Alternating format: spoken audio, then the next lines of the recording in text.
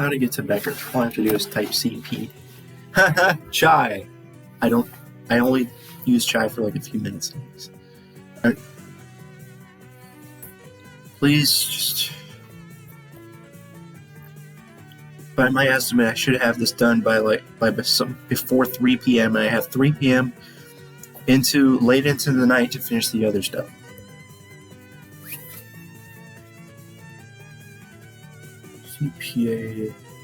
CPA.becker.com. That's very simple. CPA.becker.com. Doesn't matter. I'm only going to need it for this one day anyways, for the next 2 hours. Hopefully it only takes me 2 hours to finish it. I was able to do four units in 1 hour, so therefore it should take less than 2 hours to finish the rest of the units. So anyways, I like, if you think about it, I literally did 4 units in 1 hour. Wait, 5? Did I finish 5? No. I did 4 units in 1 hour. So how many units can I do or how long will it take me to do 1, 2, 3, 4, 5, 6, 7 units? So, come on, dude. I mean, not units, modules. Gosh dang, I keep confusing modules and units, especially considering our professor didn't seem to know the proper terminology. At least the terminology that Becker itself uses is these are modules and A1 is a unit. But he was calling A1 a unit. Or he was calling A1 a module. Okay, let's just rush through this, because who cares? I just want to get my grade, that's all I care about, so.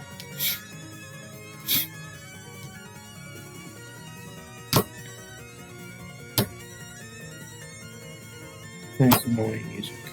Oof, that's a lot of lectures. Thankfully, I don't have to watch all of them. All I have to do is this. If it will ever start. Right, now we've looked at the very, very easy, watch the trick I have here. When everything is fine. Click. Click. Click. All you have to do is skip to the end of every lecture and you'll count it as watched. I don't know if anyone figured that out. I mean, probably. It's not that hard to figure it out. But maybe some people watched all the lectures because otherwise it felt like cheating. Well, I have to get through this semester. And I saved all of my assignments for the end, so I don't have a choice. I mean, technically I have a choice, but I don't want to spend all the rest of my whole day on this thing. So I wanted to do the other 2 assignments that I want to at least put some kind of effort into the other 2 assignments. In fact, I should probably put more effort into the government assignment than the auditing assignment, because I have a much higher chance of failing the government class. It just all depends on how I did on those 2 tests. I still don't know. Let's see how many questions. 14. Okay. Now, for these multiple choice questions, I actually am trying. I'm not just clicking a random answer. It would probably be faster to just click a random answer, but I will actually try for this because it doesn't take that long. It's only 14 questions per module. Well, it varies. That was funny.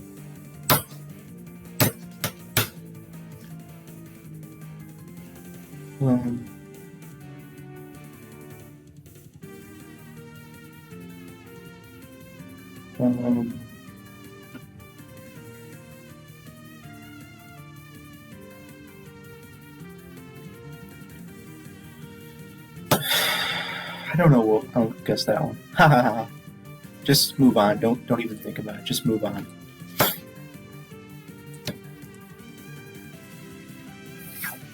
I can't concentrate with the music. That's funny.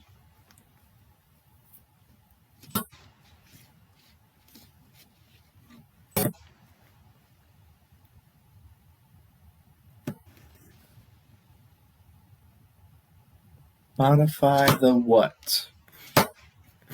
I don't know. Opinion, yes, for sure. I don't know about auditor's responsibility, so I'll just guess no. And it was correct. Adverse.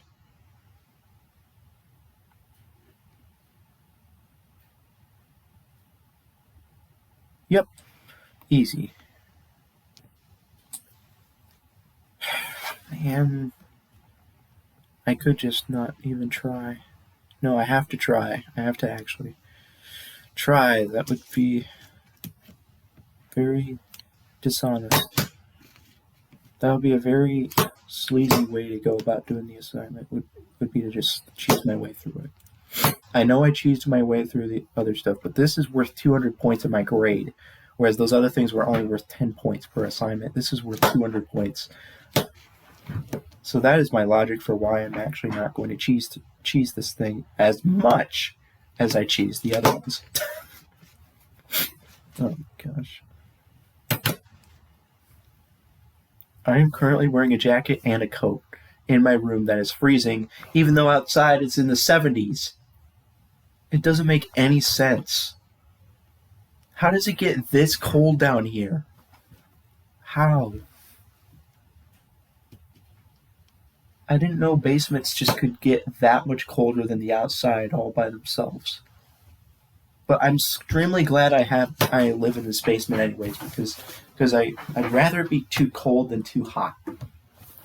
And it's not too cold for sleeping most of the time. In fact, it's like almost always the perfect temperature for sleeping.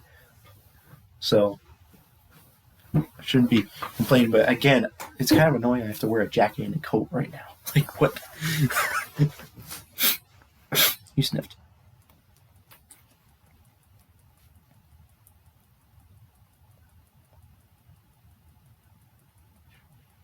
What?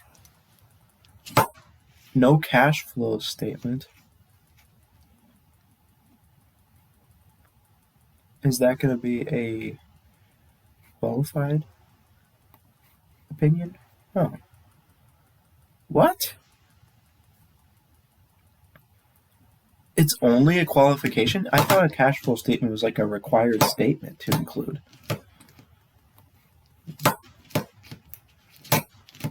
Disclaimer.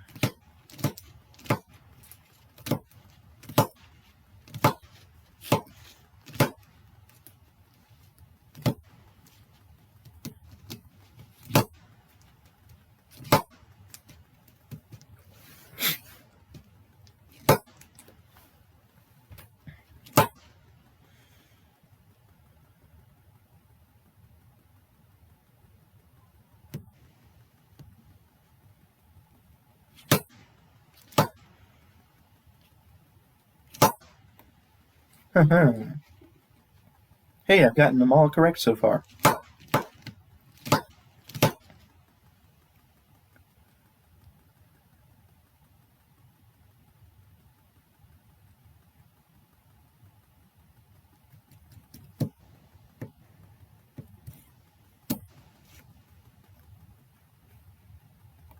Yay.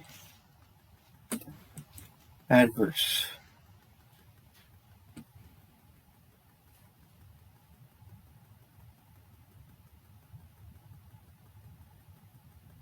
Right, this one. Good.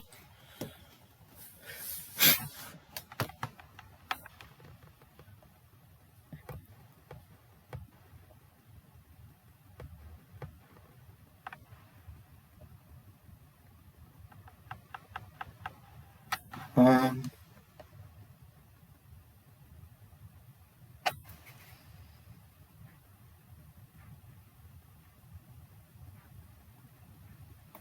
Yay.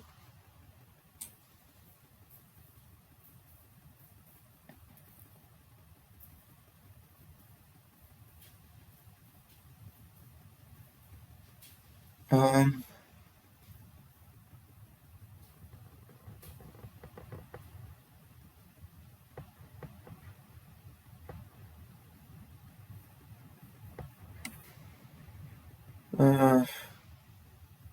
this one? Yes.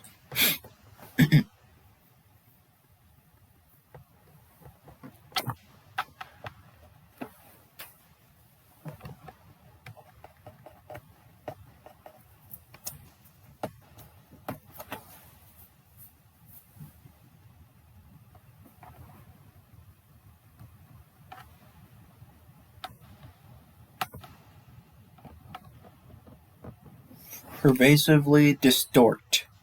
adverse.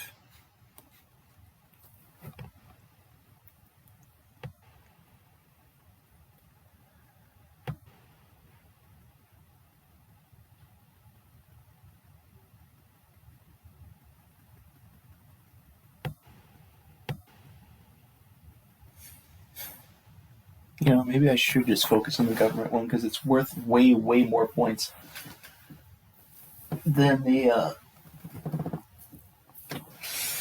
memo. I'm pretty sure I'm gonna pass the audit class pretty easily, even without doing the memo. I don't know though.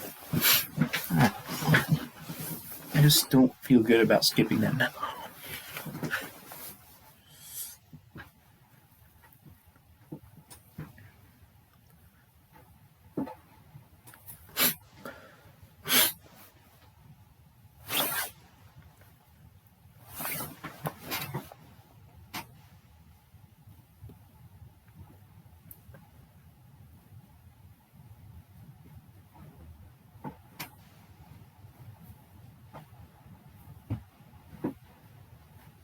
I don't know.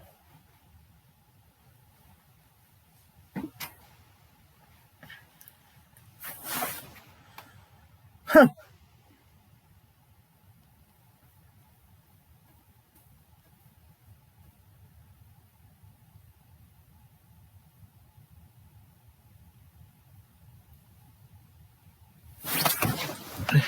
Man, I've gotten them all correct so far. How is this happening? The only time this happened in a different module was a module with 6 questions.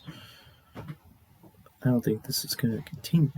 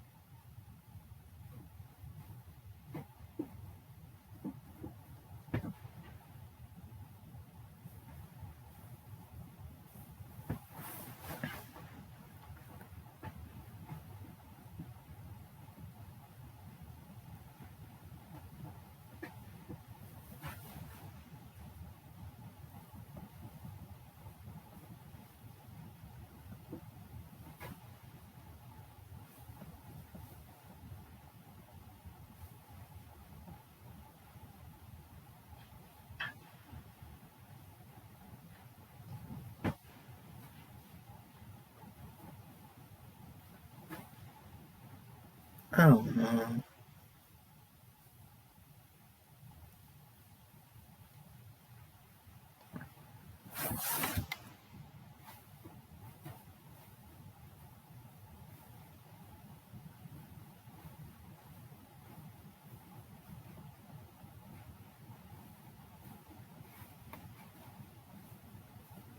This is just ridiculous. How am I getting these all right?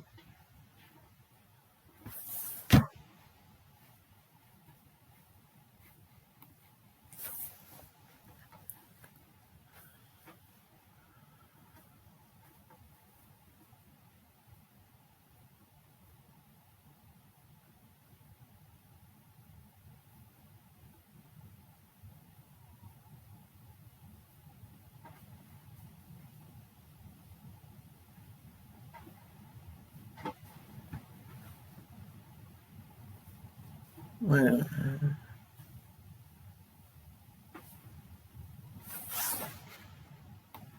thank you. Okay. We can get them all correct. We just have to get one more correct.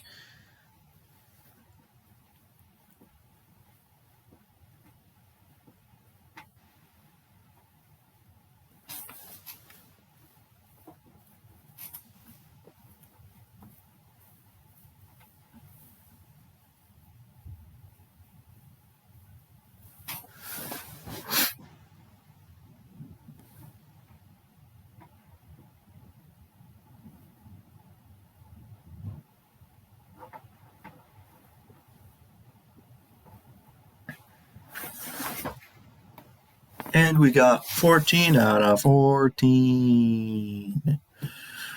Yes.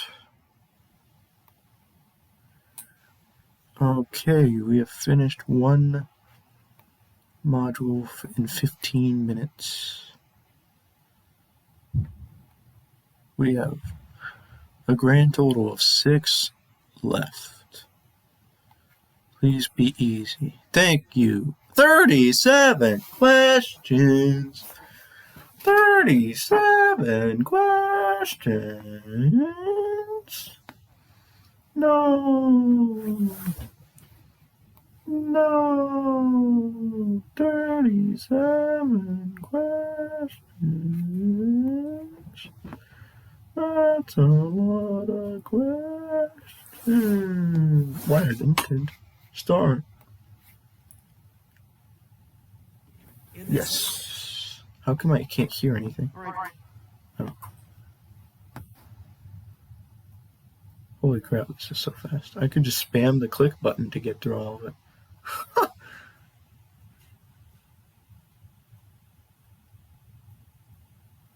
And we got through the whole lecture. Okay,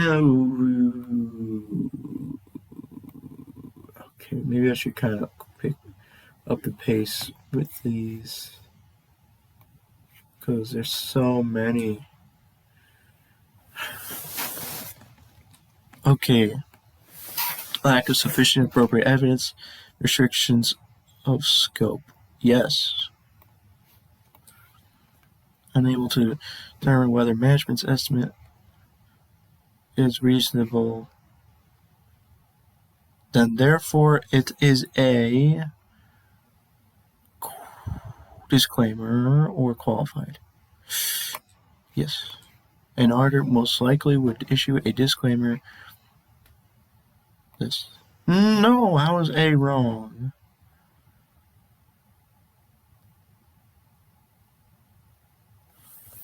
Oh, I get it now. I should have looked at the correct answer. The correct answer is C. Management's refusal to furnish a client representation letter.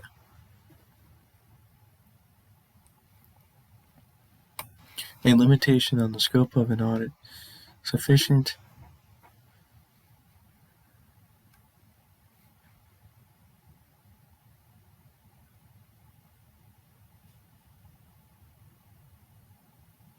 Maybe this one.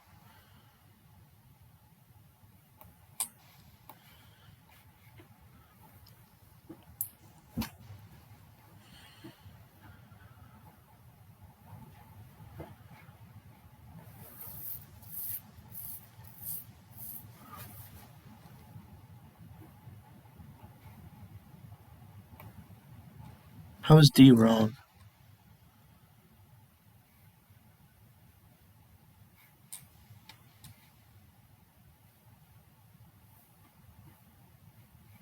B is correct. Refuses to acknowledge its responsibility for the fair presentation of financial statements in conformity with GAAP.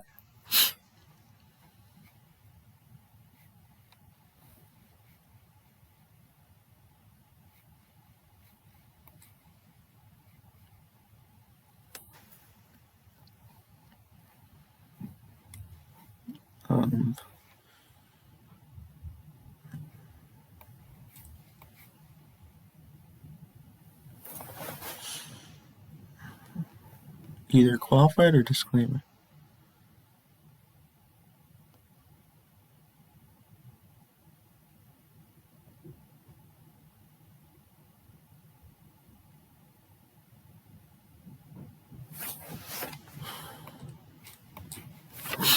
May not issue a qualified opinion when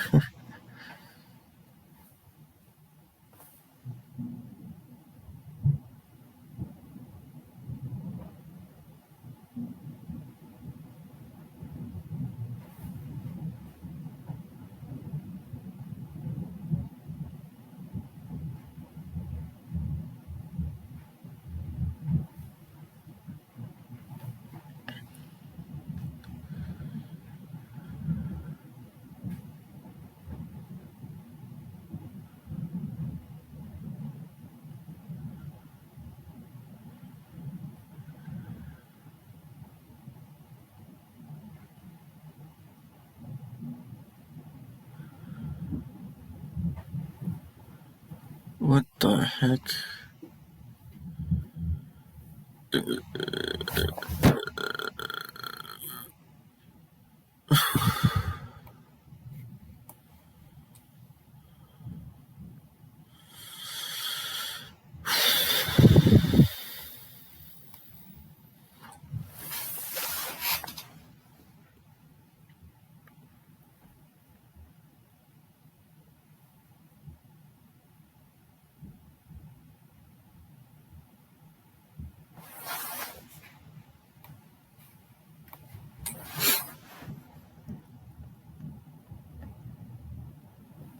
Least.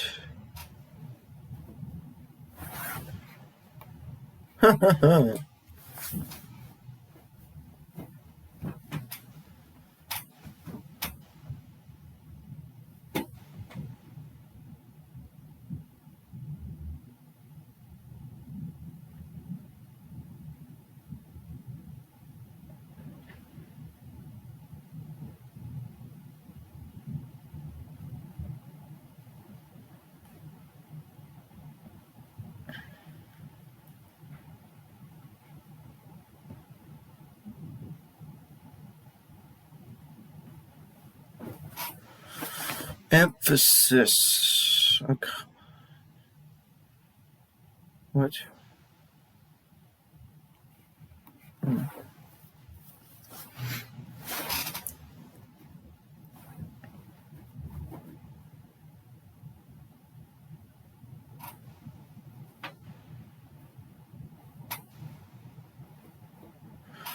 There's gonna be a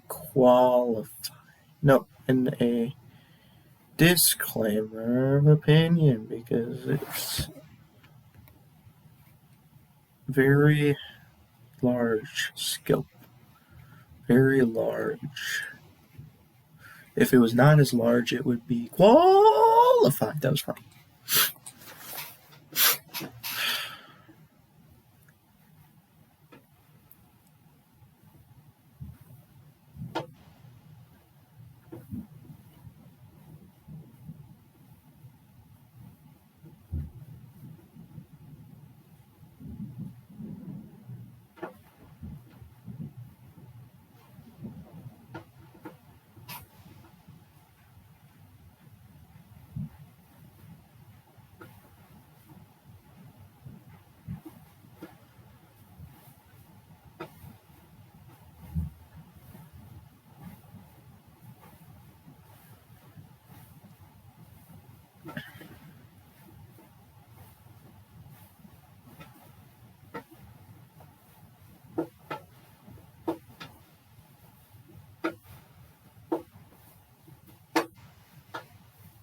I don't know.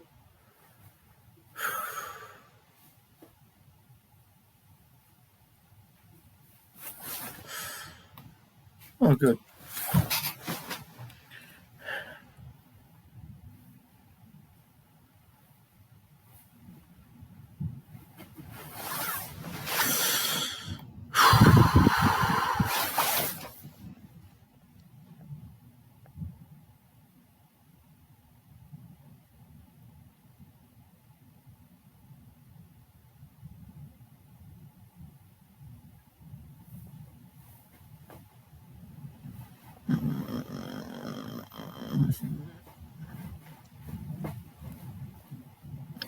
It doesn't say.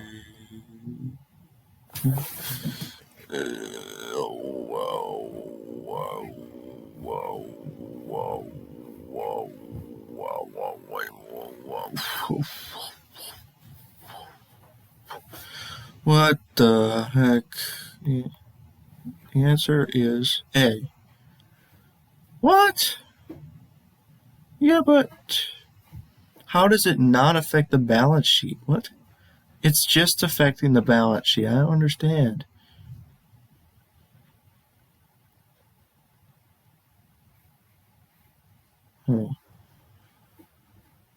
What?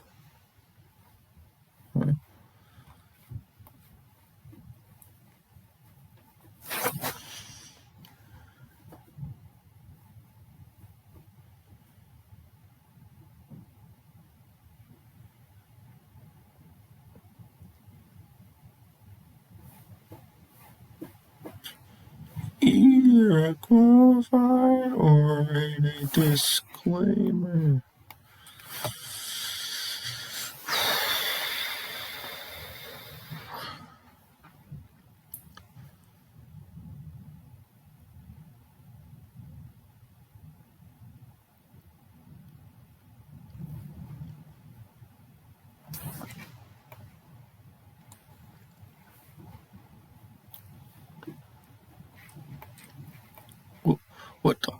What the heck?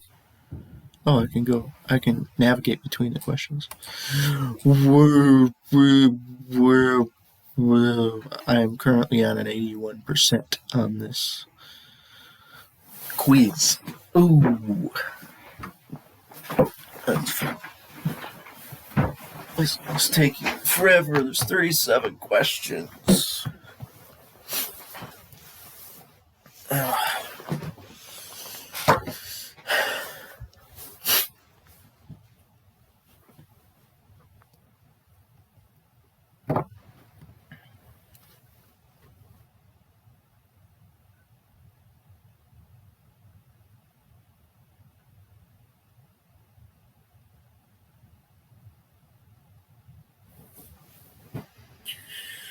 I don't know.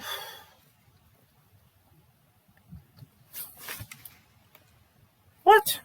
Oh, gosh.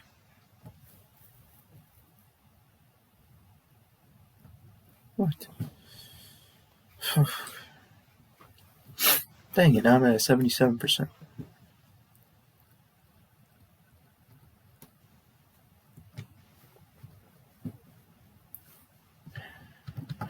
We'll see how long I'll probably start on the audit memo and work on it for a little while and see how the progress is after like a few hours, or depending on how much time I have to do with it at the end of today. And then maybe I'll just like turn it in like halfway finished or something. Oh my gosh.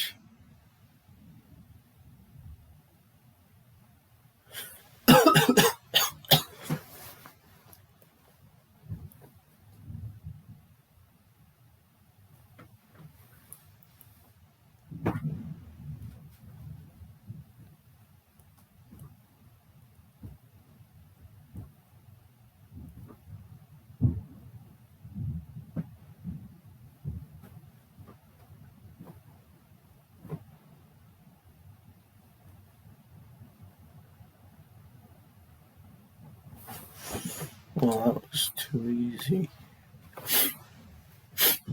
May not issue this one.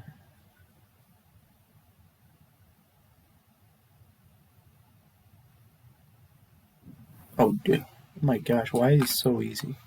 Some of these are repeats. Why are there 37 questions?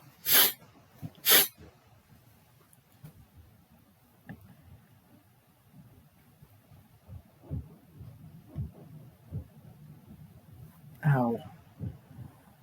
Maybe this? Well, oh, okay, I meant to click A, but A was also incorrect. Oh, wow. Wait, and duh. Why would you? Okay.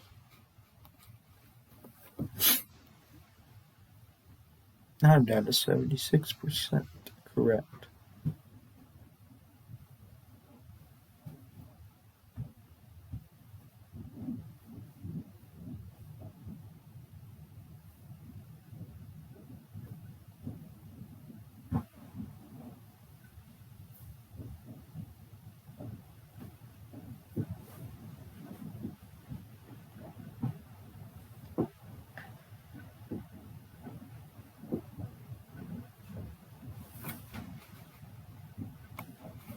That's like the same question twice.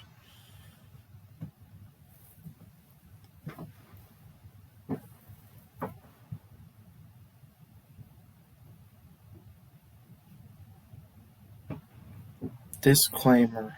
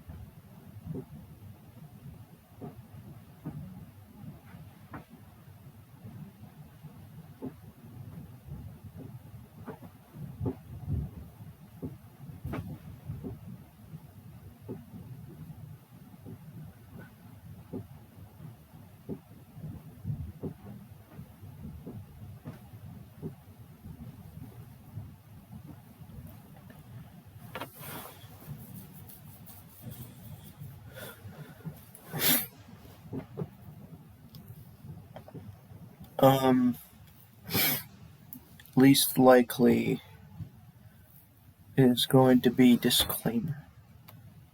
Huh.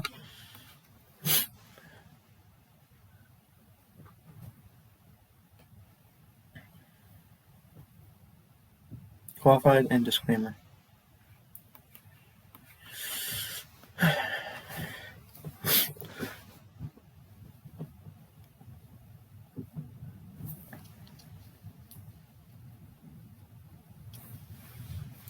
This assignment that's going to hopefully take me about 2 hours is worth 20% of my grade in the class.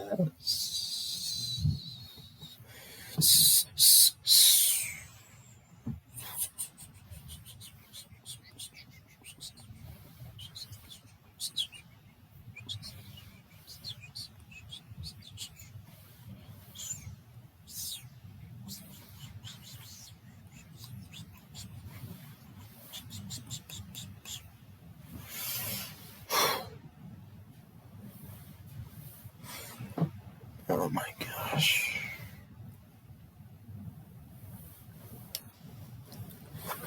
We can disclaim.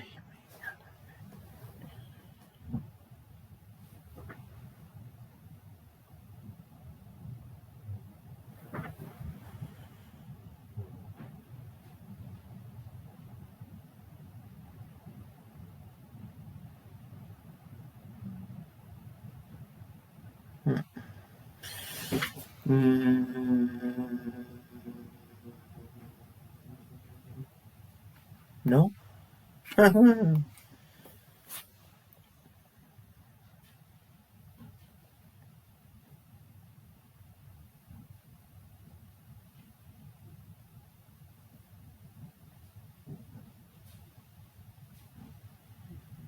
Oh.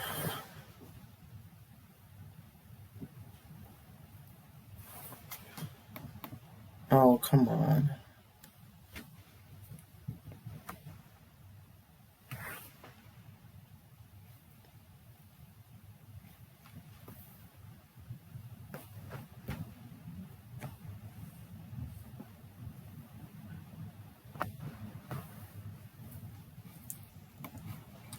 Man, we're back down to 77%. Oh, man.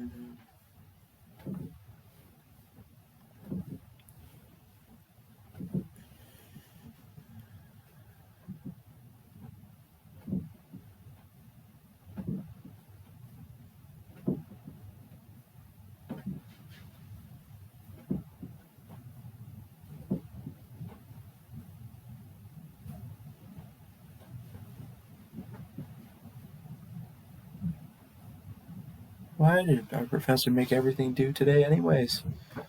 Why? He's not going to be able to grade everything tomorrow.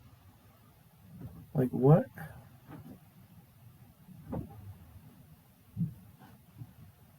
Just why wouldn't you make it due at the end of the semester? Instead of tomorrow, tonight. I mean, ow.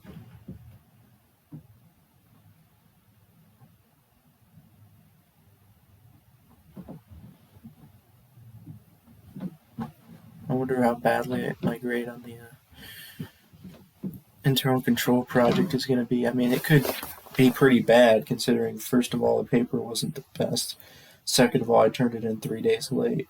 Like, he could literally give me 30% off for turning it in late. We'll have to see.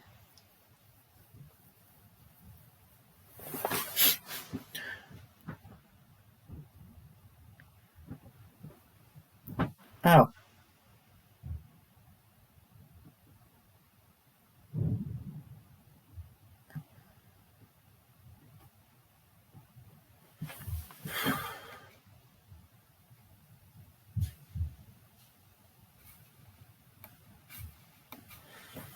Well,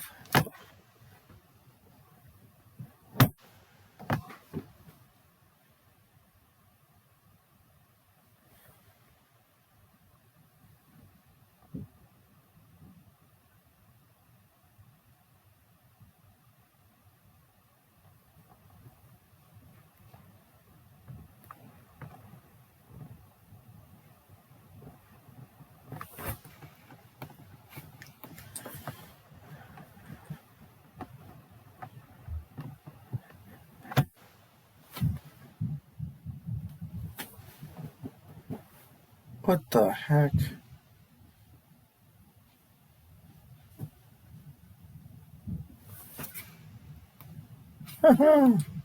Oh.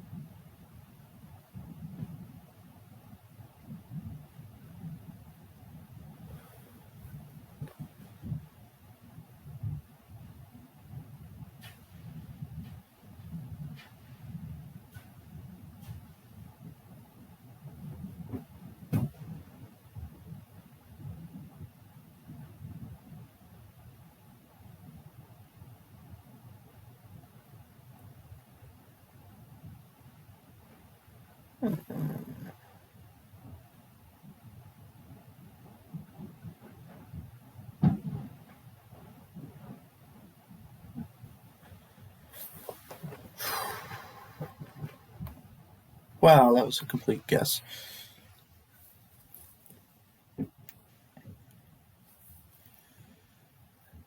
I'm up to 80%. How long will this last?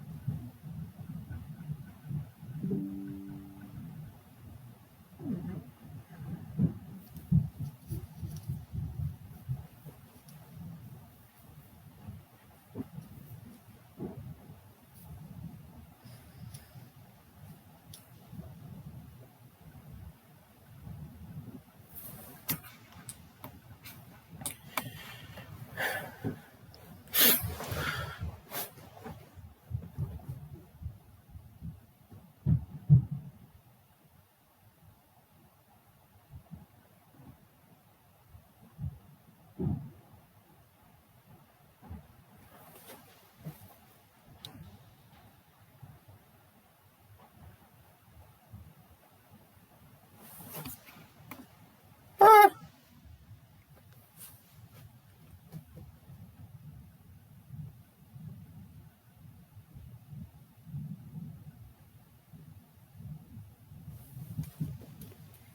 Oh, come on!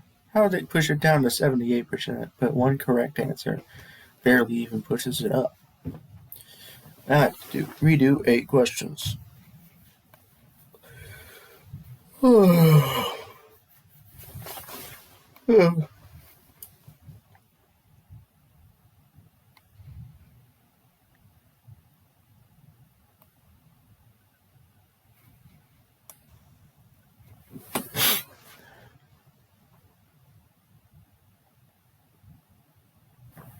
How did I get this wrong before?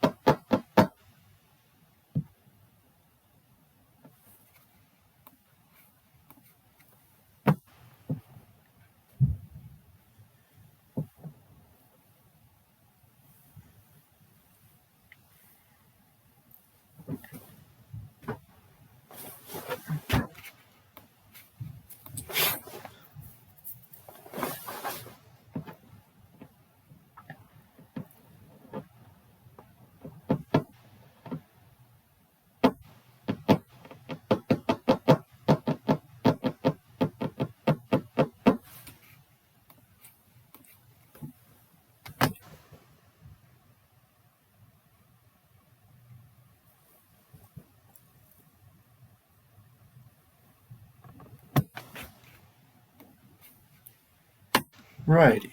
Finally, we got done that 37 question multiple choice thing. Oh my gosh, that took so long. This is going slower than yesterday. Now we have a certain amount. 1, 2, 3, 4, 5. We have 5 left. We are over halfway done. 5 of what? It says I'm only 44% done, even though I'm already 6 out of 11. Man, that means these last ones are longer. Oh man, 23. Okay, we're fine. This one's at least only 23 compared to 37. Hey, scholars, we're now going to take a look at Module 7. And specifically, we're going to be looking at emphasis of matters as well. All right, folks, once again, we're looking at our decision tree. And for the most part, we're going to be in those clean opinions. Way up there, the unqualified and unmodified opinions. But we're going to be adding some additional detail to them. And what's that detail? Well, it says emphasis of matters, other matters. Those two will be utilized by private companies, non-issuers. And then an explanatory paragraph, that's going to be used by your public companies, your issuers. So we're going to take a look at each of them. I got, Let's start with the emphasis. when we went through those standards, the standards did not mention like issuers and non-issuers. This is like a completely new concept to me. I don't know why we never went over that in class.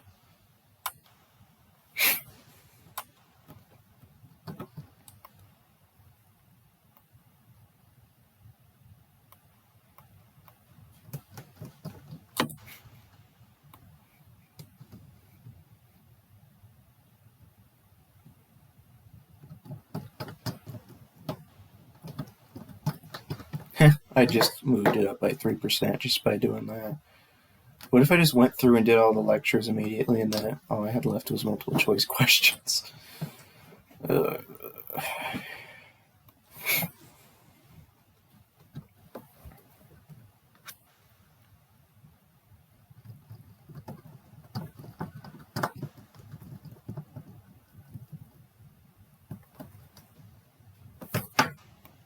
Yay.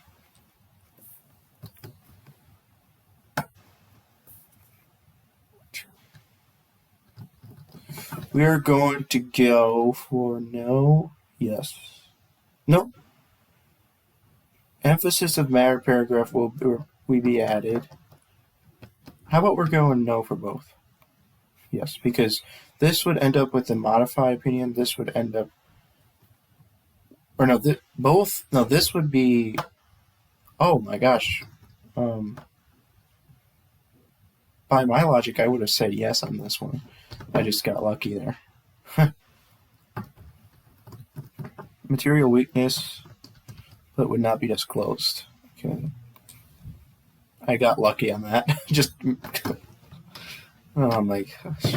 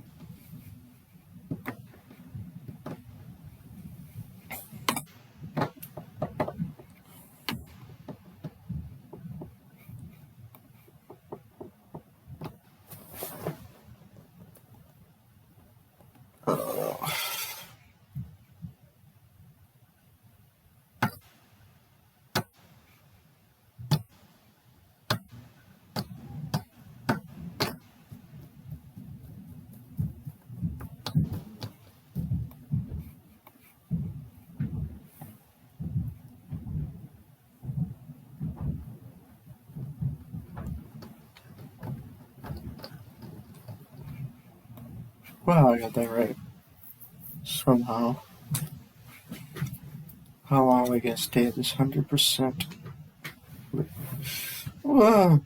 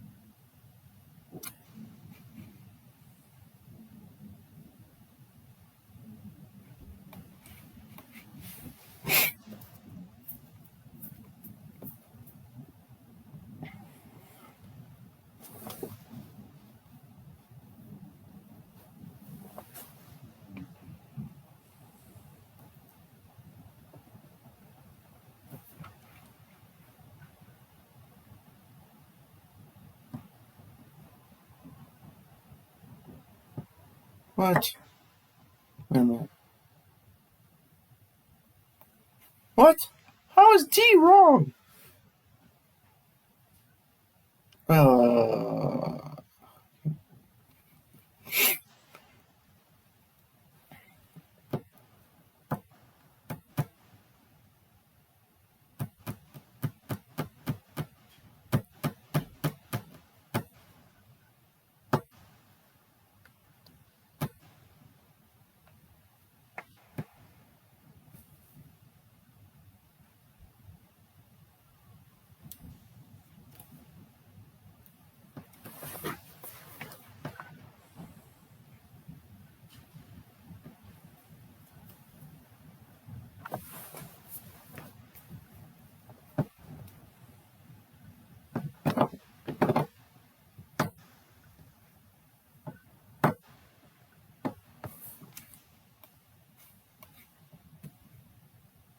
Dang, I'm at 90% correct.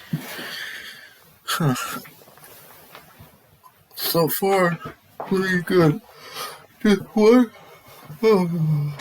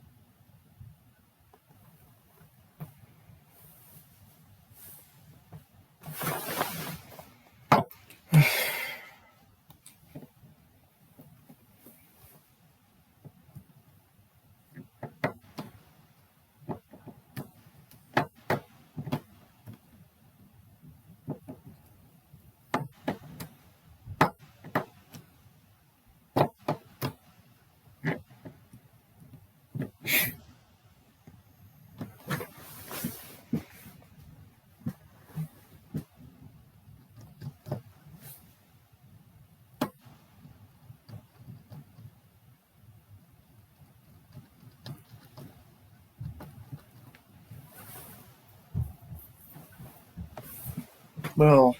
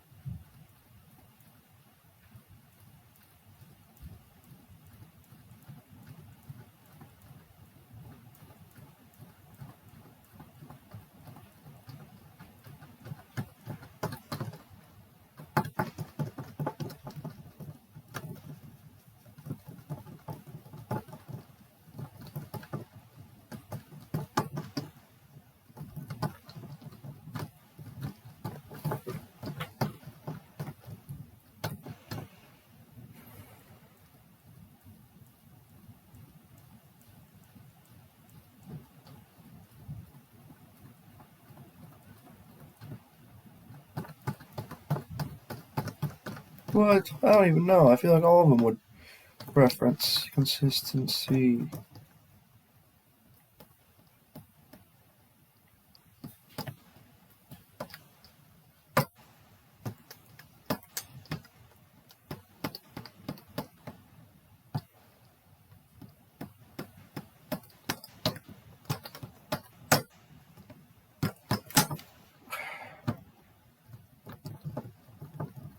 I don't know. Answer is C.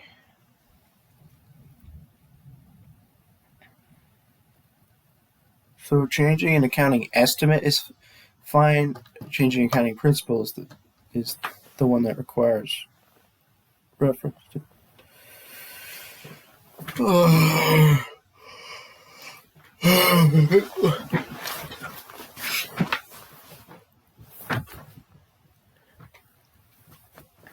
Man, I was at like 90%, and now it's all the way down to 84% just from one single incorrect answer.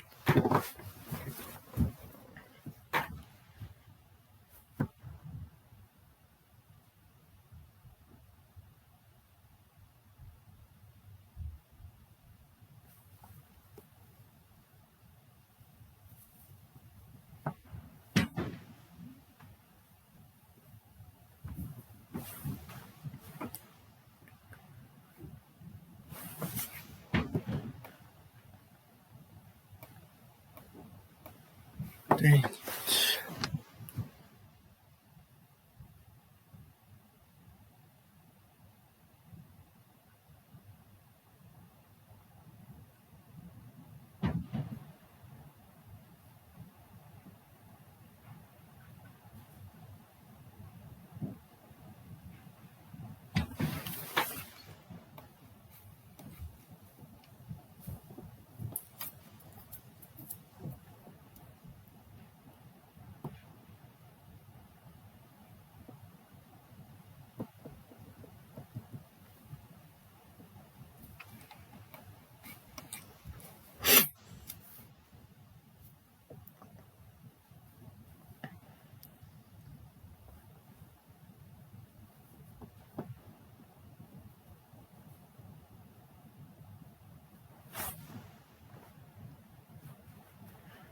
I really don't know why our auditing class didn't have an actual textbook.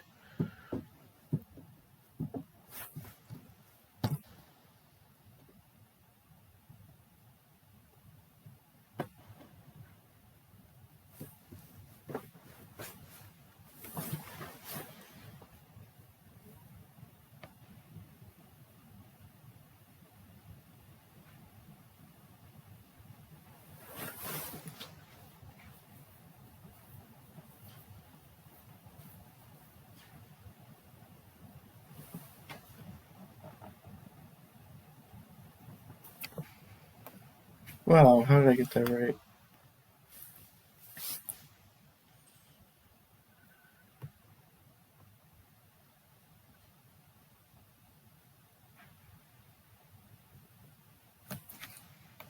What? How?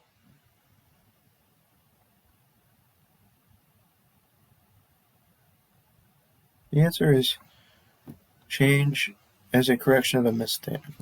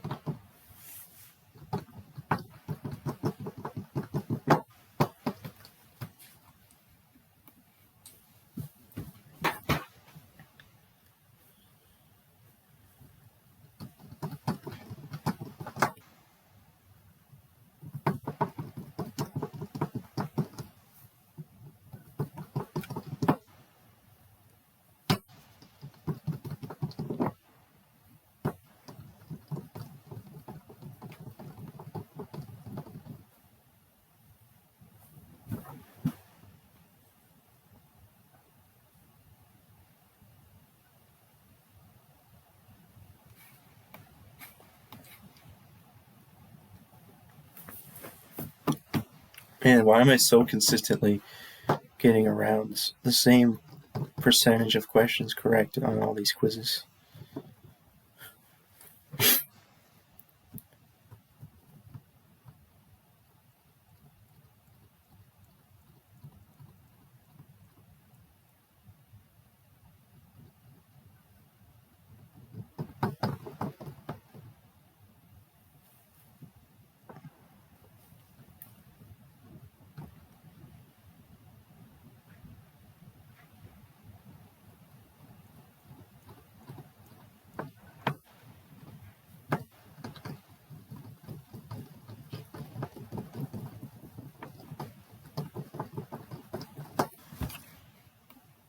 Good job.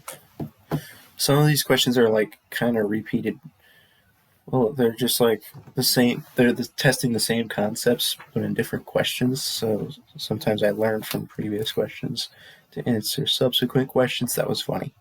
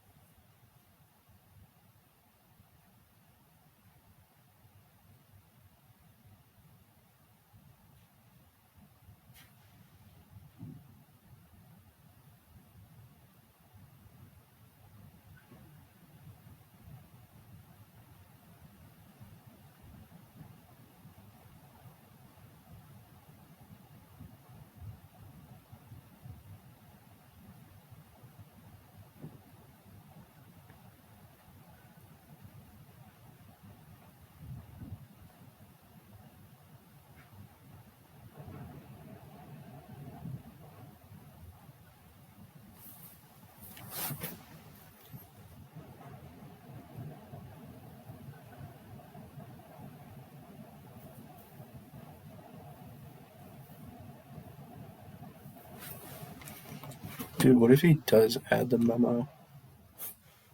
Man, I'd be so screwed. I would definitely have to skip assignments if he actually added the memo.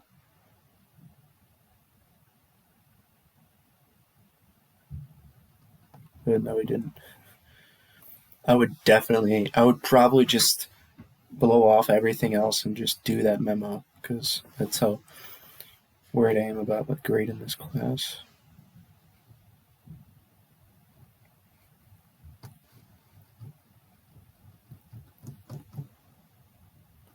But if I just had the grades for those two tests, I wouldn't have to worry so much. Maybe I should just email him and ask him what my grades are.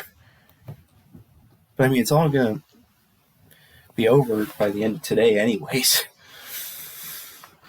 Then all I'll have left is intermediate accounting and strategic management. And it's possible he might not even answer my email today, so it's probably useless to ask about the grade on my government test. Yeah, I wish he had posted that.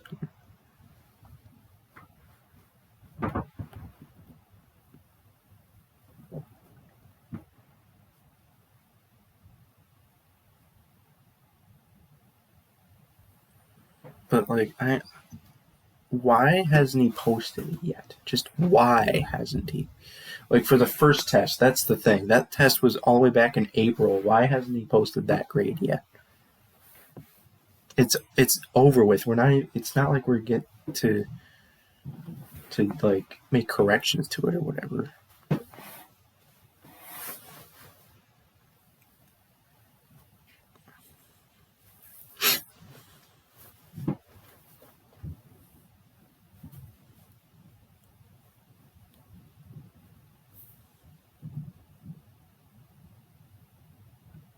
not material. The answer is C, not referred to consistently. Gosh dang it. Because it's not material. So, there. Dang it. Dang. My percentage is down to 76%. Ooh.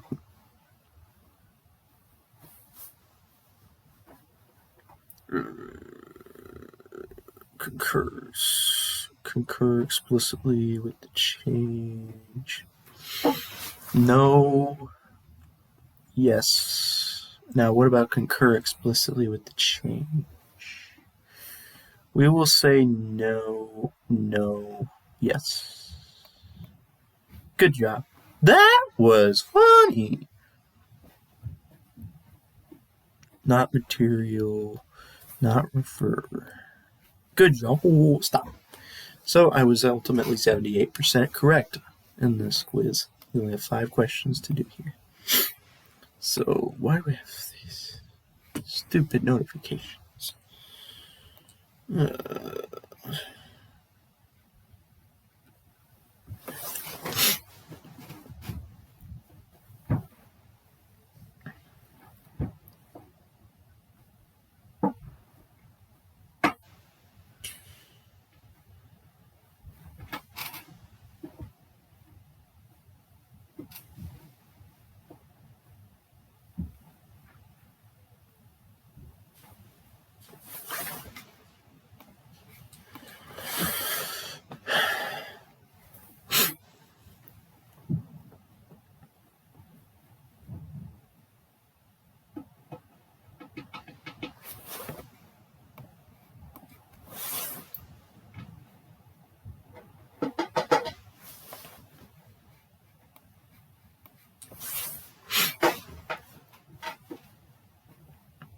This will be a unmodified.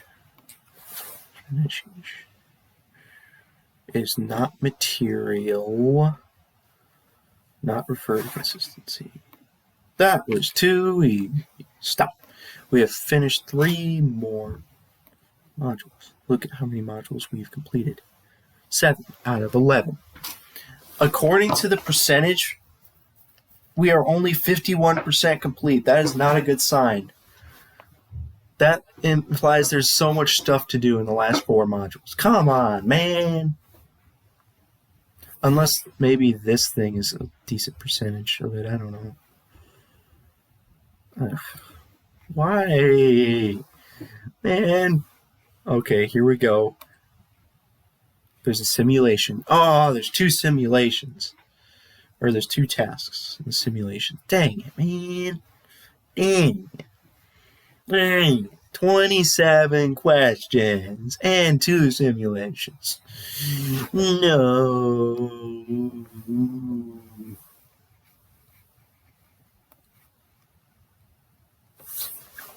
All right, now that we've looked at all of the normal opinions that we're going to give, how about if we're going to do comparative financials? Now, that would seem easy, like just last year and this year's, and okay, but what happens when there are different opinions? Last year was something different than this year's opinion. Or maybe that there was some other auditor who did last year and we're doing this year. Or how about we had an opinion on last year, but we've changed our minds because the client has corrected that mistake from last year, and now we are going to have a different opinion on last year than we originally had. We're going to learn about all of those ways of addressing those issues and what you have to do. So let's take a look at this together.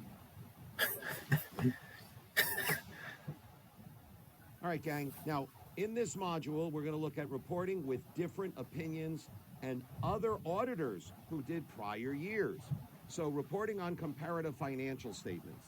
And if you go down to the first area, reports with different opinions, and specifically a sample report, underscore unmodified prior year with current year qualified. And this is a non-issuer, so this is how private companies will handle that. You'll notice you have your independent auditor's report. Well, this is going to be a complete nightmare. I don't think I'm going to know any of this stuff. I mean, if I don't know something, just guess. just guess. But it's still going to take longer because I'm going to have to at least learn the correct answers and then answer them correctly at some point. So this is probably going to take forever. Unless maybe... because I feel like we didn't really learn about any of that stuff. We didn't learn about this topic in our class, as far as I remember.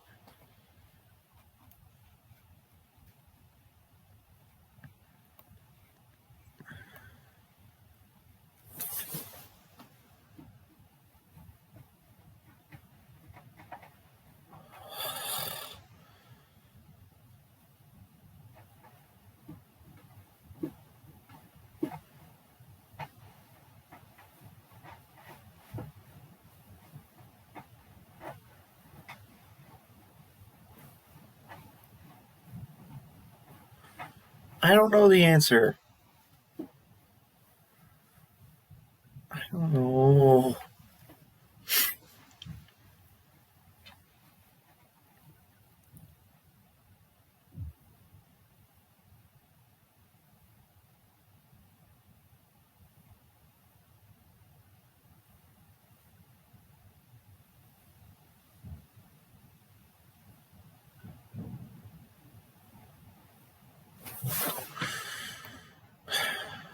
D is correct?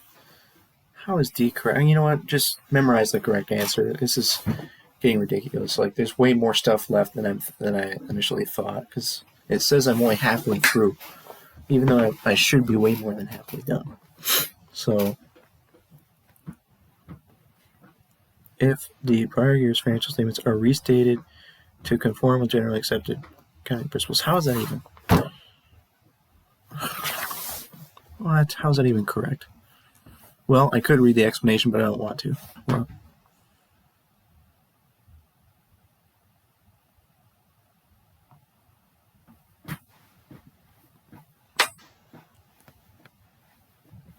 I don't know.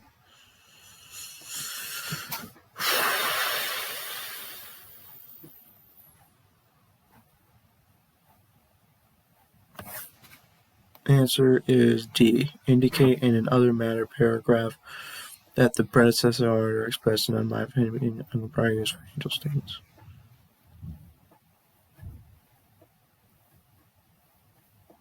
What did I tell you? This was going to suck.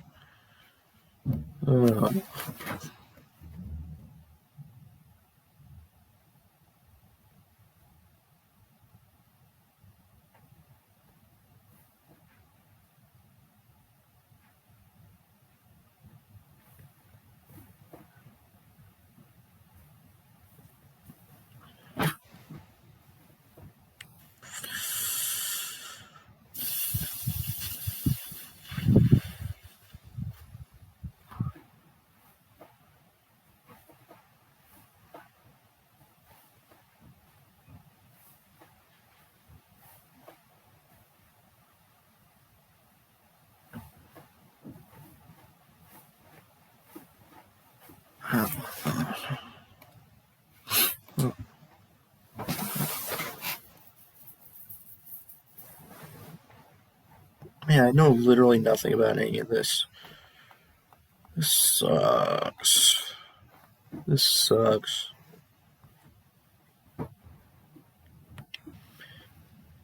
I mean, cheesing my way through this could be an option.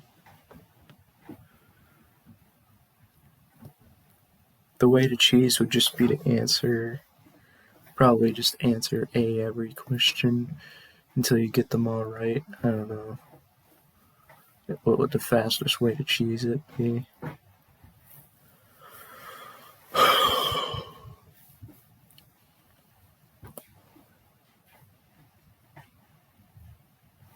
I really should not get lower than a 25%. Should be around 30-something percent if I know literally nothing about the material I'm looking at. But I'm making educated guesses, which would push me above the 25% ever so slightly. That's kind of similar to what happened on the business exit exam thing. I ended up with like a 48% on the test itself, on a multiple choice test, but ended up with about a 70-something% on this assignment in the class, which still bad in terms of my grade. I just don't know if the reading assignments are actually worth 200 points. So that completely determines what my final grade.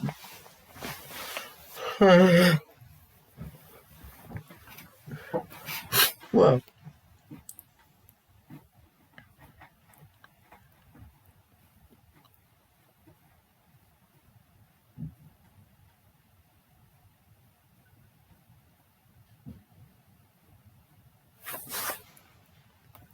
nope, B is wrong. The answer is, you know what, I'm just going to read the correct answer. B, unable to express on the current year's results of operations and cash flows. What the heck?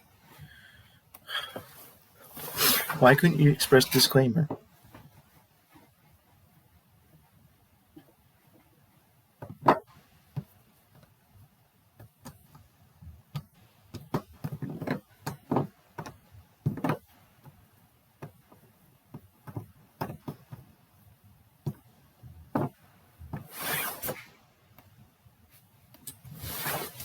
Wow, we've gotten 2 out of 5. Wow.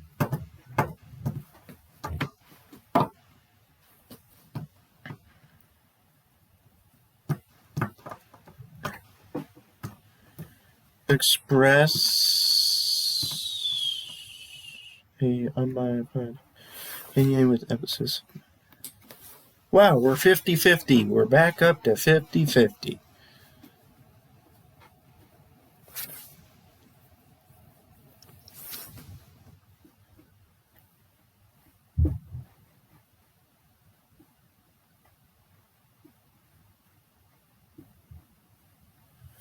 Like, I could totally cheese. I mean, if it starts getting really long, I might just start cheesing the rest of it. Because, like, how far are we into this? I estimated it would take me 2 hours. It's now 1 hour and 17 minutes in. Man.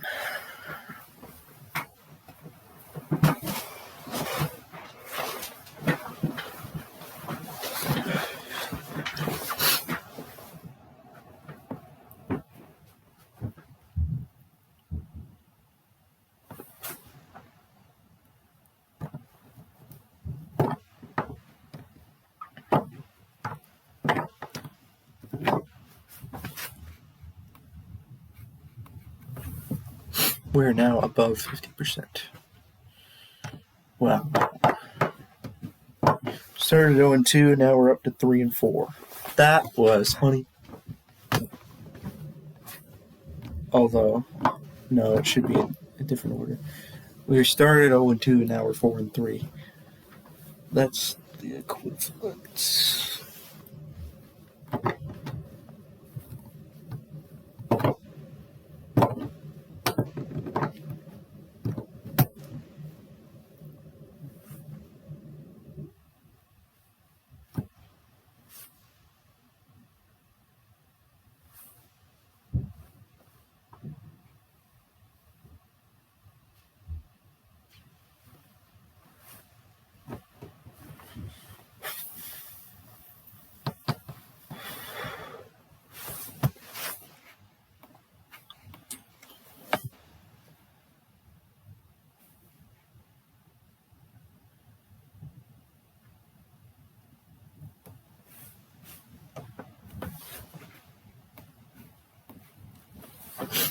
I'm nailing this right now.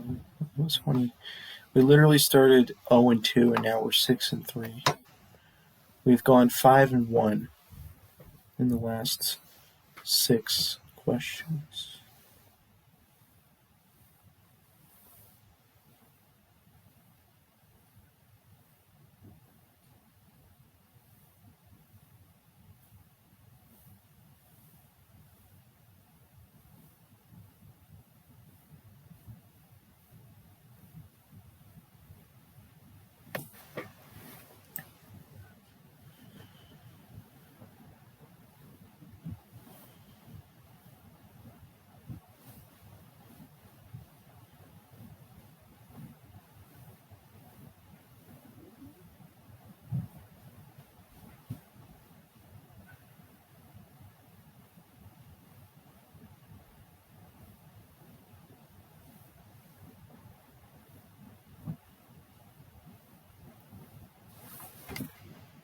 Blah, blah, blah, blah, blah, blah, blah.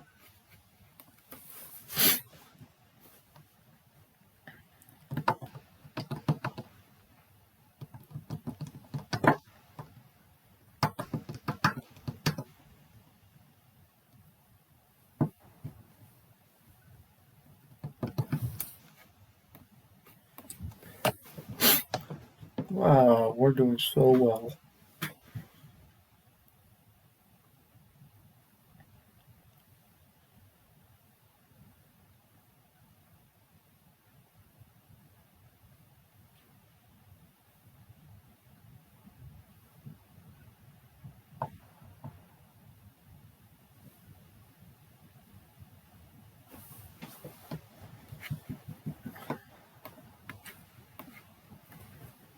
Wow, how are we doing this well?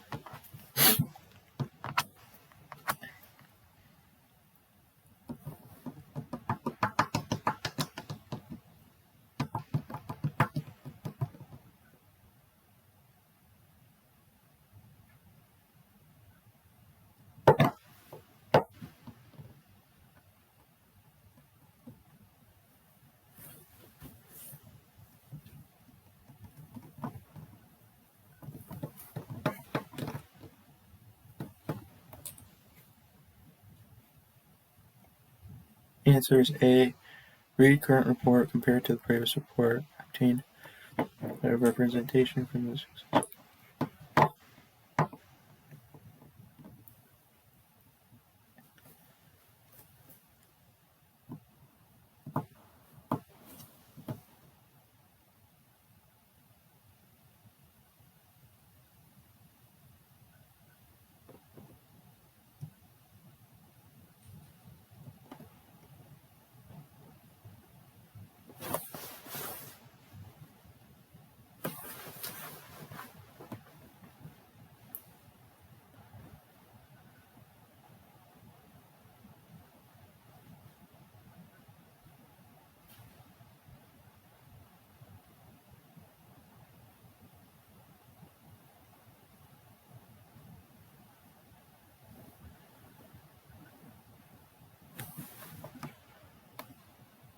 No, B is correct. Indicate the substantive reasons for the qualification of the predecessor auditor's opinion.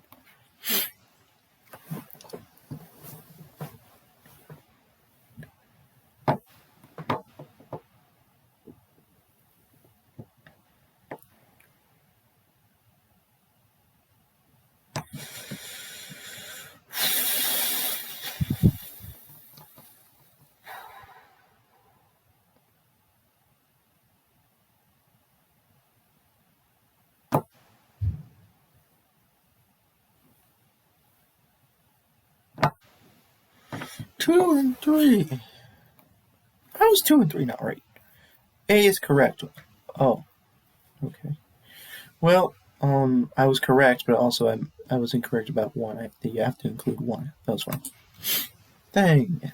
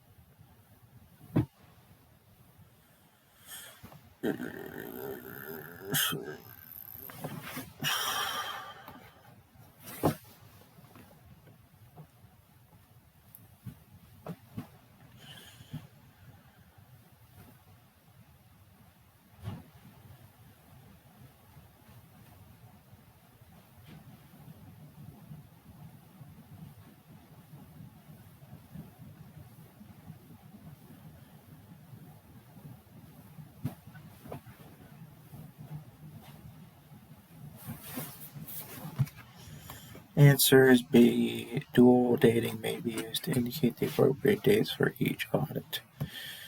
Gosh.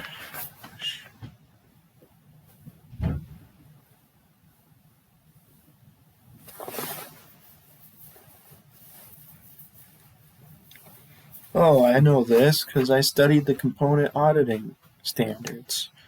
Therefore, the answer should be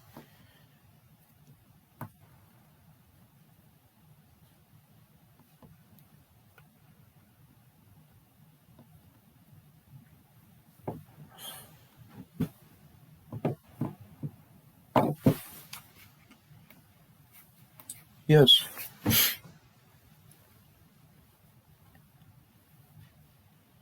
Are the rest of these questions going to be about group audits?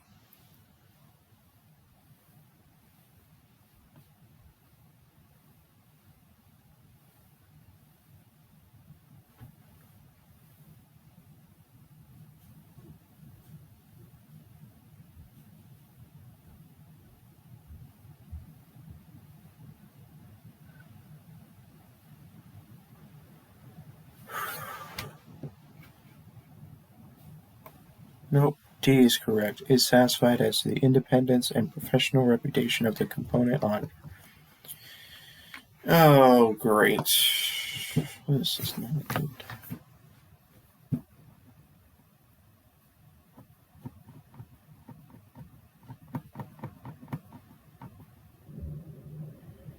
Can't go.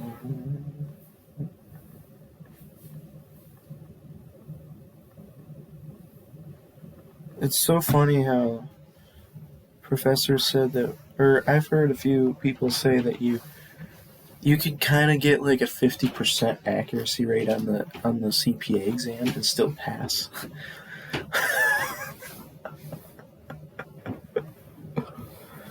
So apparently you don't need to do that well on it to pass. Dude. And yet the pass rate is terrible. Wow.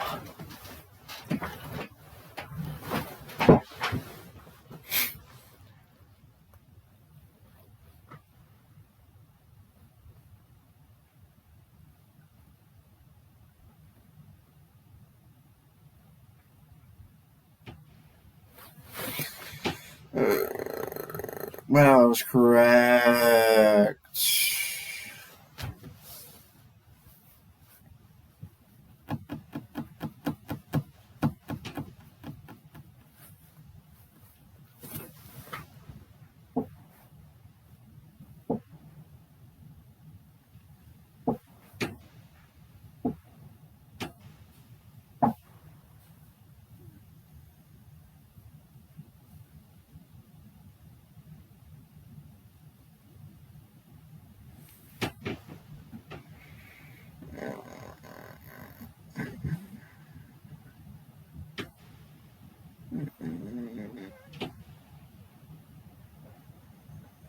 She. Oh. I was confused because I thought Foley was the name of a audit firm, not a person, so I was confused why the firm had a oh my gosh.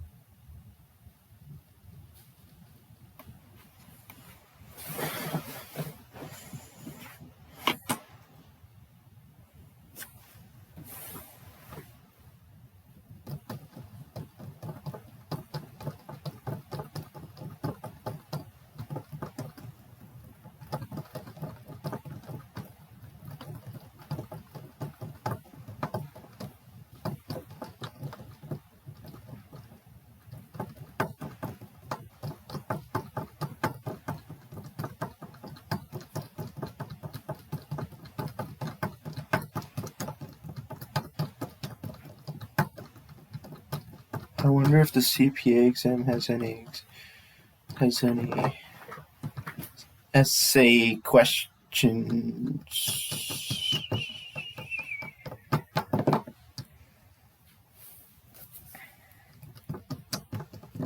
Hopefully not.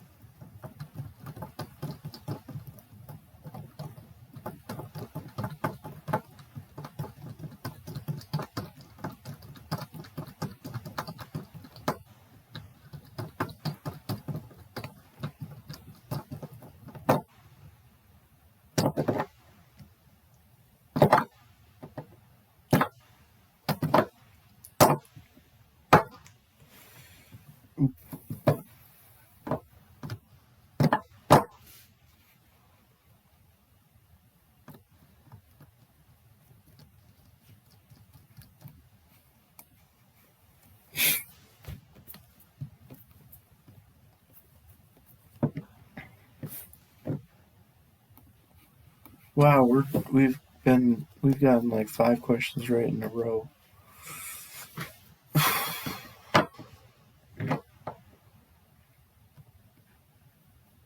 It's because they started asking questions about group audits, which I had much more familiarity with that compared to the other questions they were asking.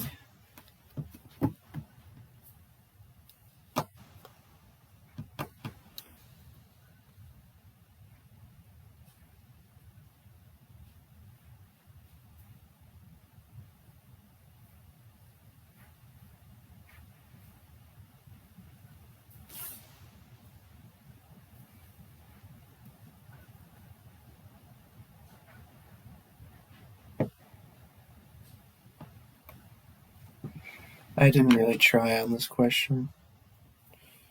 Too bad.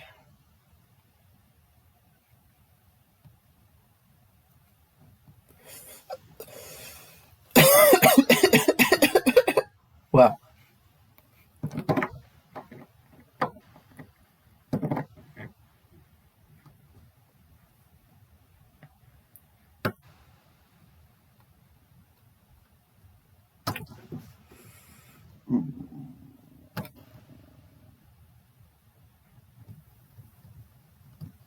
I don't know. Opinion. Ugh, okay. Ugh.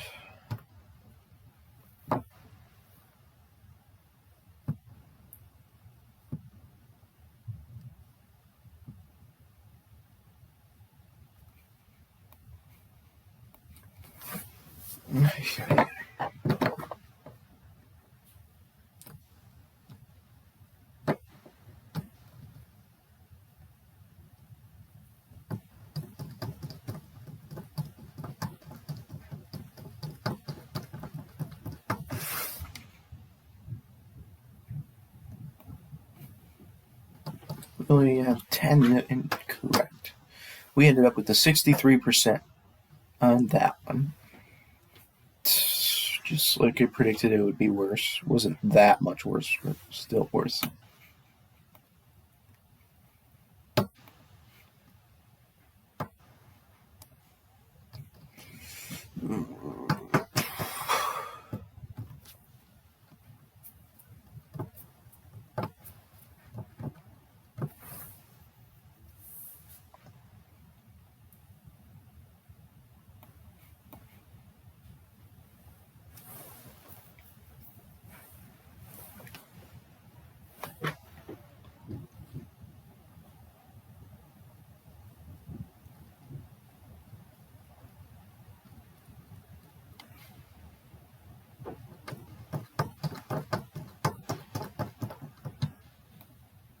Wow.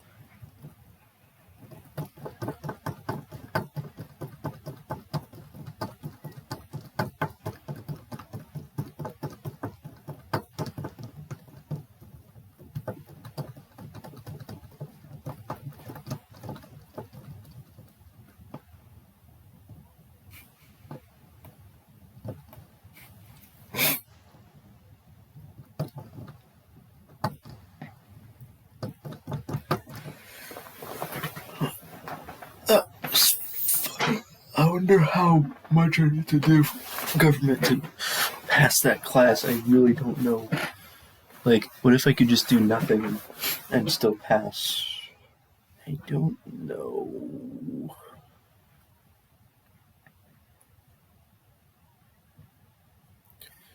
Really don't know. I really don't. When am I ever gonna get my grade for that test? I just want that grade. 2 grades, in fact. I want 2 grades. I want the grades for both of the previous tests. I need that to know how much effort I need to put into the government assignment to pass. Like, I could put no effort in and then watch as I fail the class. Because the thing is, I've finished most of it, but not all of it. So I'm afraid that if I just turned in the amount that I finished, it wouldn't be enough.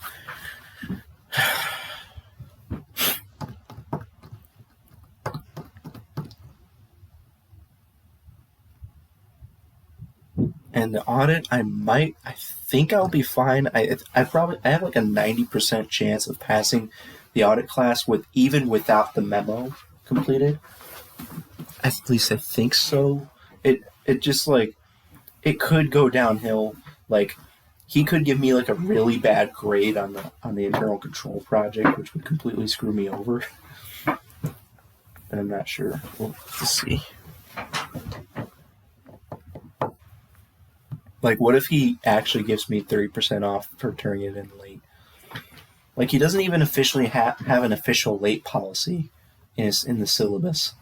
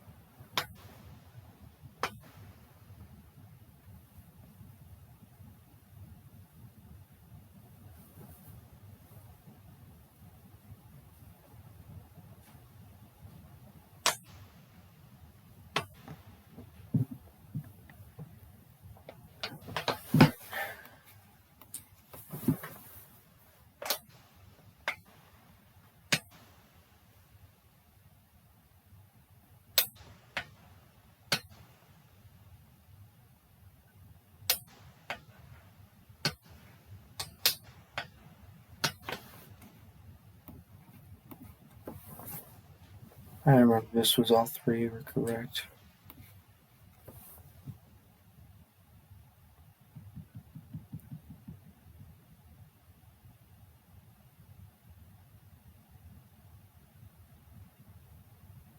Wait a minute. Wait just a minute here. Dual dating is wrong. Okay. Okay. They were asking a not question. That was funny.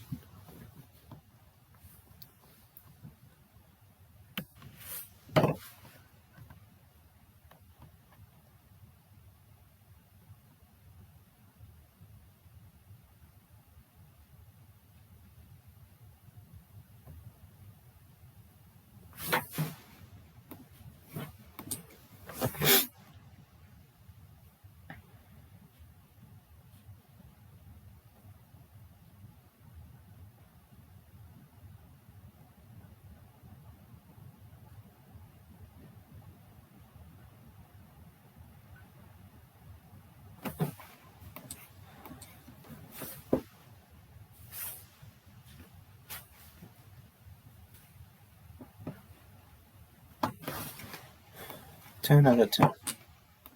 Now we have to do dumb simulations. Oh my gosh, how am I only 56% complete still? Oh my gosh. How long are these last few things?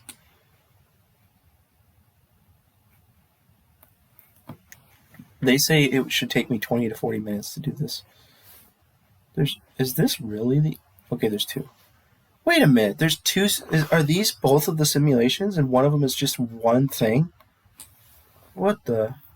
Okay.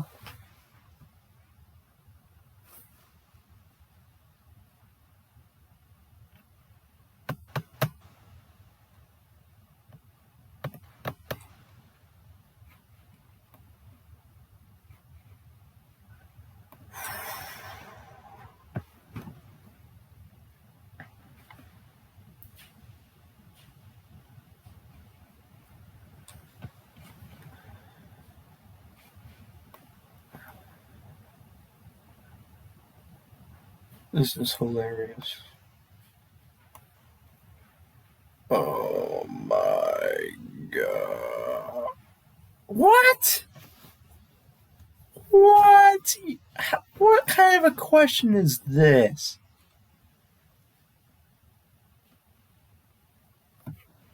What? That is so stupid. You know what? They're like to answer this in real life, if somebody had this problem, they would just look it up. They wouldn't memorize the name of the citation. I'm just gonna get the correct answer. AS 3101.20.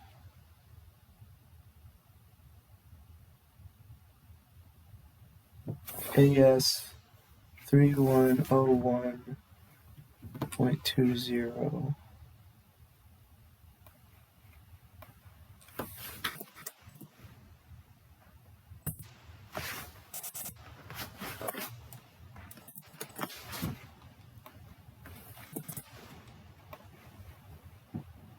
Ooh. Ooh. Ooh.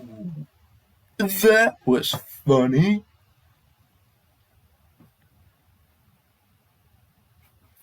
Ooh. Ooh. Ooh. Ooh. Ooh. Ooh. Ooh. Ooh. Ooh. Ooh. Ooh. Ooh. Ooh.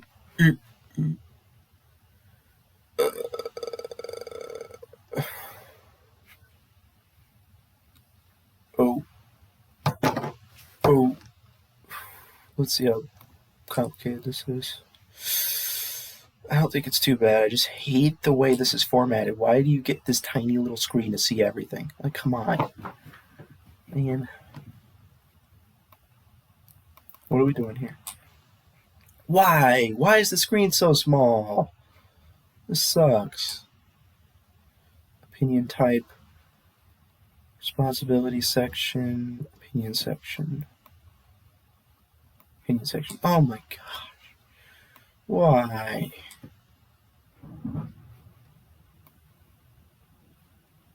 I could cheese this, you know.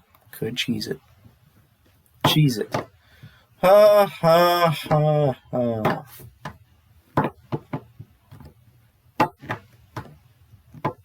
Why is it timing me? What does it matter how long it takes? Oh, dude, they might expect me to read all this stuff too. Yeah, no way. Not reading all this stuff. Not reading this.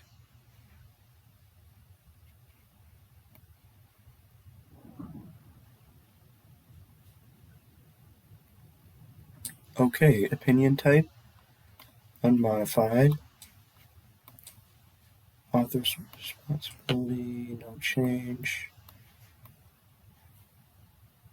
No change. No change.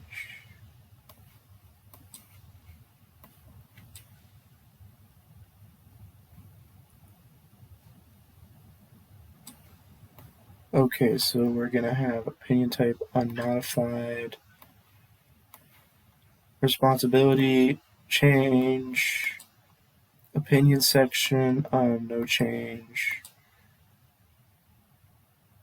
Basis is no change.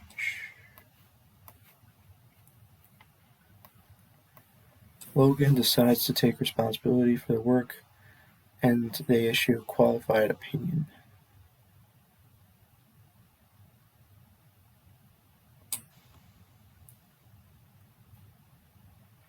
Wait, hold on a second. Wait, did I mess this up? No.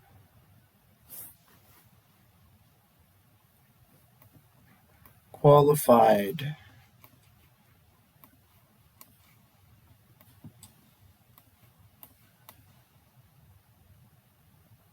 There's...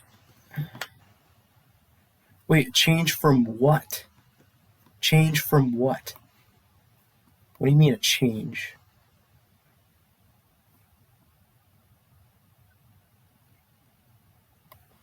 I'm kind of confused by these.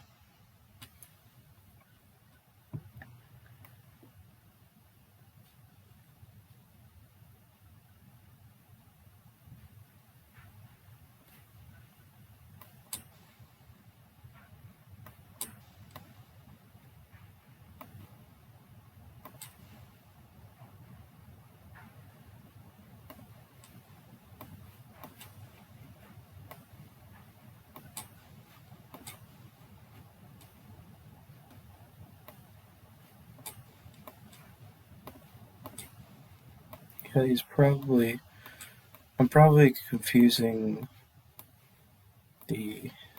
what those boxes are. What? What? How are these wrong?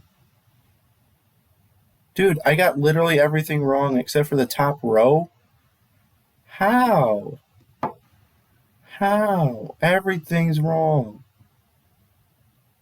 I do not understand this at all. Okay, let me just read this.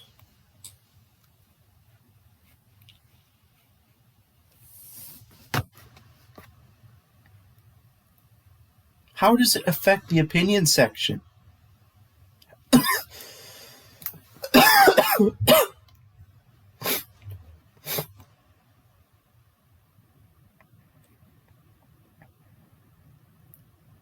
What? Oh, you know what? I get it. I didn't get all of these wrong. It will mark the whole row as wrong if one of them is wrong. How on earth is this? Okay.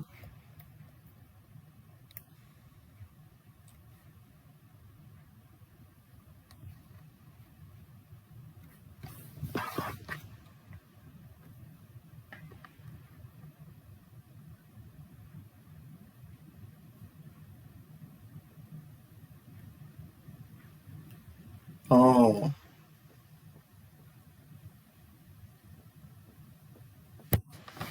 Okay. So unmodified is all of them. No change for the responsibilities section for all of them.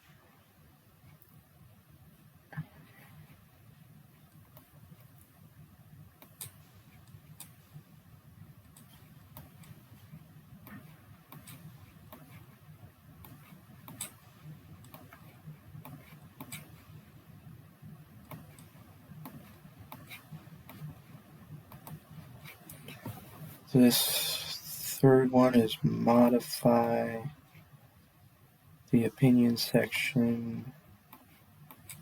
And then this one is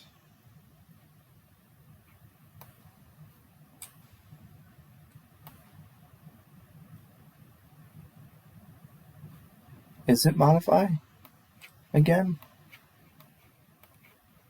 No. Oh, yes, but this third one was wrong. What? How did I still mess these two up? Oh, great.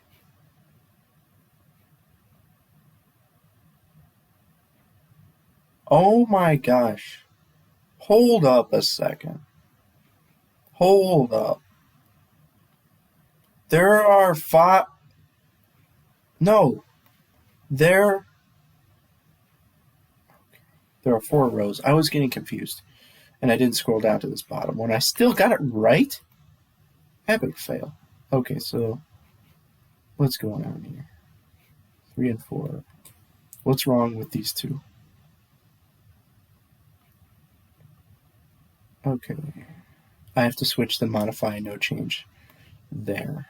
Yes, I literally didn't even check to see why. I'm just doing it. Because I'm cheesing the assignment. Oopsies! I cheesed it a lot. Not entirely, but a lot. Because if it was entirely, then I would have just looked at the answer at the very beginning. But I at least tried to do it, and then read the reasoning for 3 out of the 4. I did not read the reasoning for the 5th one because I didn't even see it until later. I already had the right answer anyways. Oh my. Oh man. So I think that's it. Completed. Right. Now it says we are 58% complete. How are we still in the 50%? After all this? How the last 3 modules really contains that much stuff? Okay, let's just check. 35 questions and 2 simulations. 16 questions, 2 simulations, and 25 questions. Okay, so it's nothing more than I've already had to deal with. It's just more than the first few modules, which didn't have, like, a few of the modules didn't have simulations, and the first few modules only had, like, 10 questions each. That was funny. Though it's still at 58%, still at 42% of this to complete. And what are we at right now? We're almost 2 hours in. And I thought I would be done by now, but it says I have to still complete 42% of this.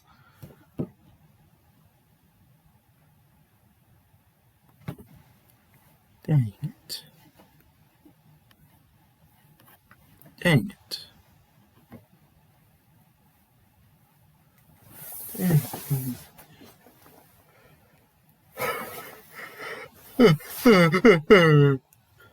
That was funny.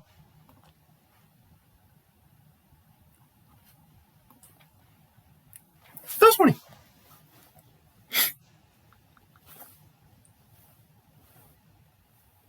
Final quiz was graded. Yes, because it's an automatic grading. Because it's a Canvas quiz. Duh. Like, he goes to great lengths to prevent people from cheating on the test. So therefore, you would expect that we would be able to look up stuff for that quiz. Because just watching the video wasn't enough. We also had to have known the material in the class from before. Which I didn't quite exactly know. Because all I did was study the smart books, and I didn't even study them that much. Oh my gosh. Dang.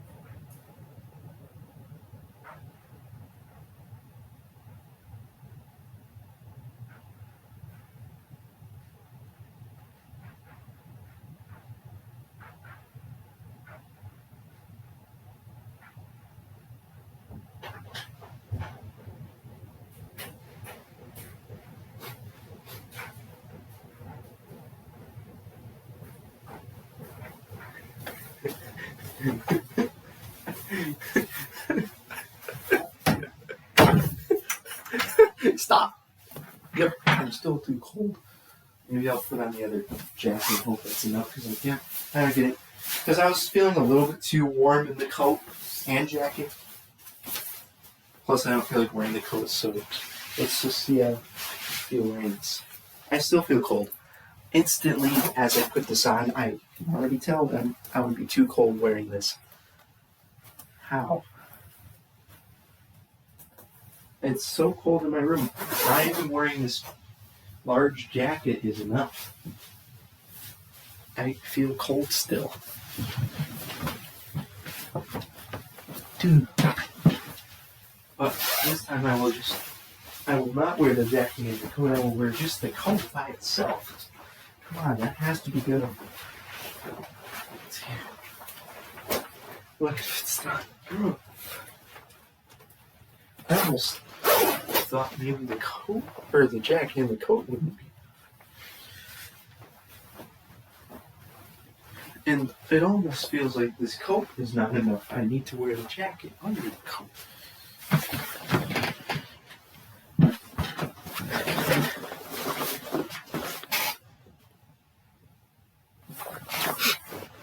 I have complete still 42% of these. Still. What if I just skipped the last two simulations? How much percentage would it be complete? How much percent do you have to complete? Do you have to complete 100%? Well, I may as well complete 100% to guarantee I get 100% on this assignment. So,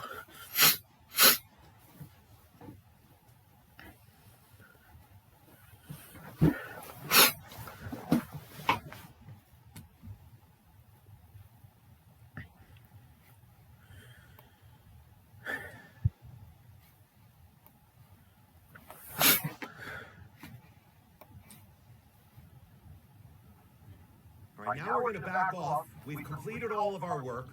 And now, while we're still putting it together in our office, there's been some subsequent events. So a December 31st financial is being prepared, and something's happened in January or February before we released the report. We're going to learn there are ones that are called recognizable type 1, which means they give clarity to something that was in effect in December, like a court case was resolved, or number 2 type, which is a non-recognizable, like there was recently an earthquake, or we just issued a brand new bond, or we issued new stock as of today. Those are ones that require footnote disclosure. So let's look at all of those and the timing of them.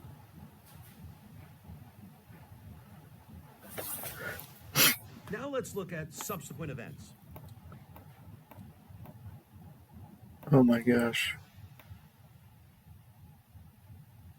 That was easy. So we are now 60. That only completed 2% of it. Oh my gosh.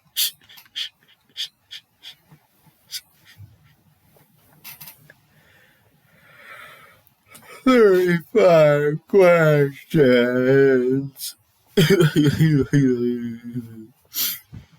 Oh man.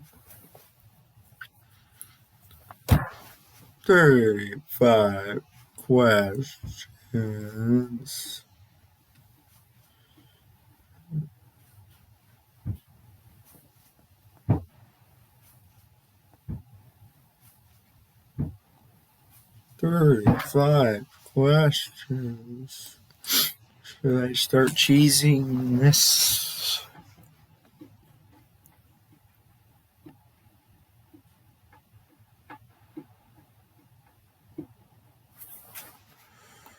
Thank you.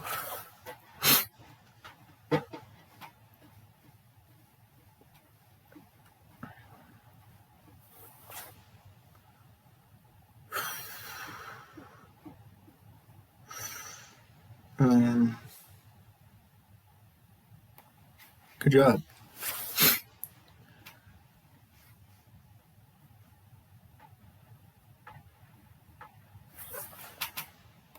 How is that not correct? I don't care. We're just going to look at the correct answer. D. Whoops.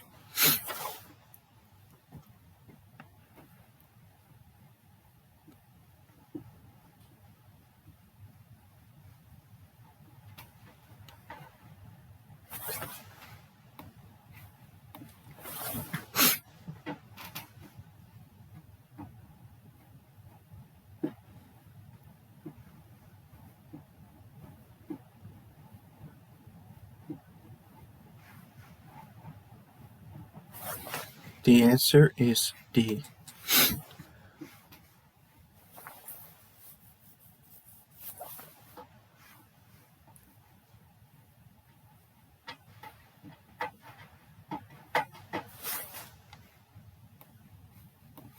That was fun.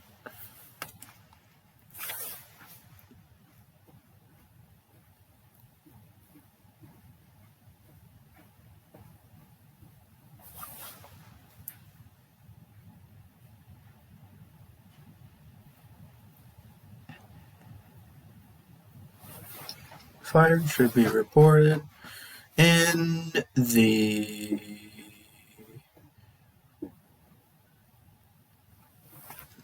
notes. Circumstances.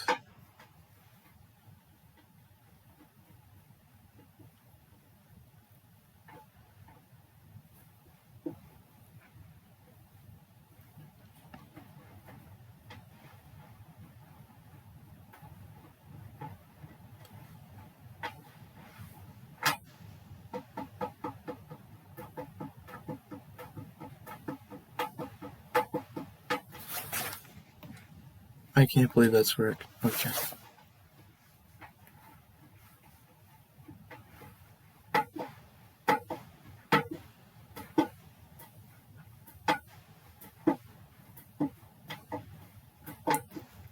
I'm actually trying less on this and actually doing better. Anyways. Oh my gosh.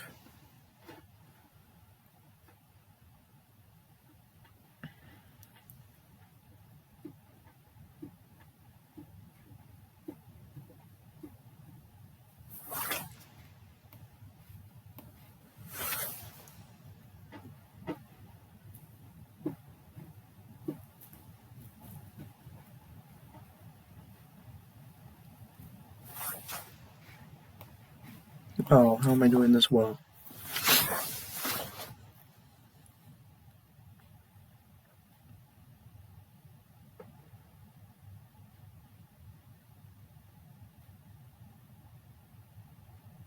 What? I thought I just had that question. That's gotta be two That's like the exact same question you asked twice in a row.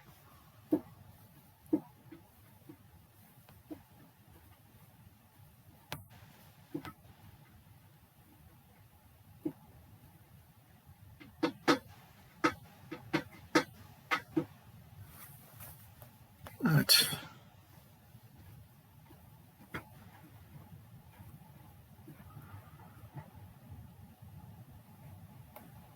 Wow.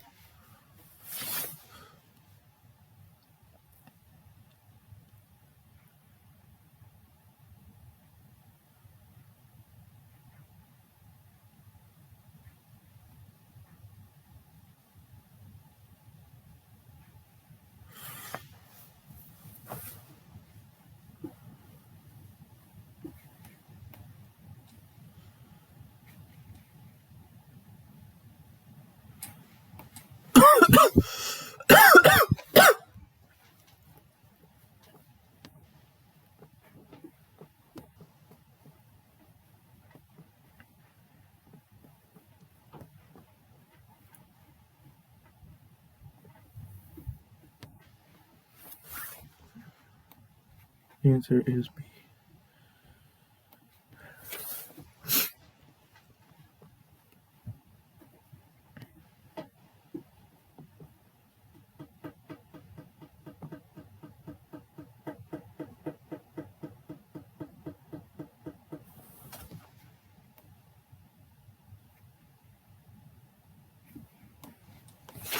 Dang it.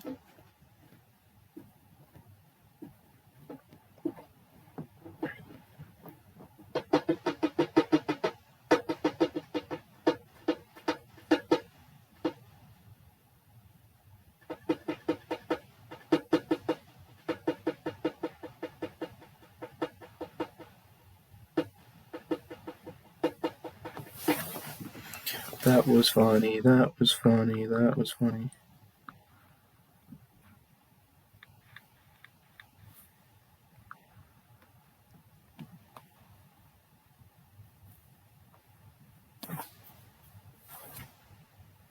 Wait, Jalen Hurts earned his master's degree? What the heck?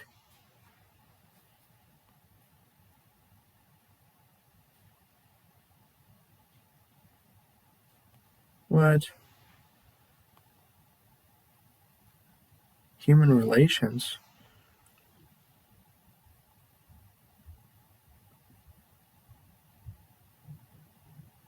How did he earn a master's degree and at the same time he literally took a team to the Super Bowl? What the heck?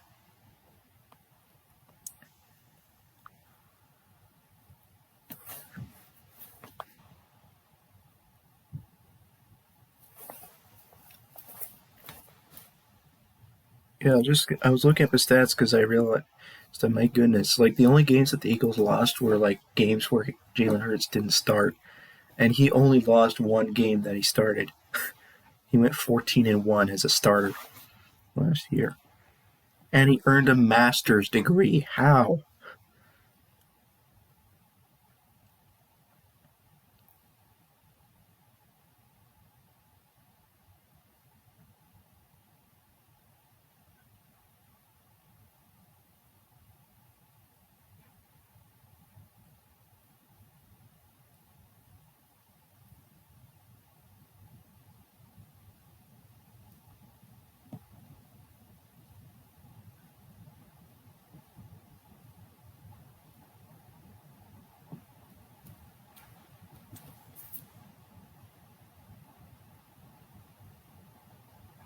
What?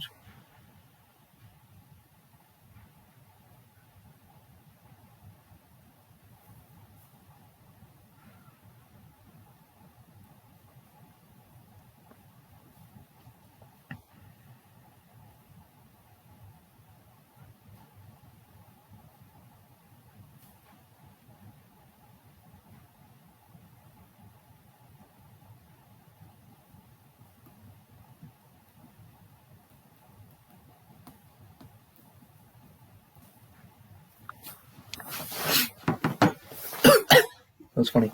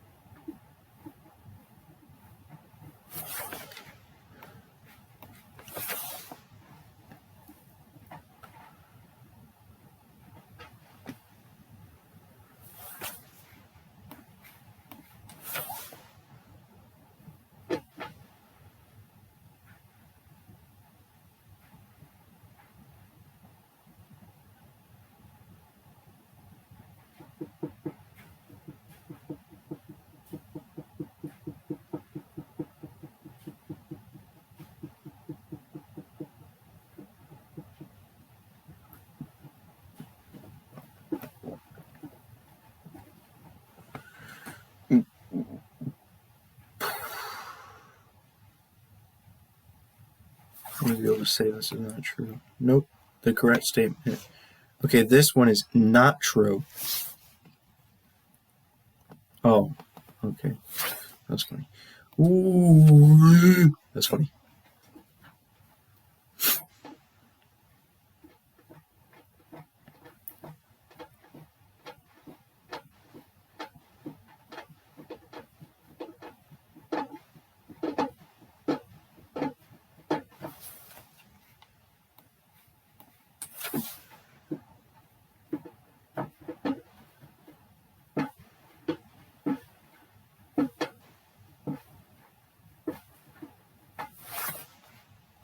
Nice.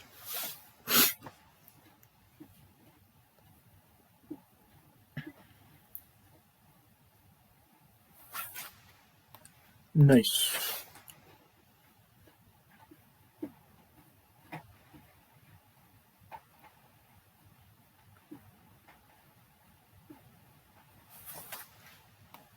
Nope, the answer is A. Determine.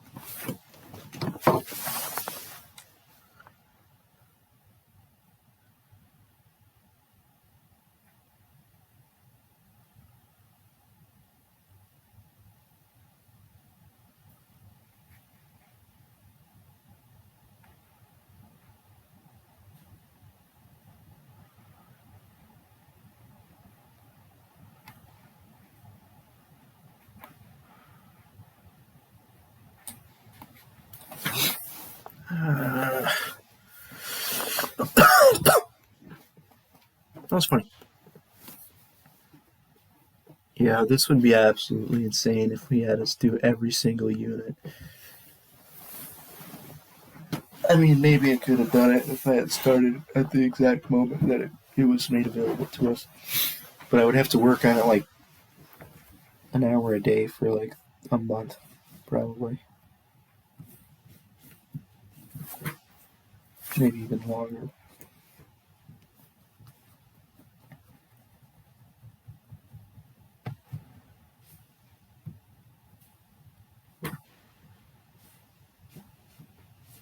Maybe, yeah, probably. I think it would take longer than 30 hours to do that. He was originally going to have us do the entire stinking audit course, but they extended it significantly to way more modules.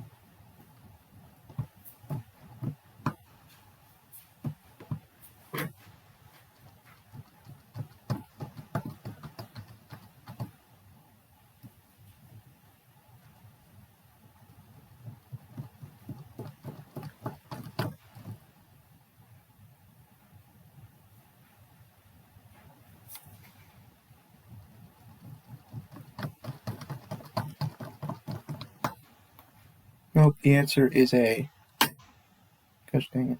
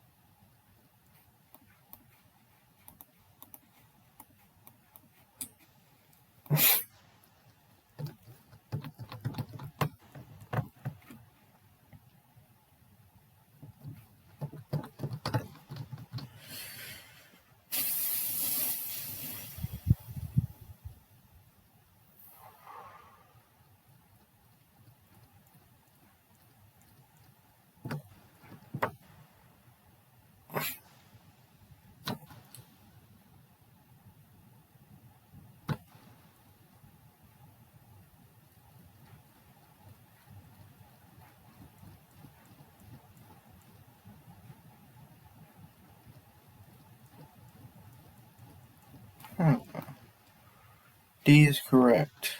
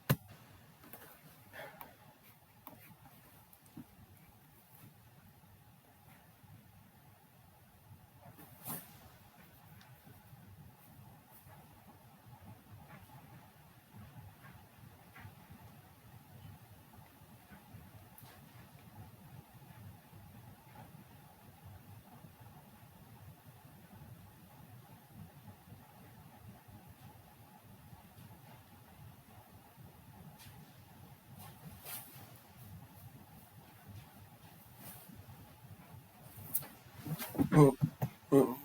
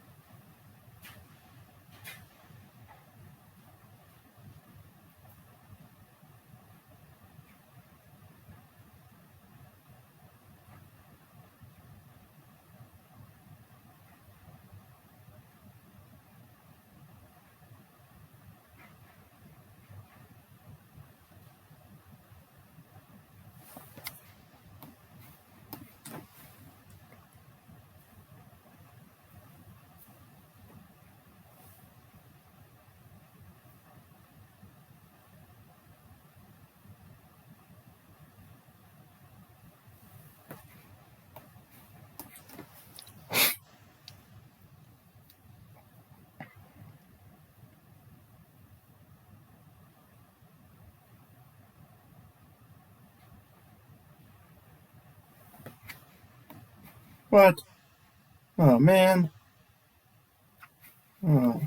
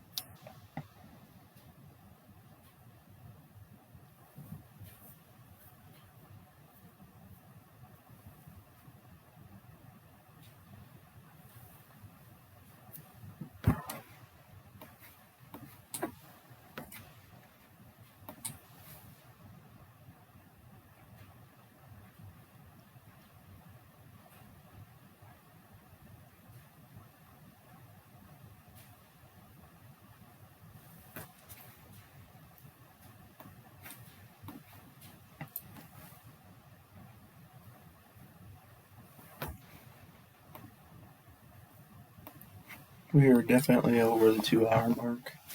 Because all the remaining modules were way longer than the first few.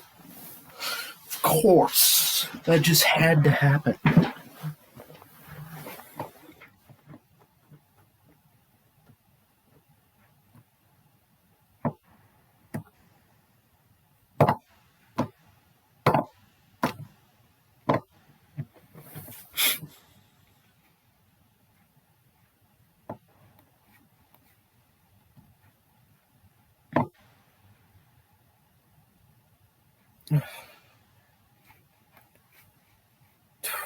Only one question left.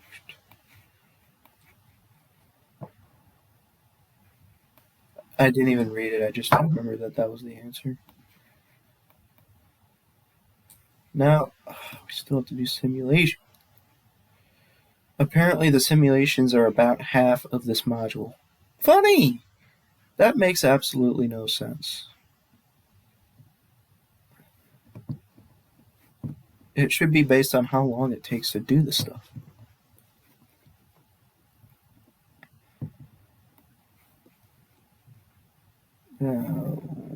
Oh, at least there's nothing I have to read.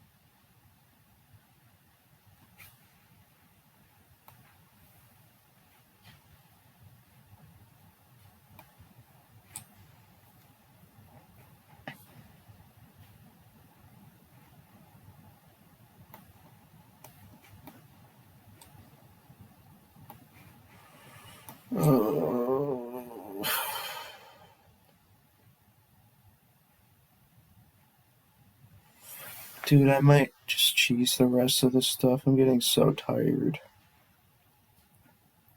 And I still have 2 giant things I have to do today.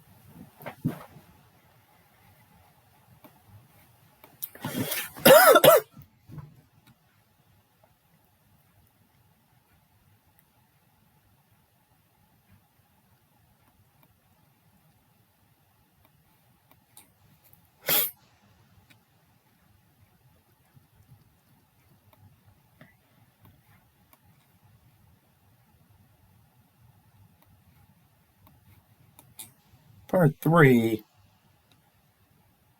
Oh, there's only one.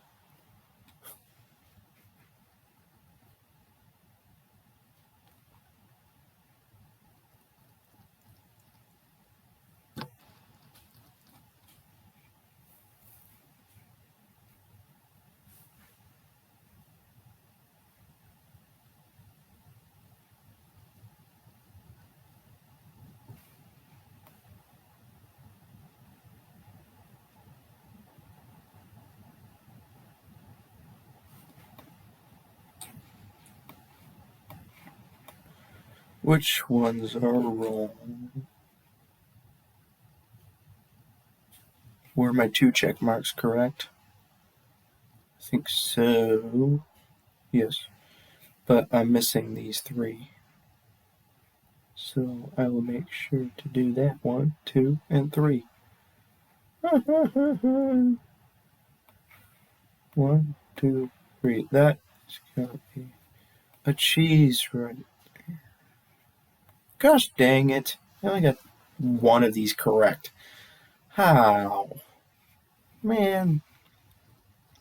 Well, too bad. Recognized, not.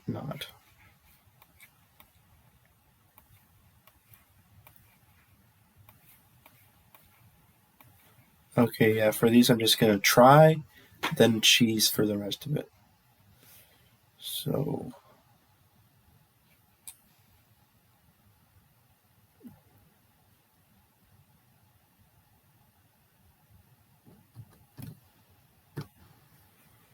last one, I was wrong. The answer is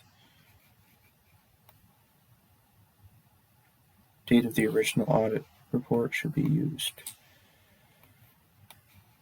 Now it should be 100% correct. Oh, dang it, that was only 1 out of 2. I have to do the other one. Dang it. Well, at least this one's easy. Well, not exactly easy.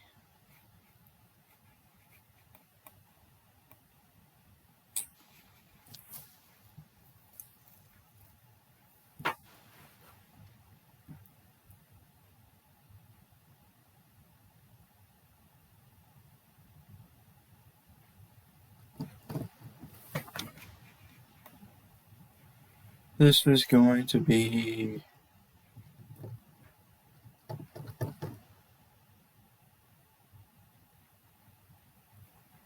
AUC, I believe.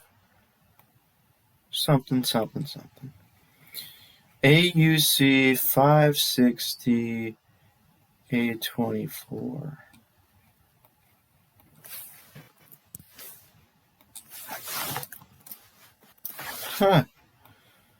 I think we're done with that module, finally. Great. We're 65% done. Only 16 questions, thankfully. And there's only one more of those simulations. So, I think this Module 9 was the longest one out of all of them because it had 2 simulations and 35 questions, right?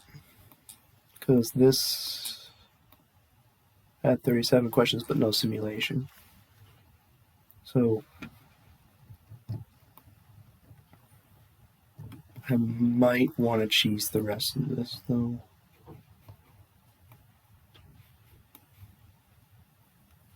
All right, folks.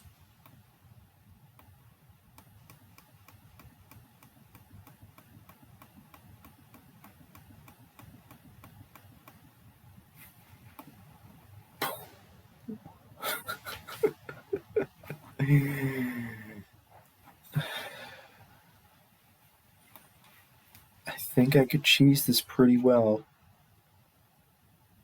if I just... I mean, it's only 16 questions. I don't need to cheese it. It's only 16.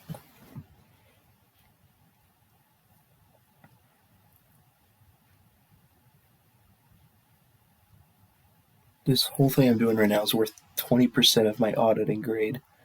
It's insane. Like, it's going to be a grand total of only... It's probably going to end up being, at the very most, like a grand total of 5 hours to do 20% of the grade of a whole semester. That's insane. That's insane. And then I'm going to do another 10% of my grade with the audit paper. Like literally the audit paper, I might spend a comparable amount of time on something worth 10% of my grade that compared to something that was worth 20% of my grade. And I'm literally doing 30% of the grade of my audit class in one day. And I did 50% of the grade of my audit class in the last week of class. Why would that be how he arranges the class? To have half of your grade be the last week of class. Like, yeah, he assigned all this stuff long ago and I could have worked on it throughout the whole semester. Well, I mean, the problem is he just made everything due at the end.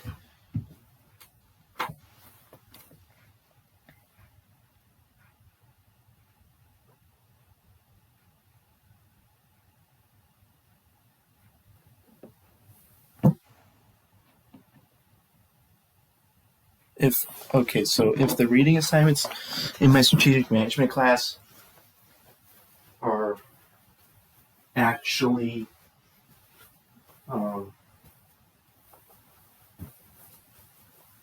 if they're actually not worth 200 points and I skipped the case analysis, it would be like a 99.99% chance that I would fail the class as a result of it. So doing nothing after this Becker assignment is not, like, I could probably still pass my government auditing and intermediate accounting classes if I did nothing for the rest of the semester. But I would almost, I don't know, because like the government class could still fail as a result of not finishing up that city's project. I don't know.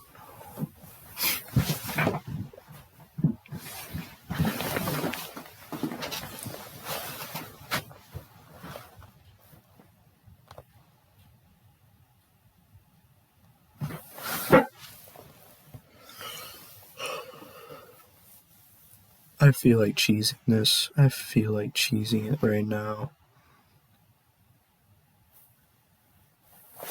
I wonder if the teacher would be able to tell if I cheesed it.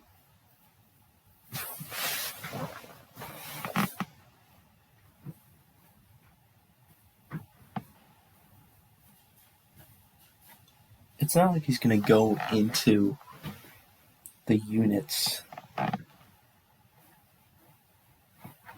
I didn't cheese. I mean, I did kind of cheese some stuff, but... Ow. Oh no, here we go. Here we go, folks. This isn't going so well. I should theoretically get a 25% just by doing this.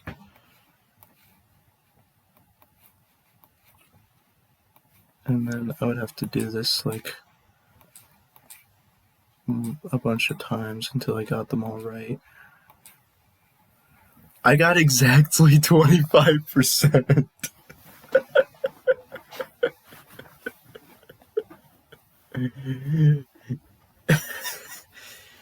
Oh man. I just got 4 questions correct with almost no effort. Let's see what happens when I do it again. Do they change the order? Yeah, I think they do change the order of the questions. It's randomized. The order of the questions is randomized. Oh, I'm getting very unlucky on this time. Dang it. I got so unlucky, I only got 1 out of 11 correct. That's what cheesing it looks like. I don't know if this is more efficient. Then I think it is more efficient. It's just, I don't know. Like, in terms of the amount of time that it takes. But, dang, I only got 2. Okay. I have reduced it from 16 questions to 9 questions. Well, am I going to keep doing this? I feel like I'm getting very unlucky here.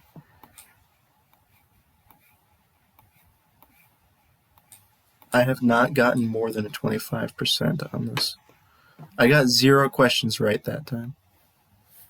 That is not doing well. Dang it. Like, I feel like I'm getting super unlucky. Okay, finally. Our luck is turning around right now.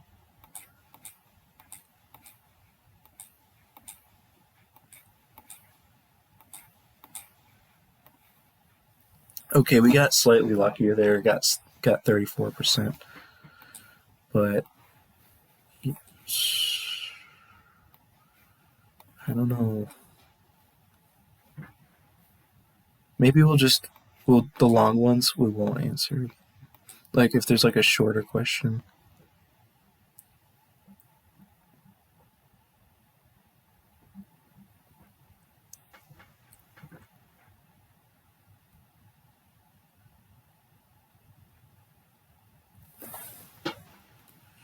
I do not know. Oh my gosh. Yeah, I have completely lost the motivation to actually try on this stuff. Oh no. Cringe.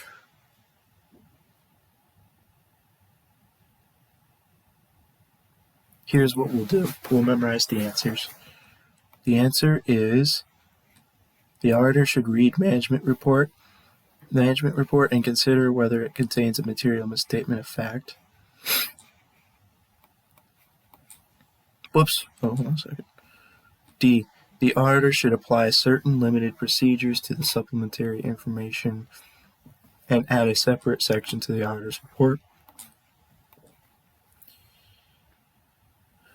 Why is D the correct answer for all these? The auditor should apply limited procedures to the required supplementary information and add a separate section to the financial statement audit report. Huh. Oh. Now can we use our memorization of the answers to answer these questions? Yes. Yes. And yay!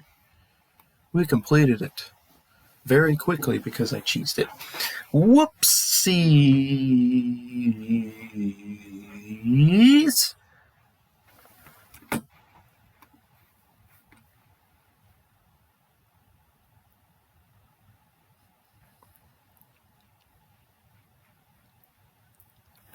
But like, out of all the classes, I don't know, because like, I did the math for the intermediate accounting class, and even if I get a 0 on the exam, my grade in the class should still end up being a 71%.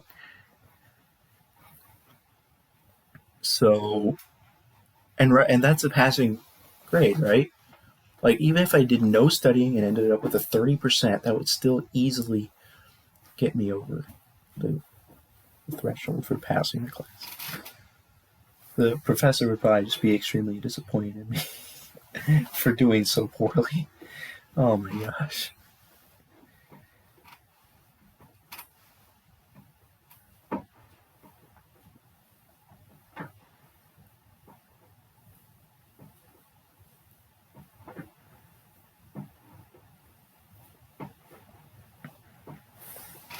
Simulations.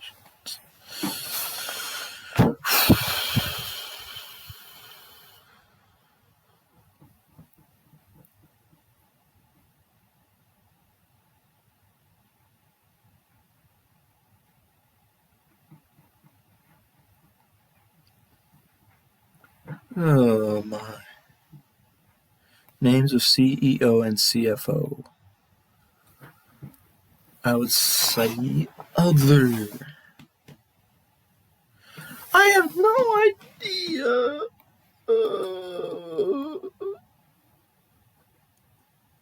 Income statement is required.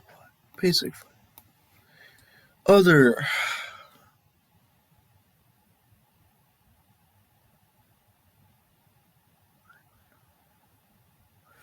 We're going to say limited procedures for other. I don't know. Basic would be audit procedures. And then quarterly results would be, it says required by the SEC. Maybe that's required supplementary. And then apply limited procedures. I'm saying apply limited procedures too. Oh, gosh dang it. Back cover page. This is other. And then we're going to have limited procedures. Maybe other is no procedures. I don't know. I literally don't know. This is so funny. Okay, what is this?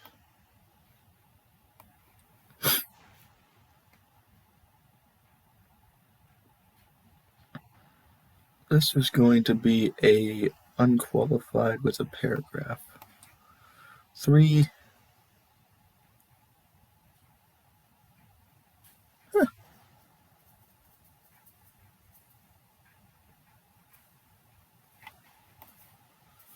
Oh. Right, let's see what I got right. I got something wrong here. Got those two right. Nice. The only ones I got wrong with one of these. Okay, so we're going to have. So other, you just have to read it. Okay. All right. So you just have to read it, and apparently this is not other. How is this required? Or how is this required? Wait, no. Hold on.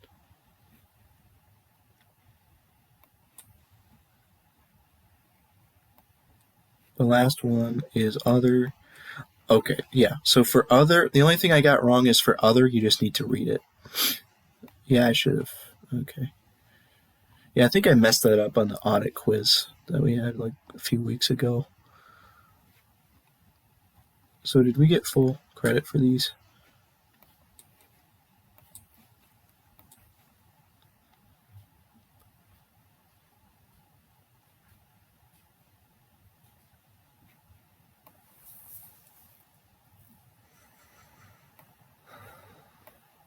I literally don't even care, because why do we need to memorize this? 560A18.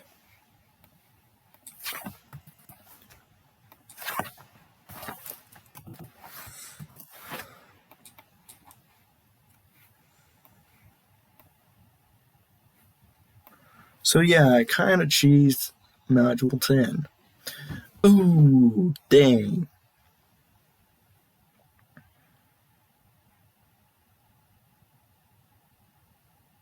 How on earth is 28% of it just one module? How does that make any sense? This last thing here has to be something. Like maybe taking the test is a certain percentage, because it says only 72% is complete and there's only one module left, and the module only has multiple choice questions. So maybe the tests are the thing they want you to do. I don't know. We'll see what happens. Time to cheese everything again.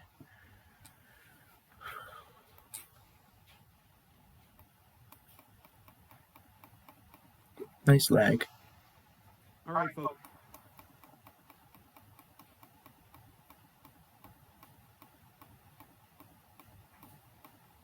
Dang, that maybe it's because the lecture was longer. I don't know.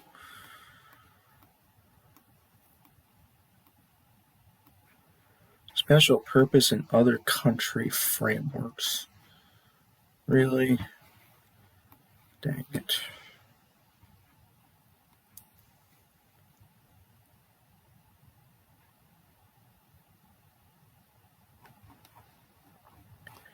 Yeah, I think they do want you to do this thing right here. No, isn't this just like the completion of the thing overall? Because like, how is this much percent just in these multiple choice questions. I don't understand.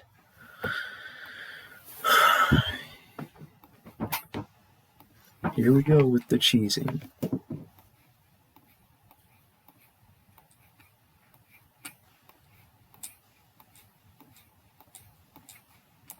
Thanks, luck. You're not helping out right now.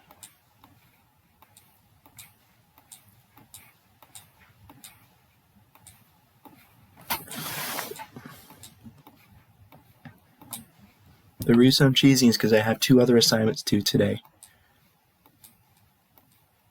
Sorry. And it's taking longer than I was expecting. We got 24% correct from the cheese. Oh, man, still a lot left.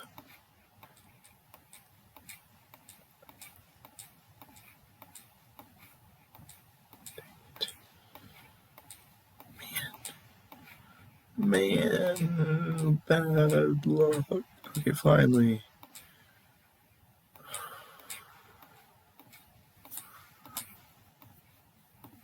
We got slightly better luck on that one. We are complete. We now have 14 questions left. Oh my.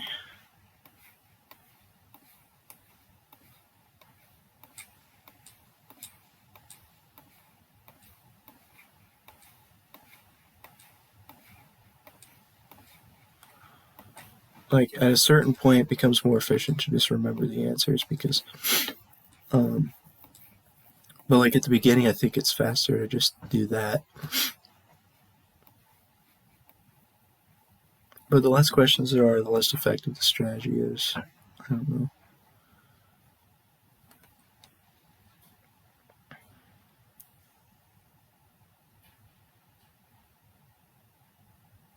I literally know nothing about this stuff. I know nothing. The answer is D, both 1 and 2. Oh my gosh, I got lucky. I got so lucky. Disclose any reservations in a basis for modification paragraph and qualify the opinion. States that the income tax basis of accounting is a basis of accounting other than generally accepted accounting principles. Notes to the financial statements. Single unmodified opinion on the special purpose financial statements. Man, I'm getting lucky.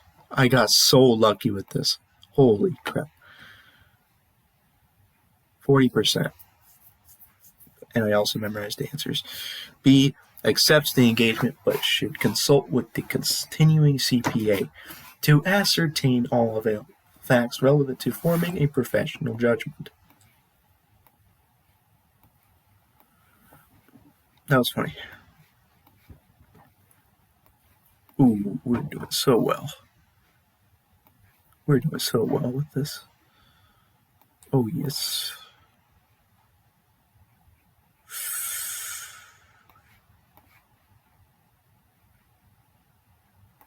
Nice. We have completed everything. Oh my gosh. Right? We're done. I don't understand why that jumped. That last part there counted as 22% of the unit. But we're done. Yeah, I cheesed the last 2 units. I'm sorry. I really need to work on my other homework assignments. Oh my gosh. Oh man. So there we go. We finished unit 1. I think that's all we need to do, right? Do we need to take a test? I don't think we need to. We just need to do that unit. He said in the email, just do the unit. Do A1. So, yep. 100% complete with A1, and that's all we needed to do this whole time.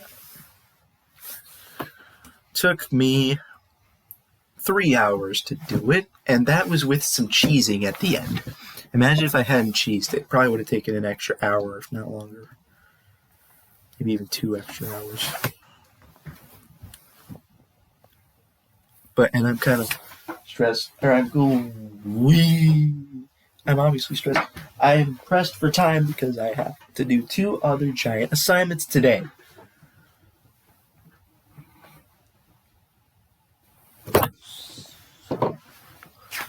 Dang it.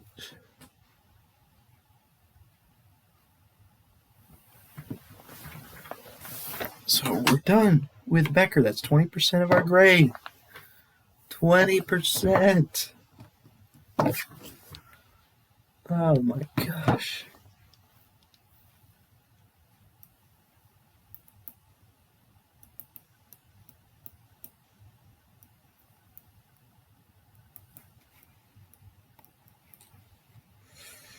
Oh.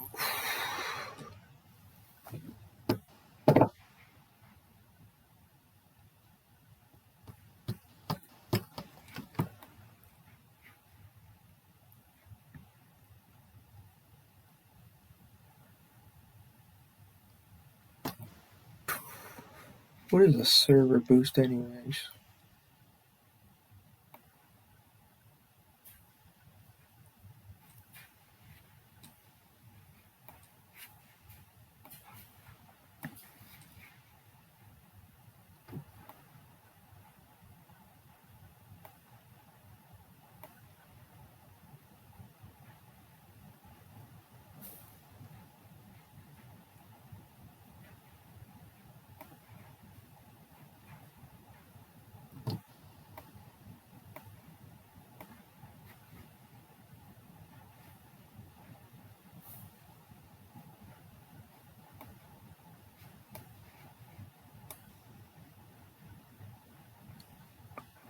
I don't care about custom profiles.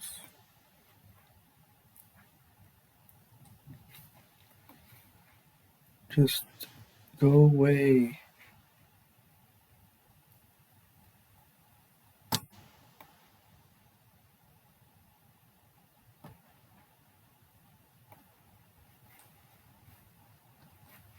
Yep, I clicked.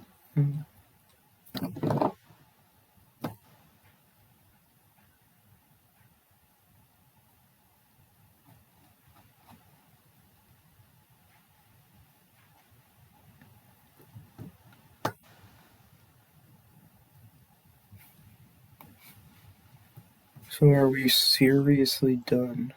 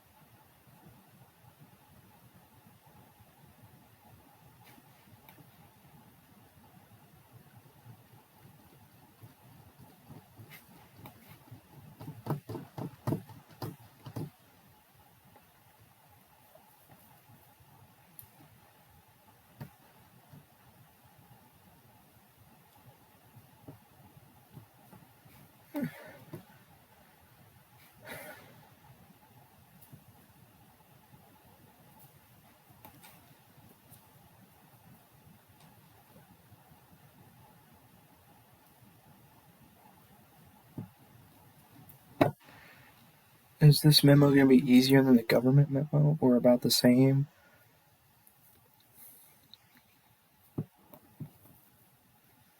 Have I even looked at this thing? I don't know if I have.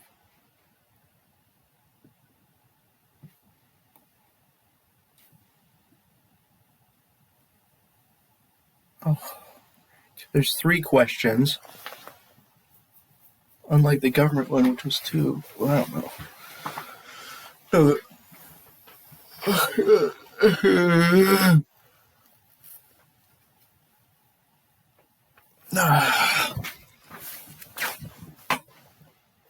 Let's see.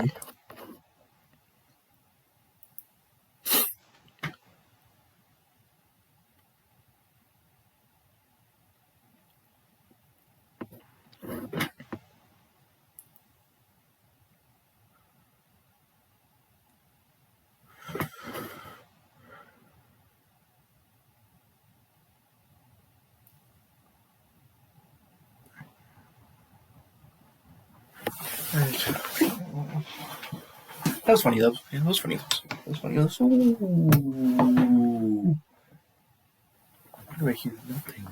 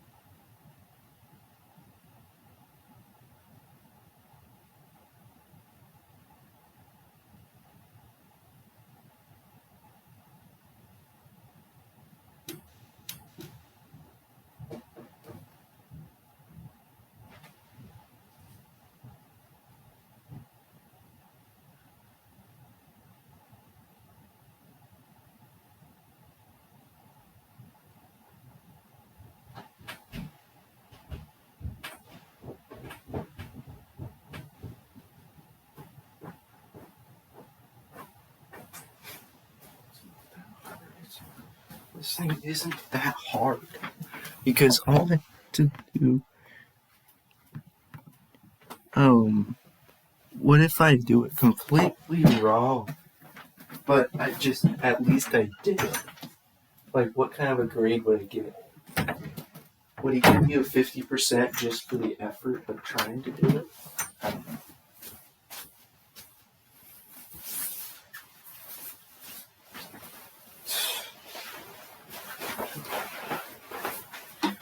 Well, the more effort I put in, it's a very, not like exactly a direct correlation, but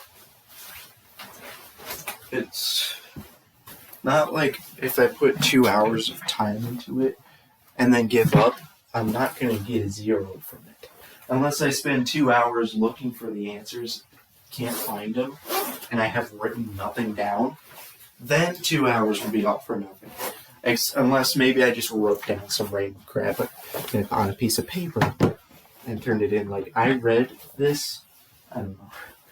Like, I looked through this thing for 2 hours and couldn't find it. So, can I have, like, some partial credit for at least trying? Like, oh my God. Like, what if I wrote in the memo?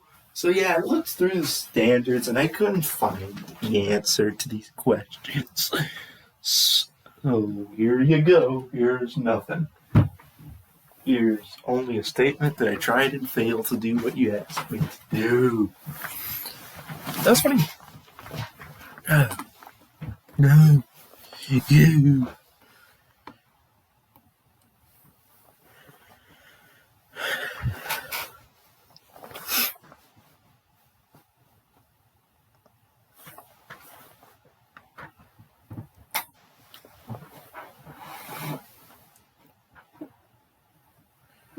Service providers incorporated.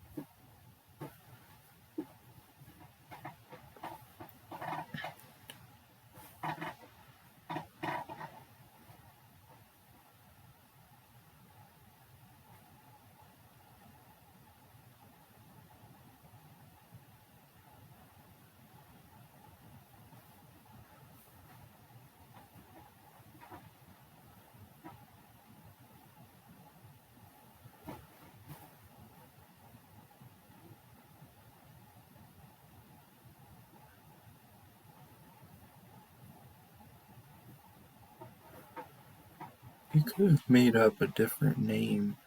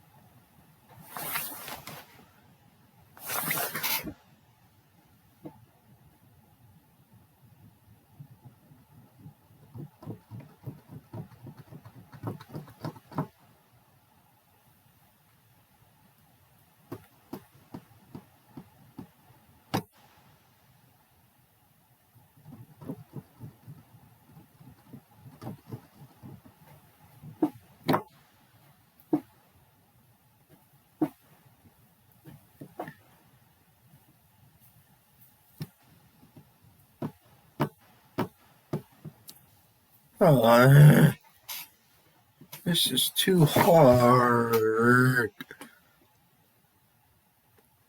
3 pages.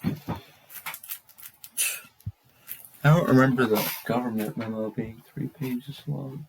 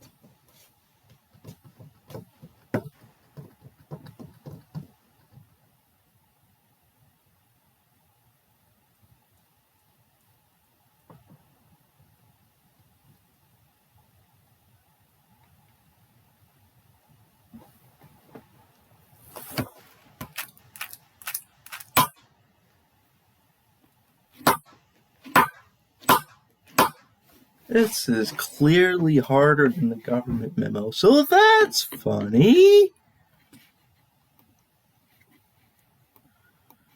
That's funny.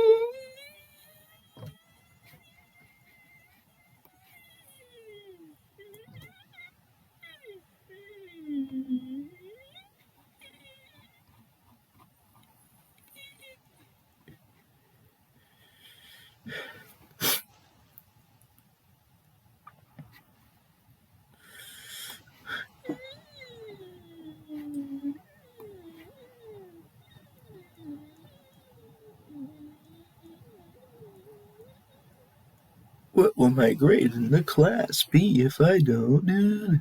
You know what's hilarious?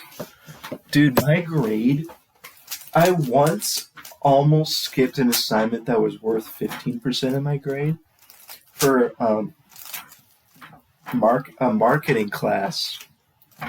Because I think like my grade in the class would have gone from like a 96% to an 83%.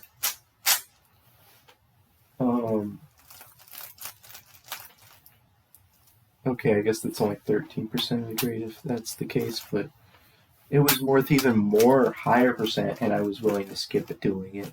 But my grade in the class was already really good. It was already at 96%. Whereas my grade in this auditing class, I'm not sure what it is right now.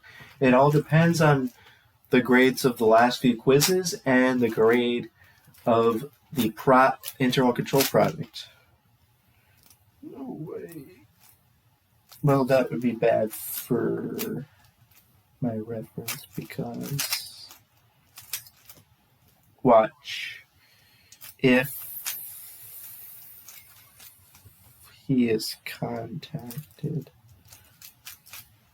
it's bad to skip it because then it would make a bad impression on somebody who I was using as a reference for one of my internships. So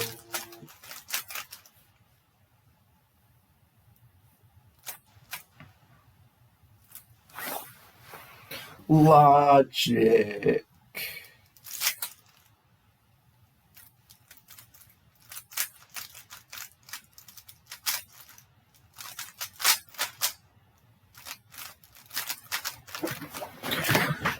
Wow.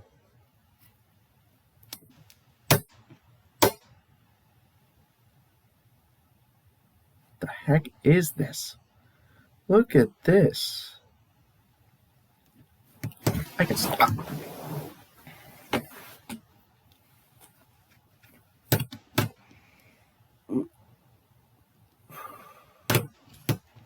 What is this? R1. Oh my gosh! Oh my god! Independence covers that many pages? That can't be right. That can't be right. This is insane. How is that the longest section by far?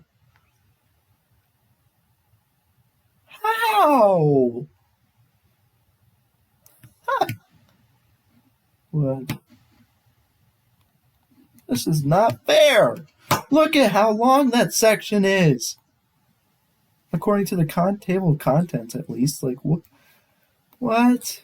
It says it goes from page 37 to page 119. How? That's got to be a typo. 37 to 117?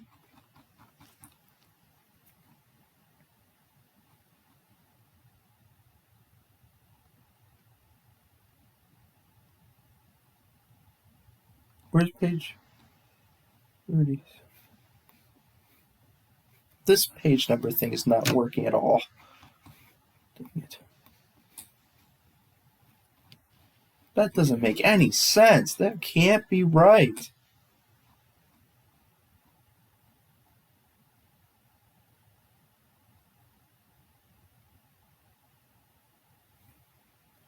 It can't be that Independence takes up that many pages relative, and everything else only takes up like one page. This is insane.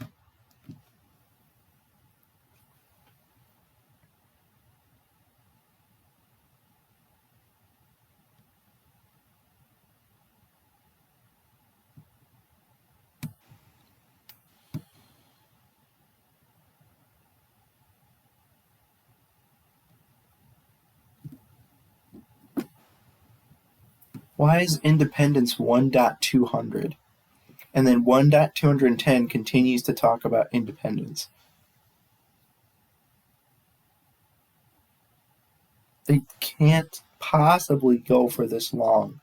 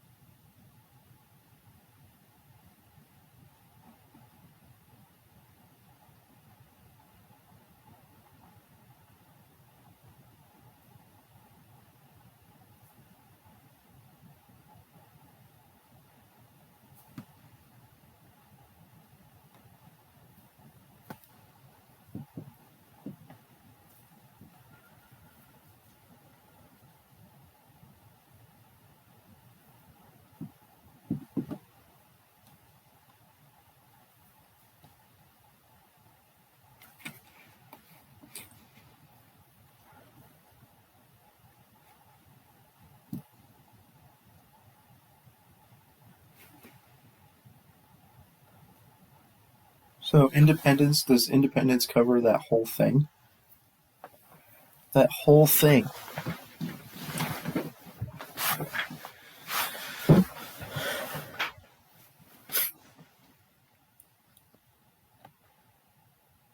This table of contents doesn't... Oh! How? How is that the longest section? By a million miles. It's like 60. No, it's 80 pages long. You really expect us to do a topic where the section that is relevant to our assignment is 80 pages long? And it's the longest one.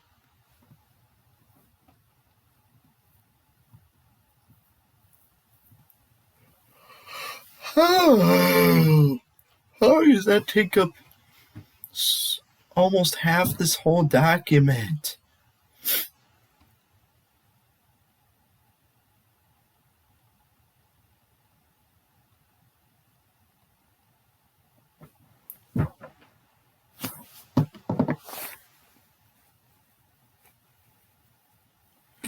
Dude, just reading all the headings would take a long time.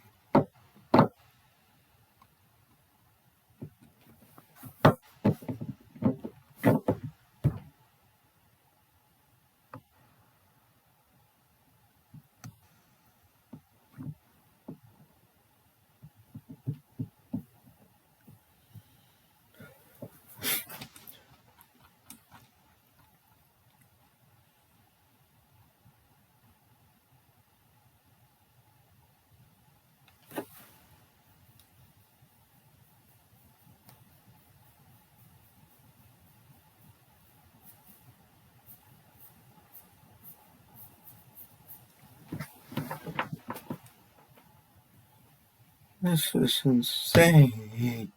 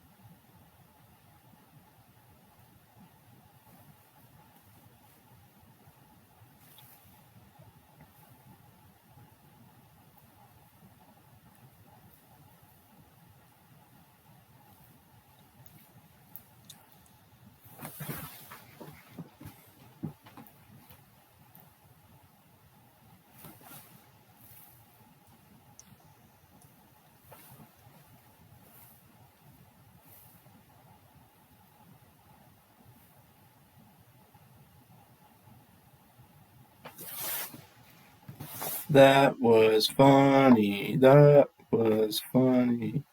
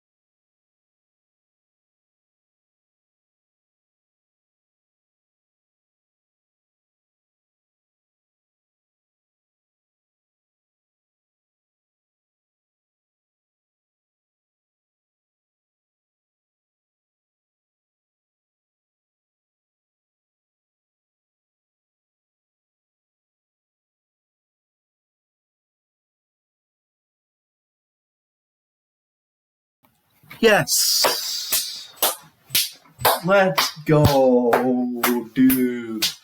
Let's go. I found it. This has to be exactly what I'm looking for.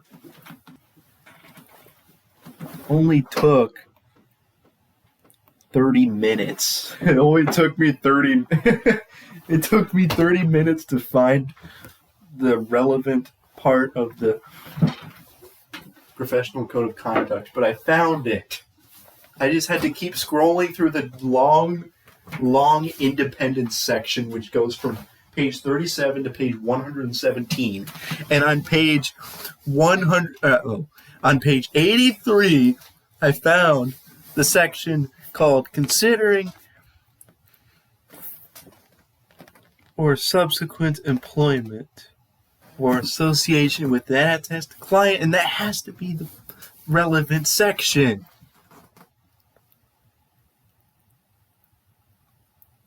So that's the bare minimum of what I had to do, is at least find the correct section of the code. So even if I literally just said, if I just wrote a memo and was like, here is the correct section of the code that applies to this situation, that would get me some points.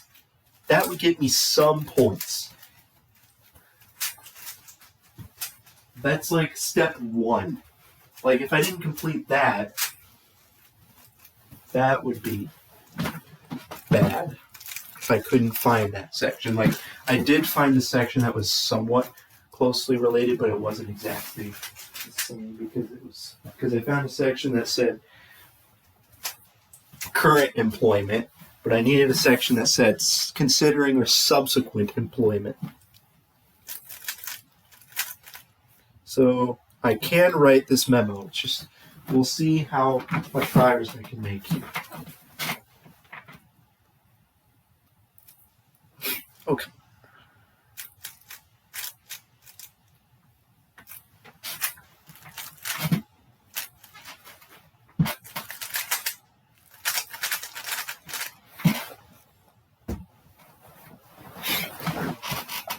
That was funny.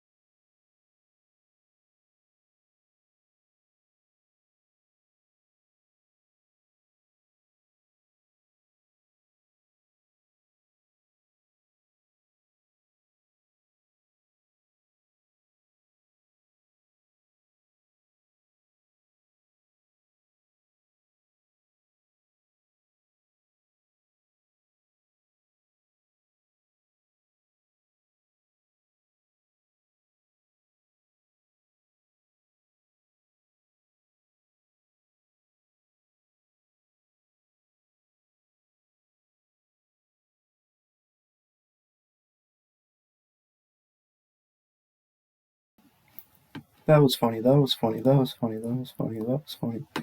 That was funny. That was funny. That was funny. That was funny. That was funny. 1 hour into working on this memo, I have written nothing. However, I think I have at least come up with the answers to the two of the questions.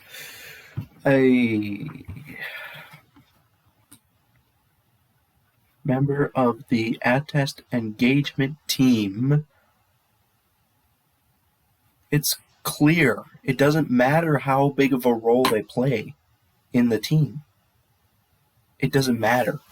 It doesn't seem like they just have to be a member of the team.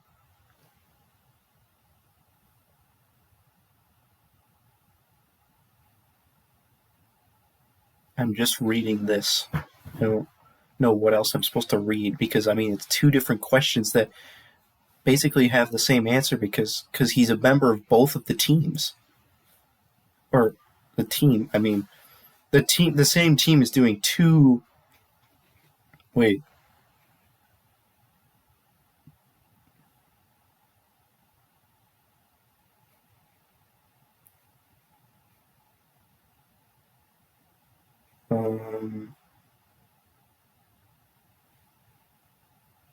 So I guess you would consider it to be two different teams because a different team does a different engagement. It's not like one team does two engagements. I don't know.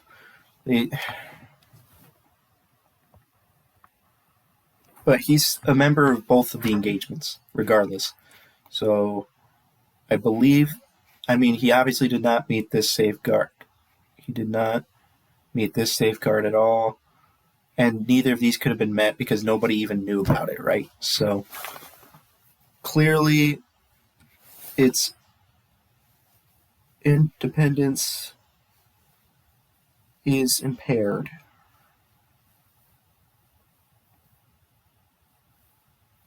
In this case, right? So now I don't know what they're supposed to do. Can they cure the breach? I don't think they can cure the breach because he was supposed to stop providing the services immediately. He already provided all the services for the engagement. So they would just have to redo all of it. They would have to redo everything, right? Like they can't.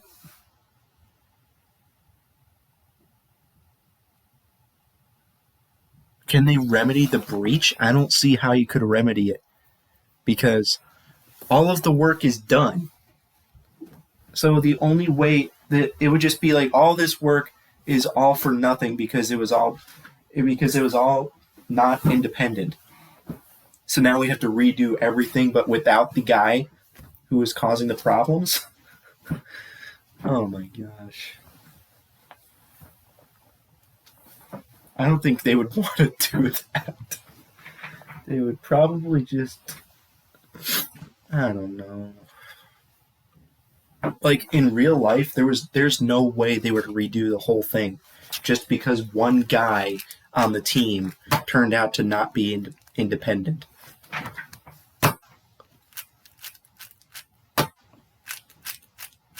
But does it even say, how could I possibly answer the question of how do you remedy this situation? I don't know where you're supposed to look for that. Is there somewhere on here I can look? Like, what happens if you figure out, you do all of the work for the engagement, and then at the very end, you find out one person on your team was not independent of the client the entire time. Where do you find that information?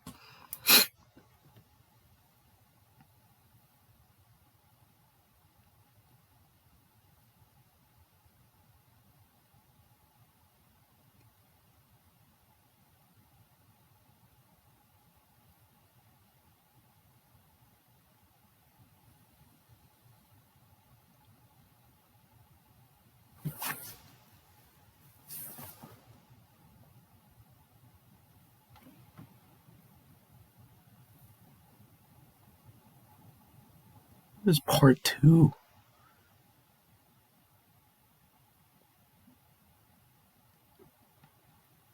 the heck is all these parts? It doesn't even have a name.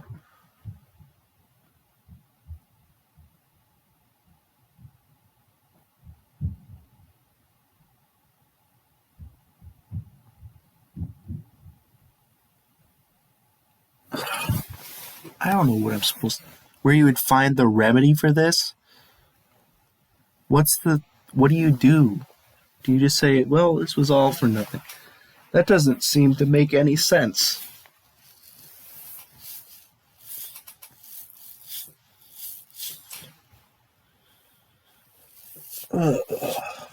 There's got to be some kind of solution that doesn't involve redoing the whole thing or just giving up entirely and saying, well, I guess all this work we did is all for nothing. Oh well. I don't know where you're supposed to find the answer to that question.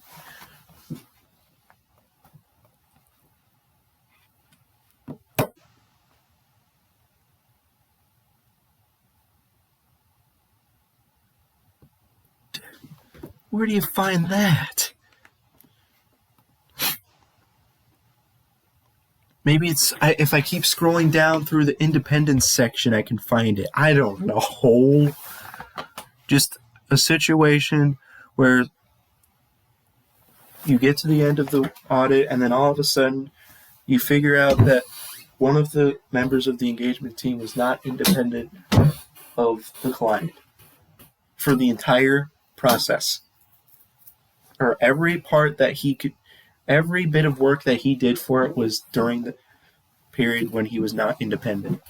I mean, it's not like all of the work of the entire audit. That was funny. Because just... what's the procedure for when you have that situation? Because it's not like the procedure is give up or redo the whole thing. That can't possibly be it. Like, there's got to be a way to fix the situation other than that.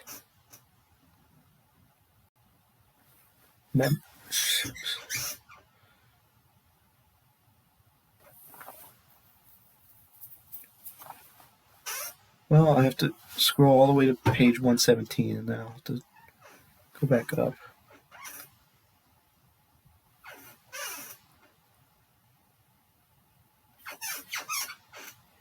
They didn't provide any non-attest services. All they did was apply for a job with the client. But, man, I bet this section's so long.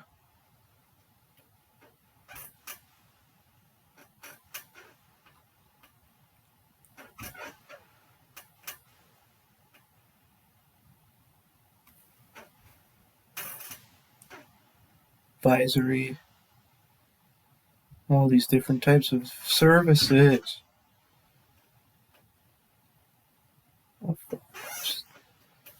Still not done.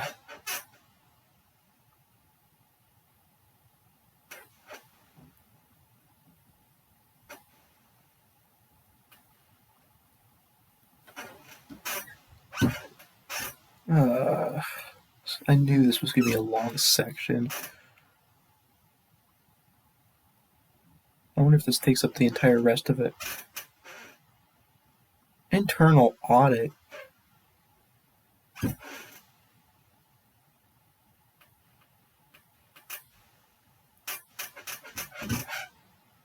Would that be kind of what happened in this case? Not exactly, because he wasn't already a member of he wasn't already hired by the client.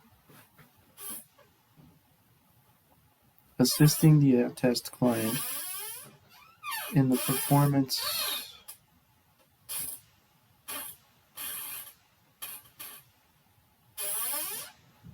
What the heck is that? That's like an oxymoron. Internal audit outsourcing. No, this is not what I'm thinking.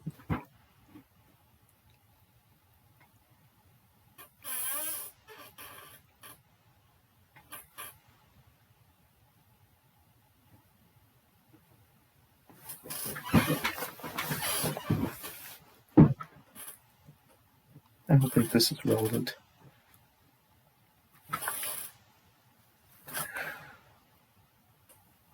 We're almost to the end.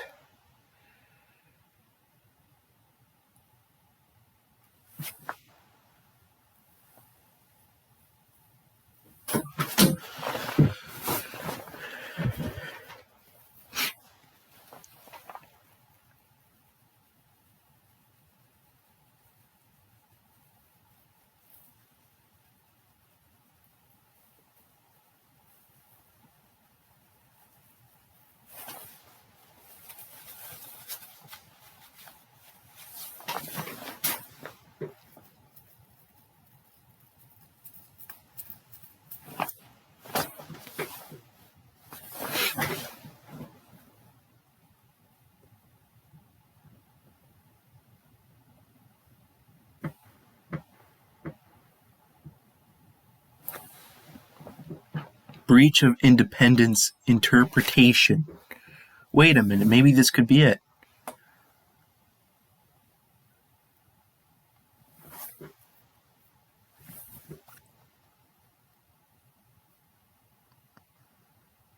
Oh my gosh, I think I found the thing I'm looking for.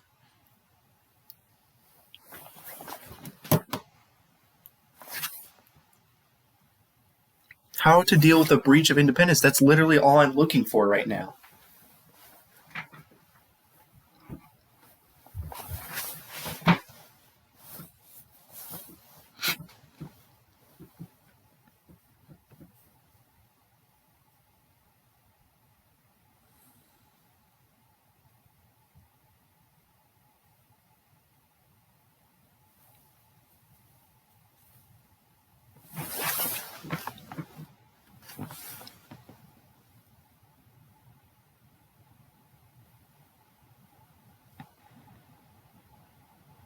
Breaches resulting in significant threats.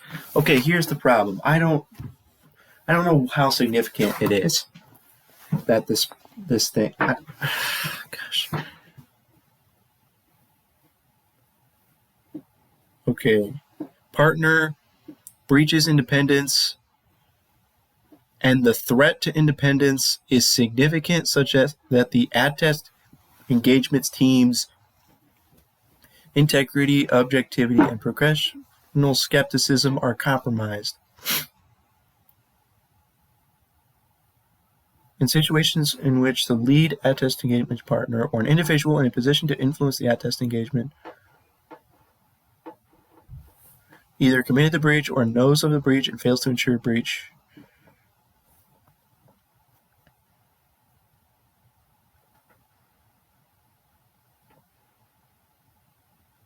Identifying and communicating a breach.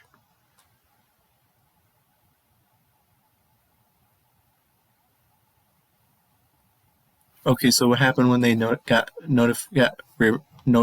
breach? Gosh dang it. Well, they don't know if it's a breach yet. Do they? They contacted... Well, I don't know. That was funny.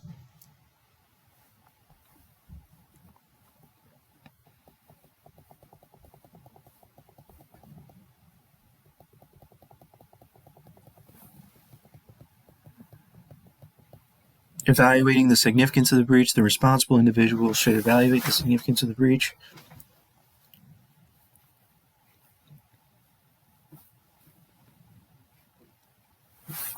Okay.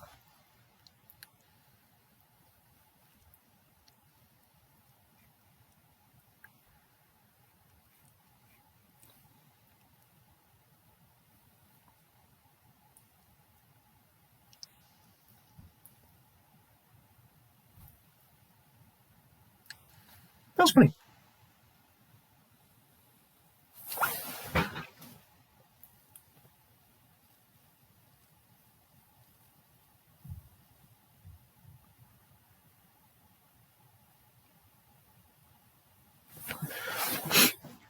Removing the individual from the team, conducting additional review of the affected work, reperforming that work to the extent necessary, using different personnel. Okay, this is a good thing. This is something I could use in the memo. Recommending another client engage another the client engage another firm, engaging another firm to evaluate the results of the non-attest service. Wait, what do you mean non-attest service?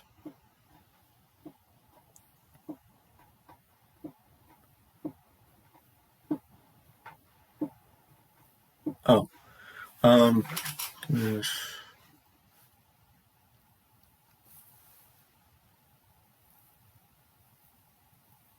then inform those charged with governance as soon as practicable.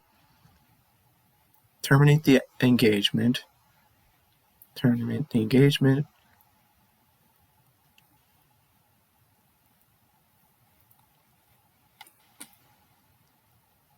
Now they think they can address the consequences, discuss the breach, and the action taken or proposed to be taken with those charged with governance. Discuss it with those charged with governance. All matters.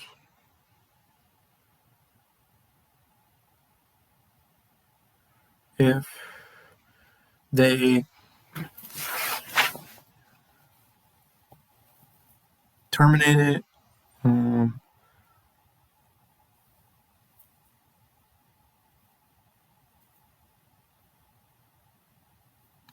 okay, obtain the concurrence that they have been taken. Breaches related to previously issued reports. Okay, I think that's a good section. I'm really glad I found that one. That's like also relevant to this because it answered before I was able to answer the questions of are they independent, and then I just now answered can they cure the breach? If so, what steps must they take?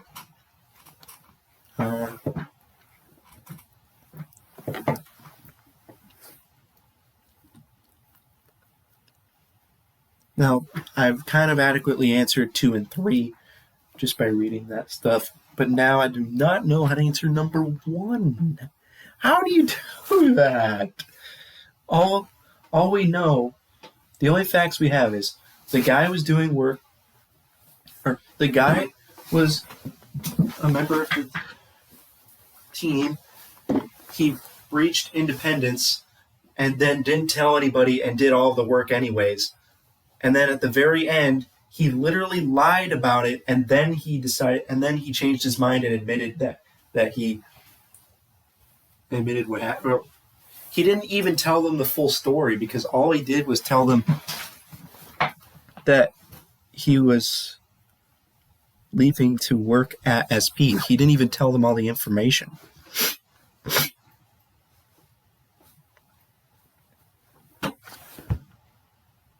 I don't even know what requirements he would have breached in that case.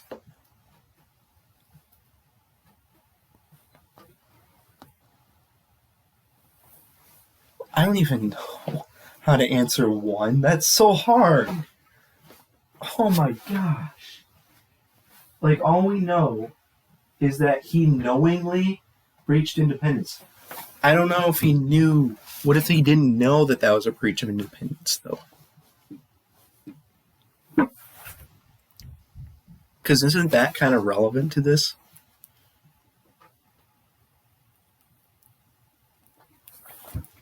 He knowingly breached independence with that and did not tell anybody until after the whole process was already done.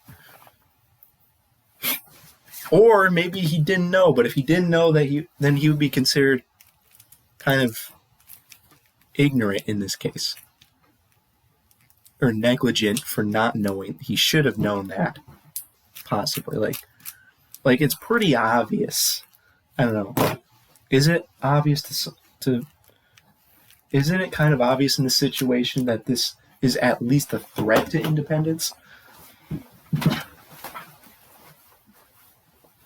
Like, isn't that a relevant fact, like, whether or not he knew? But even if he didn't know, that's kind of a huge thing to not know.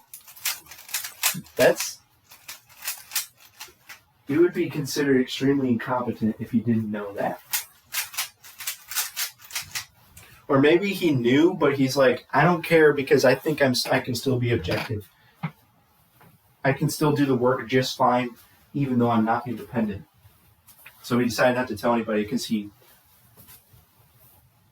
like, he rationalized, I can do the work perfectly fine without being independent.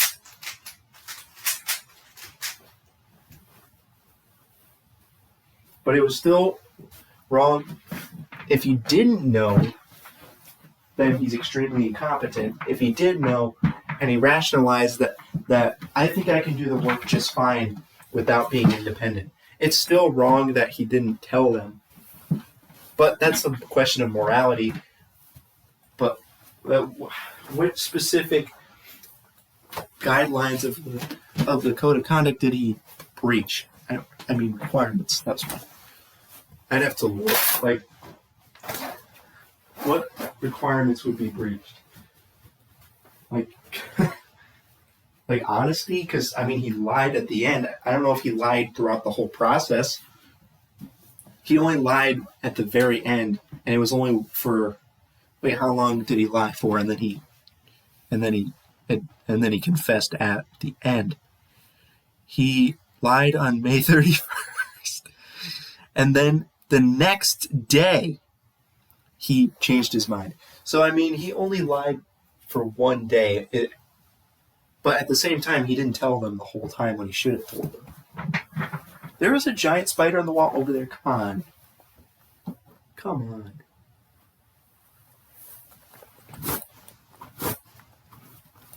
Dude. Where'd it go? I just knocked it down. I don't even know where it went.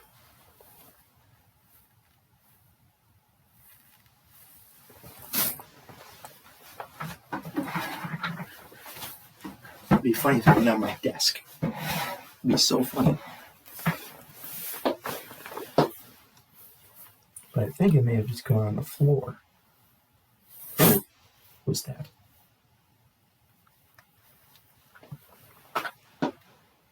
That'd be funny if I was standing up close to the ceiling and then there was a spider right above. Maybe that was funny. I don't see it on the printer. It couldn't have fallen on the desk because there's not really enough space. Unless it fell onto the side of the printer. And somehow... So I think it fell on the floor. Anyways... Man, it kind of sucks that I won't be able to adequately answer number 1, but at least I can answer 2 and 3. I think kind of well. It just all depends on how. Gosh dang it. So, like, what are the relevant facts? Like, it's weird. I can kind of work backwards from my conclusion to write this memo, because if you want me to show all the relevant facts, also I want to see what feedback he gave on the government memo, because that could help me a little bit on this. To see what feedback he gave. He gave a ton of feedback. No, he didn't. He gave barely any feedback. He said the tornado section is too short. And then he inserted the word, I'm assuming likely? I can't even read that. What the heck? Wait. He really didn't give very much feedback on this. I thought he gave a ton of feedback, but no, that was just all the math at the end. He gave me a 6766 for technical score. That's funny. Oh, geez. That's not good.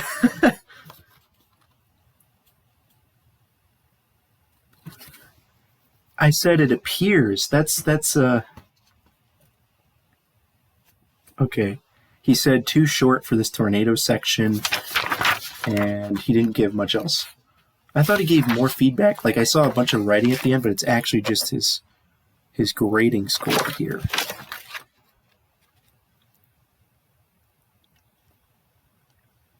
I'm surprised. Like, he didn't... Like, why didn't he mark this last one as too short? I don't know. And I guess I didn't write it with Times New Roman font. So did he take off some points for that one?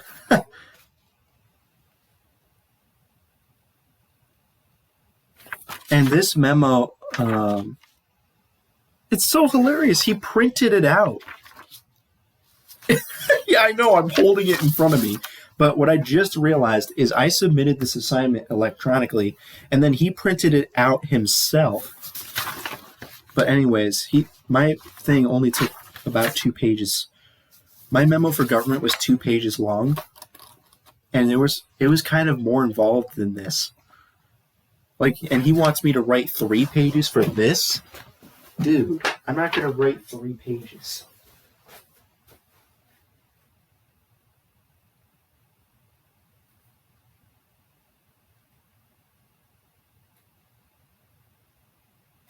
Yeah, he really didn't give very much feedback.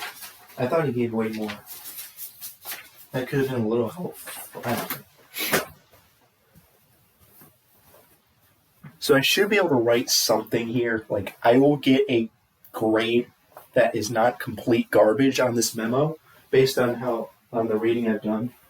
So it's just that I might get a bunch of points off for not being able to answer number 1. I mean, I could try. But I'm just gonna do 2 and 3, and then I'm gonna and once I'm done with that, I will make the decision as to whether or not I will attempt to do number 1, because number 1 is way too hard. Because I can apply my own personal judgment to whether he was acting appropriately, but I don't know how the heck I'm supposed to find the requirements for an individual in that thing. Like, I mean, he obviously,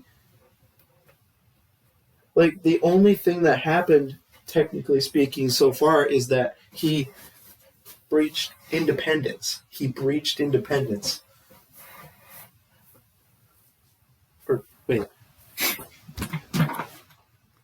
The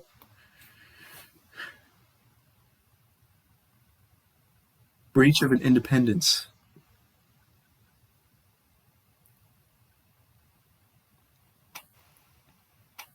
It requires members to comply with the independence rule. So he breached independence. That's the only thing he broke. That's the only rule he broke, isn't it? Like, maybe lying is there like a rule against lying? Because he lied and then one day later he confessed to lying. And it was at the end of the engagement.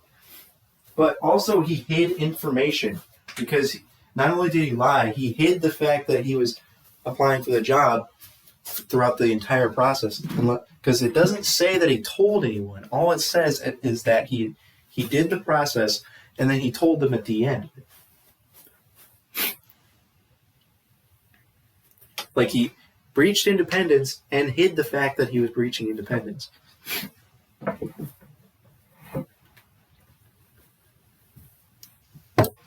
So at least I can give an answer to 1, which is he breached independence. He breached the independence rule, which you're supposed to follow.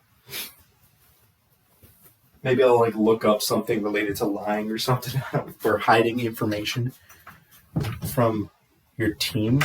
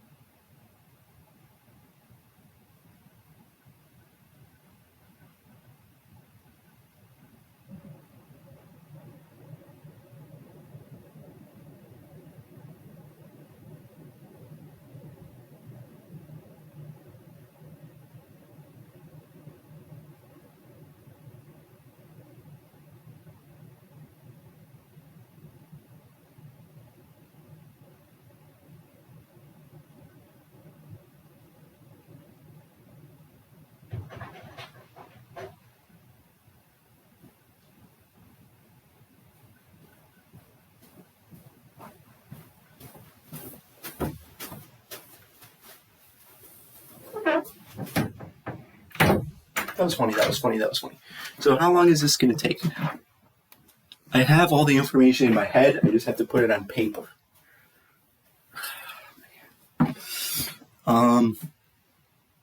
So far I've been working on this for about an hour and a half. That's funny.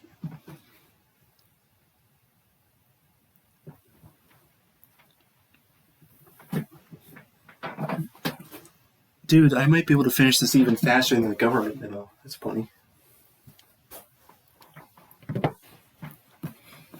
Yeah, I can't believe I'm doing this. I was thinking about skipping the assignment entirely.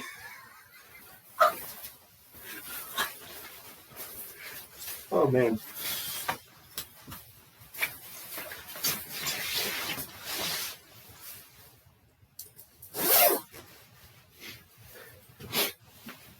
That was funny.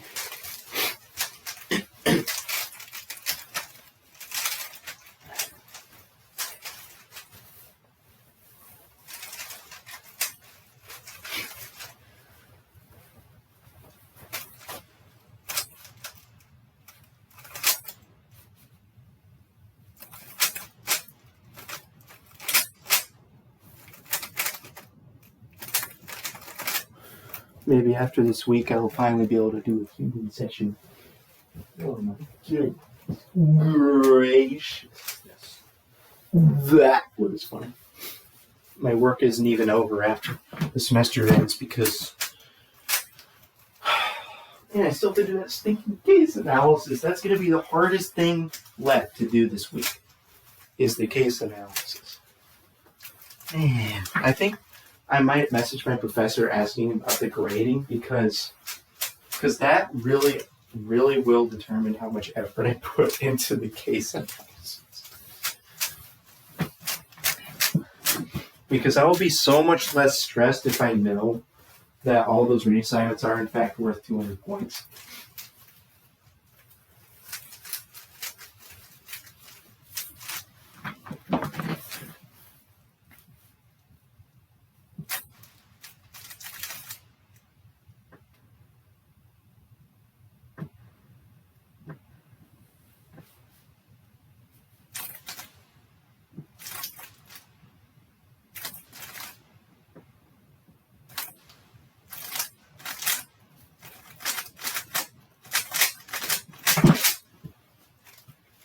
That was funny, that was funny, that was funny, that was funny, that was funny, that was funny.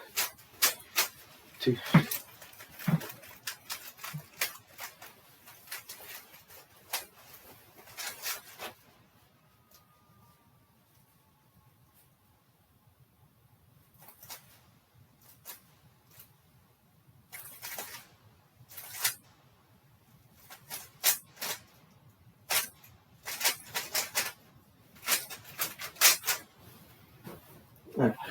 I wish I could just open it, make a video and be like, all right, well, instead of a memo, I'm just going to explain in this video what I found related to this problem because I don't feel like writing anything. But no, like half the point, it's like half the assignment is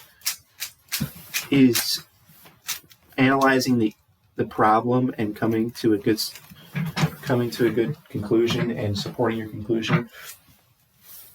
And the other half is just literally writing a memo. So, and I would be foregoing half of it, maybe even more than that.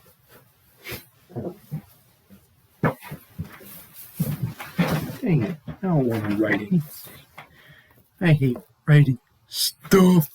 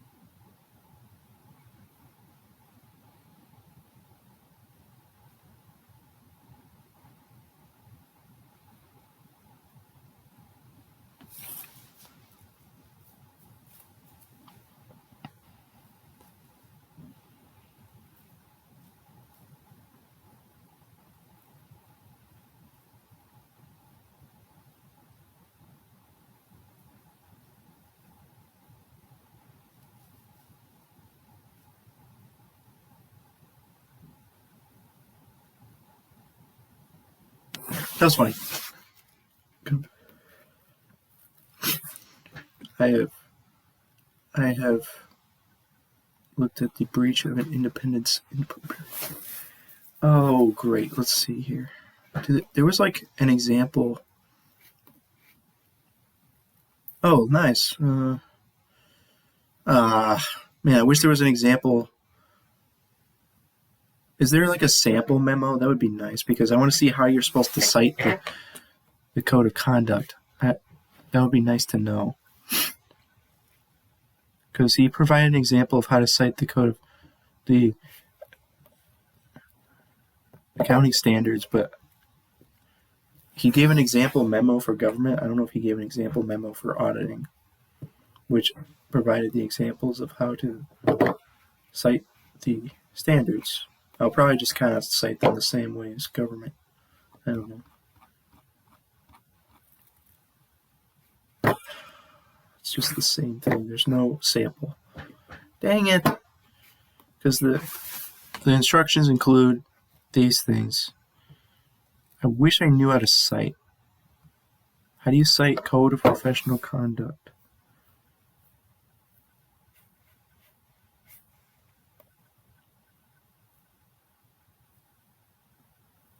How did I cite the government one? Where did I even put it?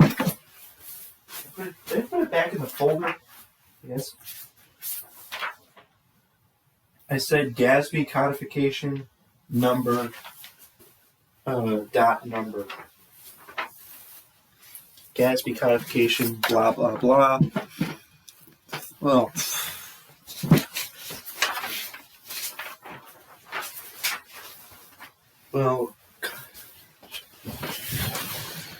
how do you cite this?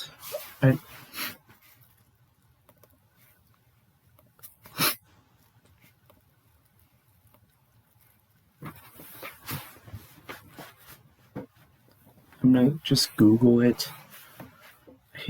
We were never taught how to cite it, though.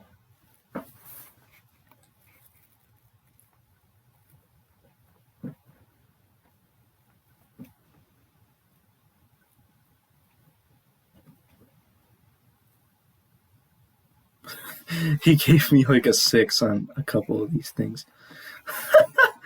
Oh my. For my government audit. I'm assuming, I wonder if he did the exact same grading system for this. Like if he, okay, so let's see what he thought of my other paper.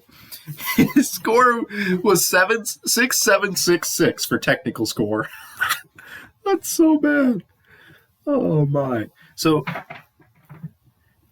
he probably, if it's the exact same here, he said answered some/most questions poorly. Citations from the professional literature were logical, but several relevant cites were missed. Central concepts were poorly developed, and arguments are poorly supported and are illogical. Oh man. Come on. Well, at least he gave me the very top of the worst category for the 3. Oh, jeez. I mean, it's close, pretty close to this.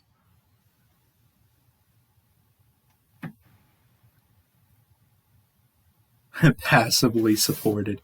He didn't even think they were passively supported. I mean, if he's using the same criteria here.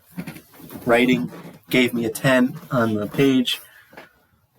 8 for the sentence structure and organization was usually smooth. 7 for this one. Formatting and print quality was adequate. I wonder if he literally took a bunch of points off just for not using Times New Roman. Dang it, man. I feel like I did the formatting fine. Except for Times New Roman, which did I forget that or what? I don't know. And then he gave me a 10 on the last one, no noted grammar errors. Gosh dang it.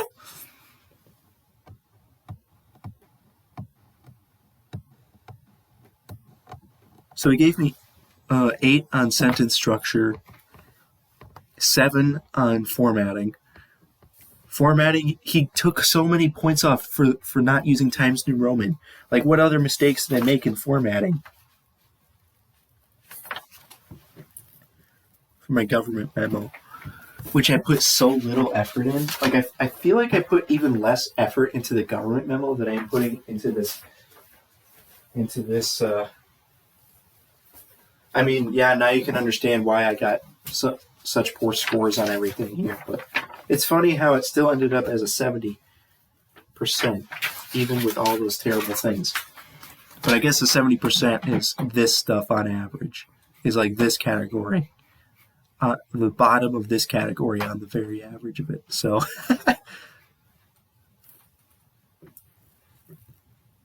I'm not even going to meet the page length minimums. I'm almost certain I'm not going to write 3 pages for this. So that sucks.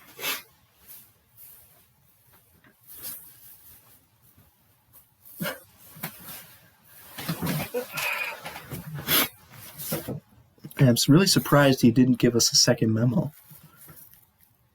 Like, maybe he just realized we were all struggling so hard, and he's just like, I'm not going to make them do the second memo. Like, so many people were saying how hard of that time they were having in that class, the whole class. So he moved the city's project to the end of the semester, and he just cut out the second memo entirely. And he also changed it so that we didn't have 2 tests. He combined the last 2 tests into 1 test. I don't know why he did that. And why did he only cover the accountability chapters for 1 class period? And he didn't even cover chapter 12. And there were a bunch of questions on the test from chapter 12. And the Smart Book didn't have very many questions from chapter 12 either. So I was not prepared for that part of the test.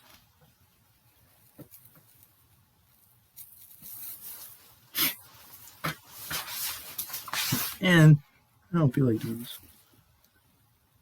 But it looks like I'm going to actually do the memo. I'm actually doing the memo. That was funny. I'm actually doing the memo. Stop. Doing the memo. That was funny.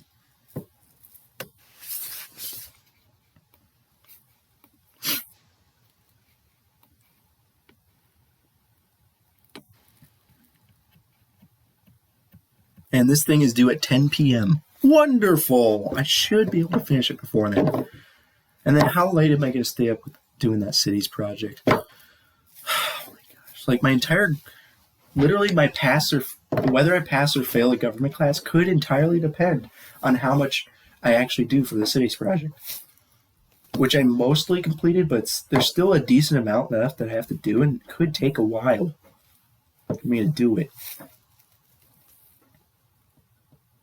Like, I have a bunch of I have all the financial statements from the general fund to finish.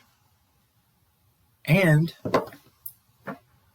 almost the entirety of the Chapter 9 stuff I have to finish.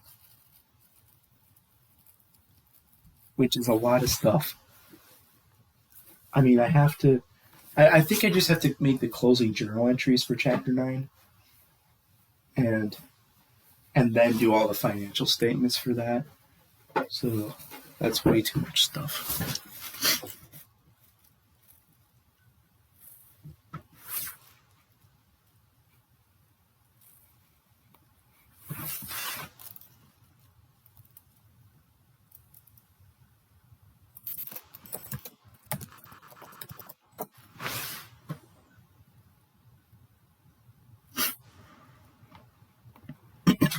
That was funny.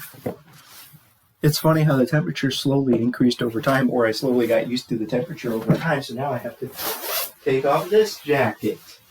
I was wearing a coat and a jacket, and then I was wearing a coat, and then I was wearing a jacket, and now I'm wearing a lighter jacket. That is hilarious.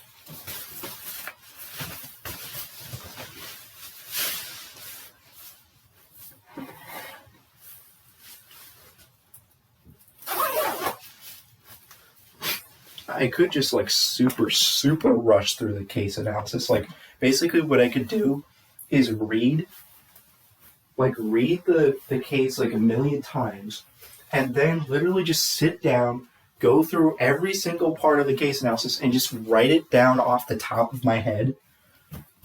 Write down what my answers are off the top of my head without even looking at the case or barely looking at it, and just write and write and write for like 10 billion hours straight until I write everything down. Even if it's really sucks, at least I completed it all.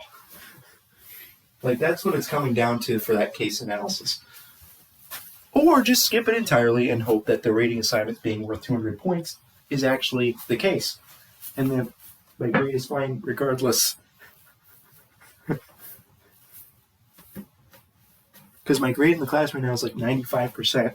And with that, and then once the case analysis thing would be turned into a 0, it would probably go down to a B with the way it's currently laid out. But I think I might actually message my professor and ask about that because that would be very nice to know whether or not I have that cushion. That was funny.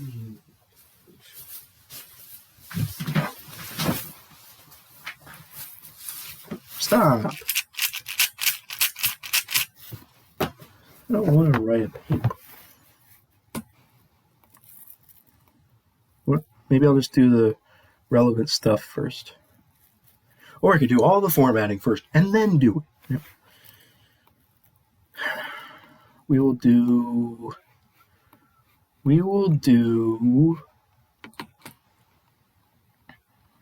first. Okay, we can at least do this thing. To, from, date, re. To Christian Wolf. How about you just copy it? Just copy it. Wait a minute. Why is it... Wait just a minute. Why is it tabbed over? It's tabbed over. What about this? What did I do for this one? I didn't tab it over for that one. How do you get it to look like that? I don't get how this works. How do you put the space in right here to make them all line up? I don't know. I'm just not going to do the spaces. To Christian... Okay. Can I just do this? That would be nice. If this worked. No, that didn't work.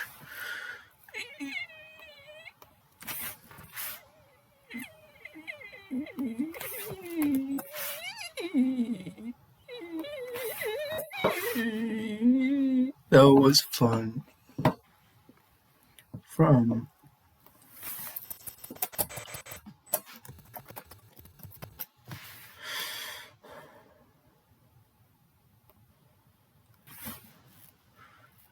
May 16th.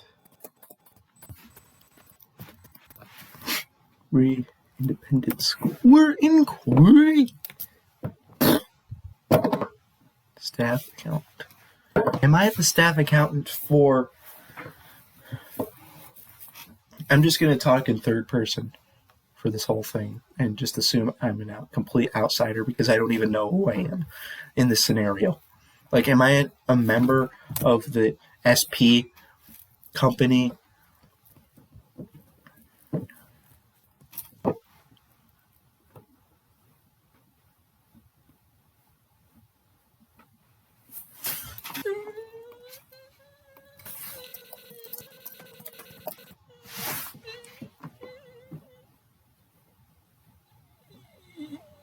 It's currently 5:50 p.m. That was fun.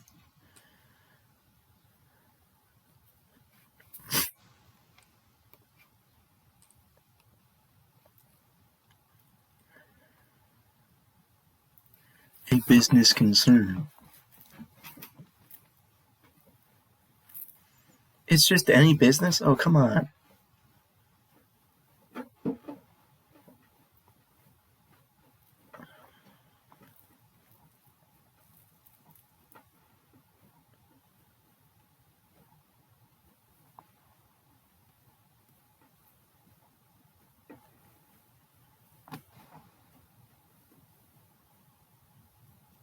That's crap.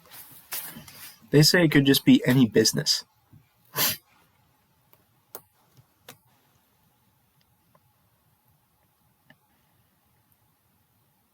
That provides professional services? Well, that's more specific.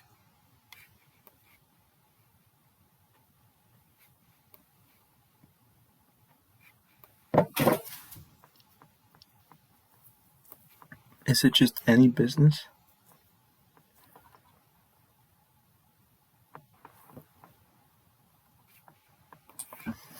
That was funny.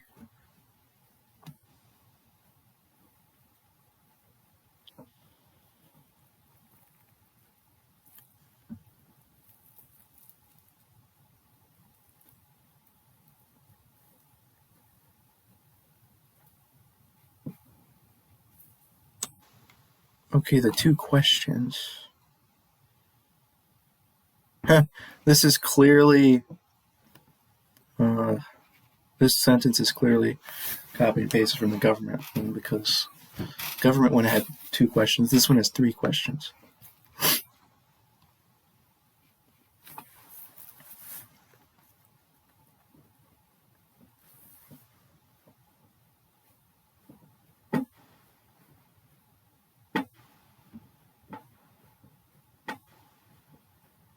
I should just combine these two and three into one, because it doesn't say anything other than the fact that you have to be a member on the team. He was a member on both of the teams. So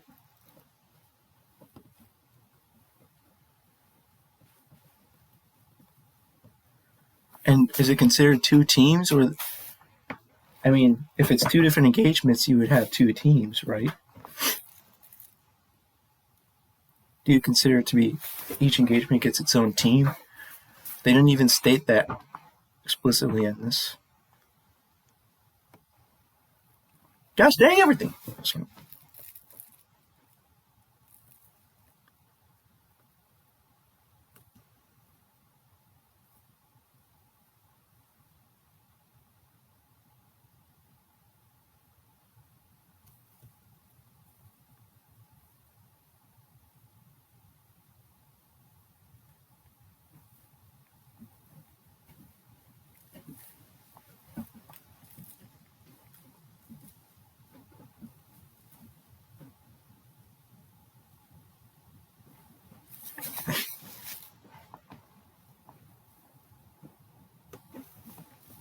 and for that government project, I'm probably just going to stay up super late and not even care about the 10 p.m. deadline, because he doesn't even have it on Canvas. There's not an official deadline to turn in the city's project. Like he said, finish it by tomorrow. Like he literally said, finish it by tomorrow, and then people were asked him to clarify, and then he changed it to tonight at 10 p.m. But he can't really enforce that if he doesn't have. I mean, he didn't even send us an email about it, or he didn't put it in writing about when it's due. I guess he did say in class it's due at 10 p.m. But he really needs it by tomorrow. It's not necessarily by tonight. He just needs it by tomorrow. So he's making the due date tonight at 10 p.m.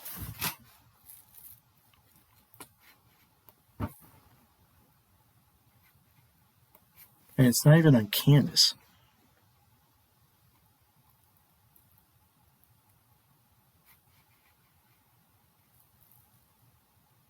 Cities of Smithville and Bingham. Like, what even is this Canvas assignment right here? It doesn't make any sense. And it also contributes to a 0 out of 10. Like, it's being scored as a 0 out of 10, which is not fun.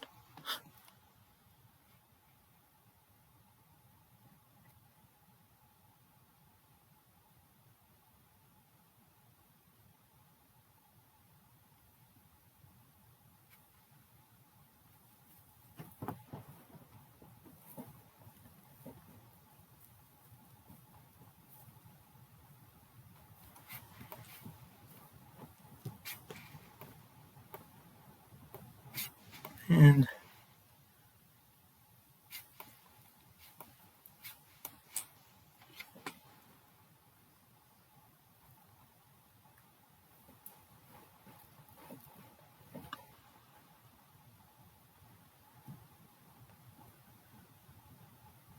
I'm probably going to look at the way I wrote my government memo and kind of go based on that, because it's actually kind of nice that I already had to do a memo, so I can just kind of redo everything I did in this memo. If I literally do everything exactly the same as this memo, I will get a 35 out of 50, which is perfectly fine. Actually, no, I will get a 70 out of 100, but I'm perfectly fine with that. That was funny.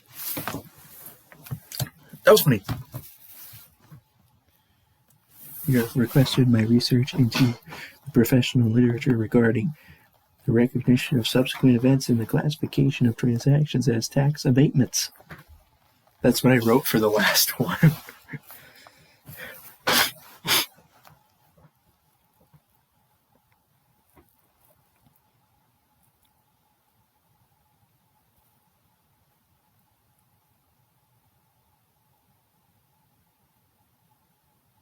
He says too short. Well, but why is it too short? Like, I guess I'm clearly just missing information here. But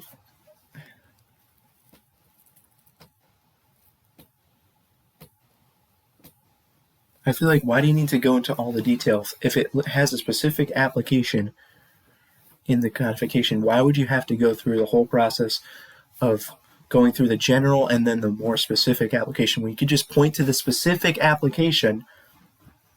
Because that's what he was talking about in class, like the tornado thing. Like, he was like, I think I had the right idea in my memo. The only problem is he wanted you to go to like apply it to the general principles. Well, why don't you just point at the specific application in the codification where it says explicitly that a tornado is an unrecognized subsequent event?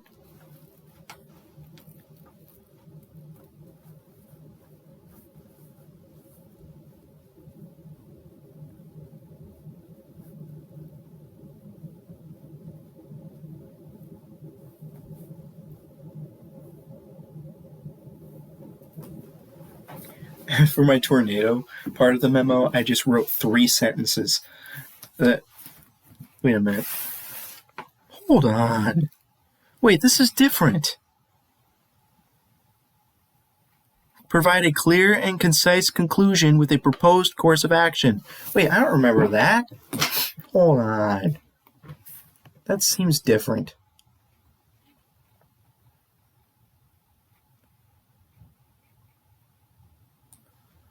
That seems different.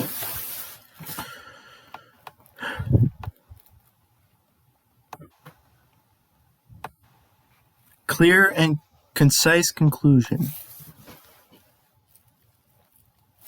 Oh, that's what my third sentence was. Okay, so there were supposed to be 4 paragraphs. I wrote 3. Why did I write 3? I wrote the issue reviewed, identify the rule I found in the literature that applies to it, state how to apply the rule to your specific facts. So I kind of combined those 2 into one.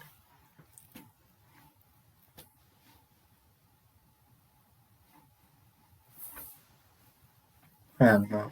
Not exactly. Yeah, I kind of skipped steps there. Let's see, I only wrote 3 paragraphs for the other one, too. What am I doing here? I wrote 3 paragraphs for each one of these. Was I an idiot and just forgot to write the 4th paragraph, or what?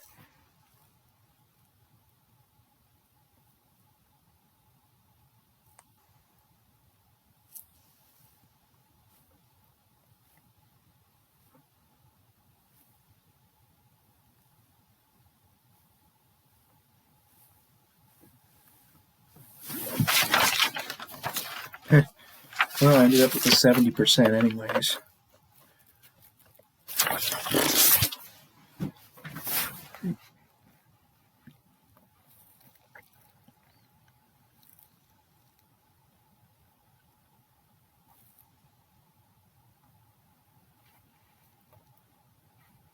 Sentence 1.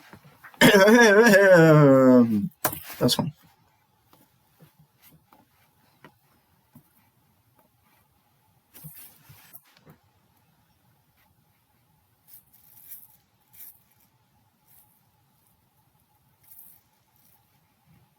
What is the formatting?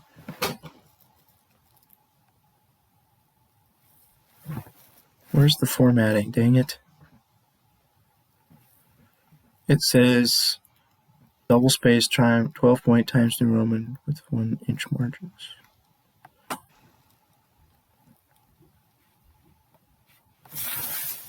You have requested my research into the professional literature. Stop.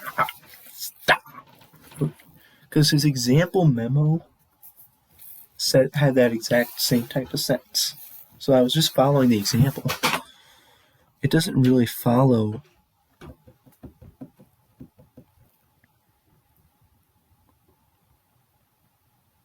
the 2 questions and any sub-issues.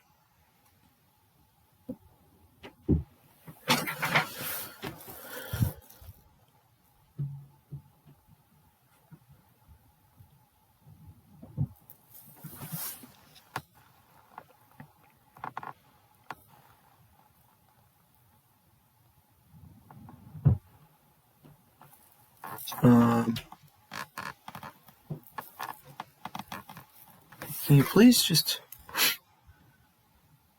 This is where having 2 screens would be good. I don't feel like opening up the second screen, although I am going to open up the second screen at some point. Alright, I don't know. Because there's not that much to finish in the government project. I don't know if I really want to open up the second screen. It's just too much of a hassle. That was...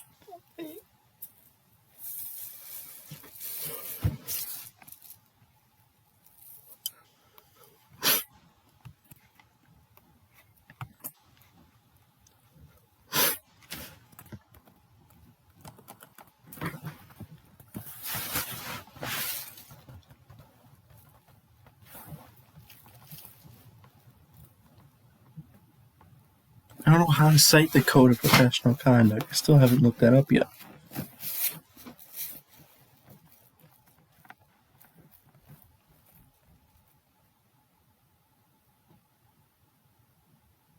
COPC.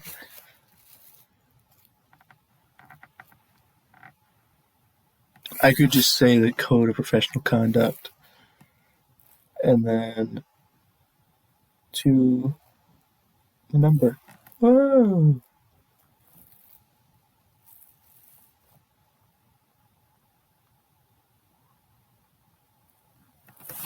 Wait a minute. I never opened up a third one. I thought I opened it up at some point. Because I was specifically looking for the name. ICPA Code of Professional Conduct.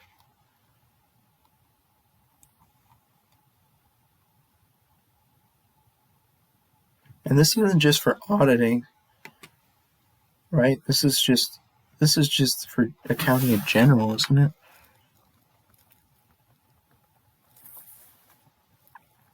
Member is a member in public practice, member in business. 3 applies to means all the members.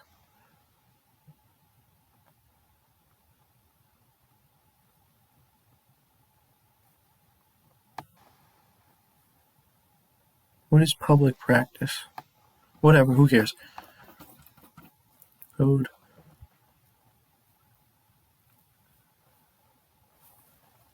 I don't even know what I'm supposed to say. Just the code, the AICPA Code of Professional Conduct. Every time I want to cite it. Man.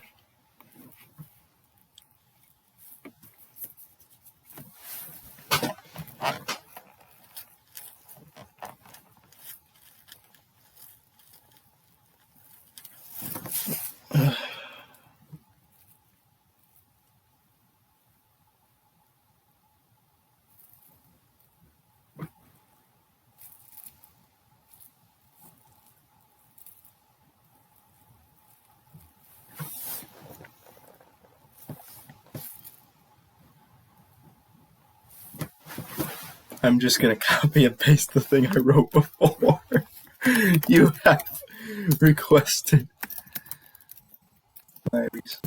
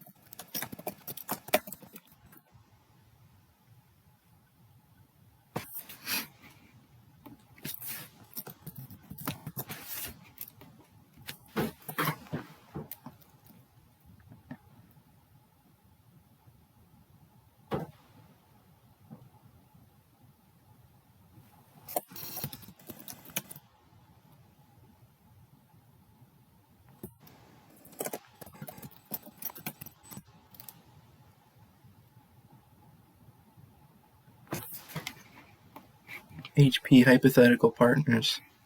Whether hypothetical partners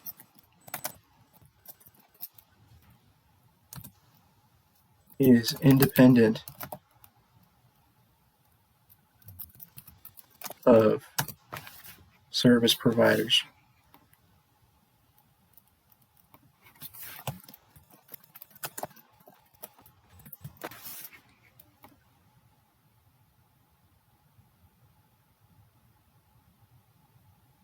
Incorporated.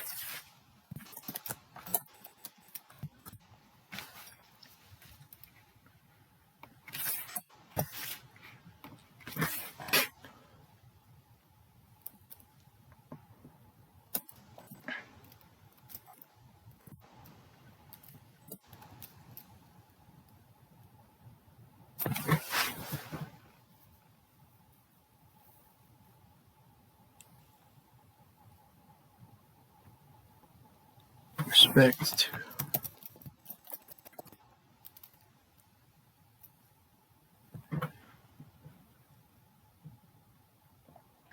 with regards to the attest services. Wait.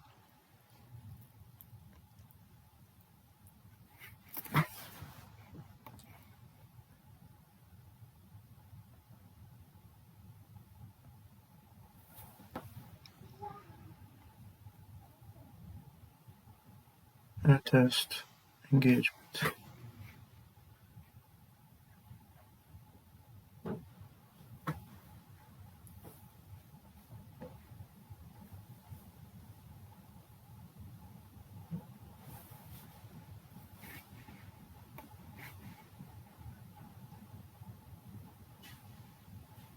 With regards to the financial audit and with regards to the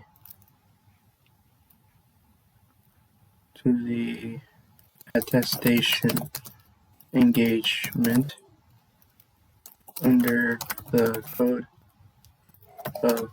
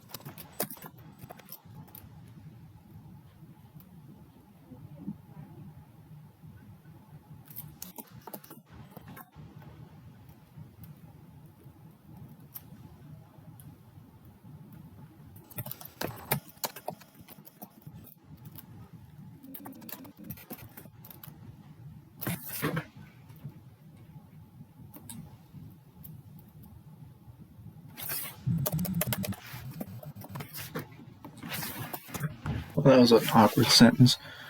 You have for Chris.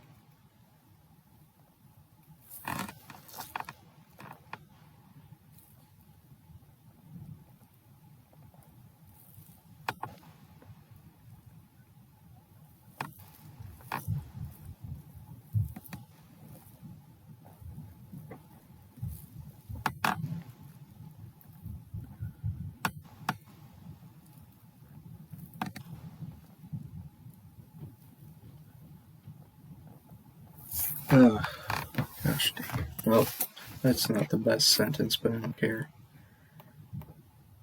Also, let's make everything the right font and formatting so I know how many pages I've completed.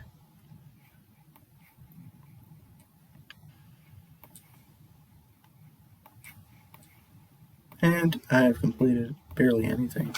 So there's that. How is this double spaced? Is this really double spaced?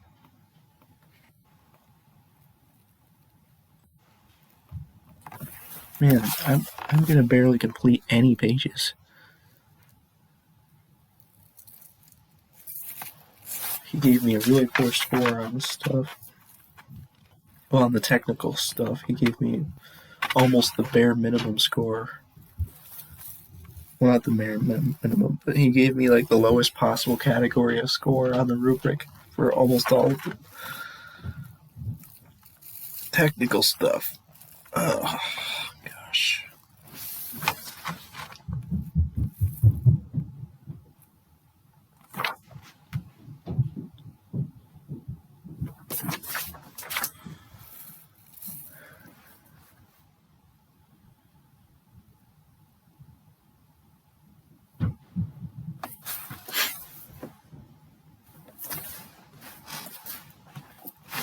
And then we will have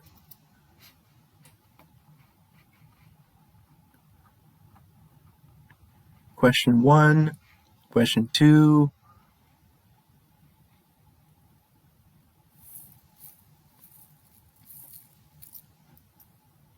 sub-issue 1, sub-issue 2. So, because like there's several sub-issues here. Because there's only 2 sub-issues. Okay, so there's actually 3 sub-issues because I might combine 2 and 3 into one because honestly they're just, it doesn't really seem like there's a good reason to distinguish between them. When you read the requirement, it doesn't say the person has to have a certain amount of influence on the engagement. I mean, it kind of does, but at least for this part, but it just contributes to what is done in response to the breach. Because, I mean, I guess all you'd have to do is redo one part of it, because he only did, for the financial one, it would be pretty simple, I guess, because it was only for one specific part of the engagement. But, and also for the other one, it wasn't like he did all of the work for it. He all he did was review the other people's work. But he was also a part of the planning process, so I guess that's the thing. He had a huge role in the second one, and he had a small role in the first one. I think that's what they're trying to get at, because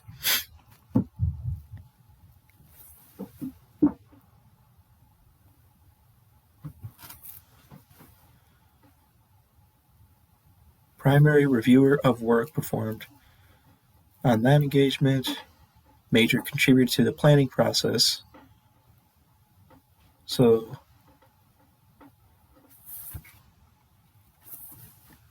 he played a major role in one of the engagements and a small role in the other engagement. And that could make the difference between the two, because in terms of what to do after they discovered a breach, it's not relevant for the first question, but it is relevant for the second question, which I didn't consider. That was funny. Dang it.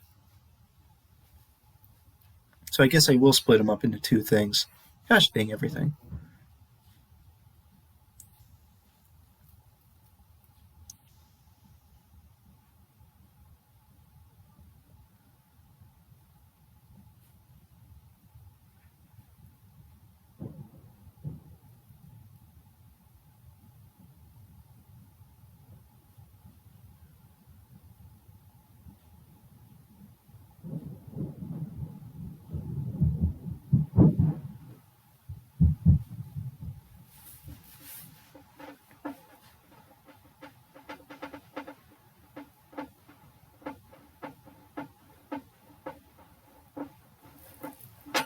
So I guess I am going to split it up into the three questions. I was originally not going to, but then I just realized I should. Dang it.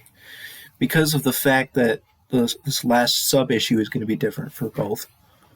Of course. Can they cure the breach? Yeah, I will treat each one separately. Two sub-issues for one. Has he breached the requirements? How? No, it's not really a sub-issue, because I mean, I guess if he breached multiple requirements, it would require sub-issues. So for number one, I'm not going to split it into sub-issues. So did Lamar breach? Are we just going to refer to him as Lamar?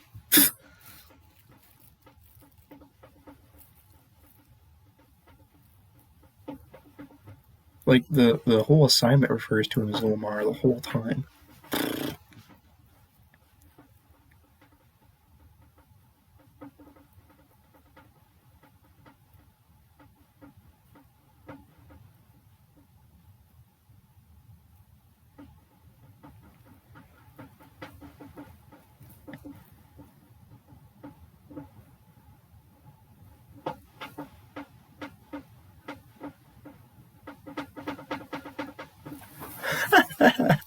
Stop.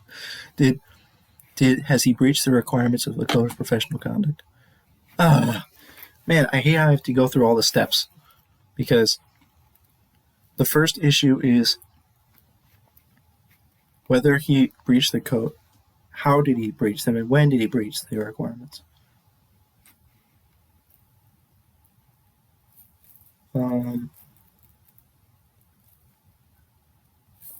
Wait, is it the same formatting? Oh, that was funny.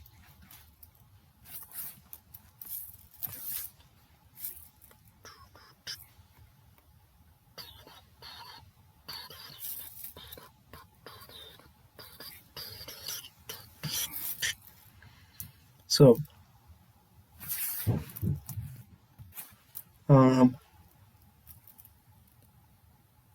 did Lamar Blackburn breach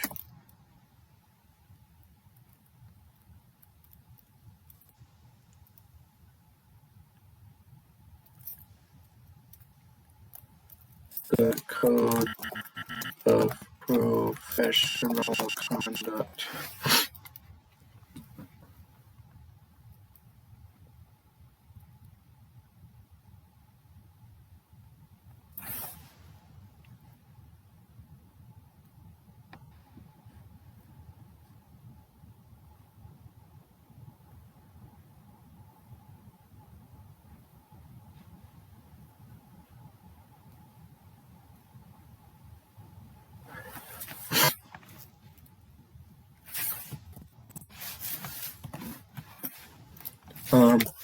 Gosh dang everything to dang it. Identify the exact issue reviewed. Oh, come on. And any relevant facts impact analysis. Well,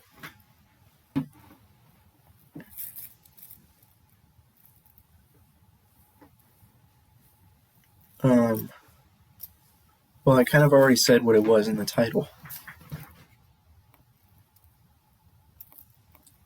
The relevant facts are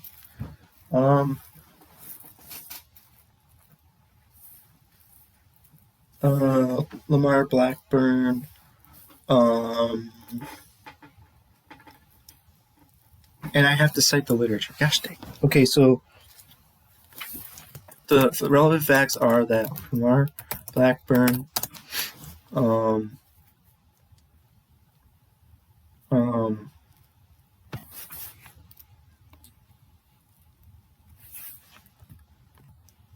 gosh dang it!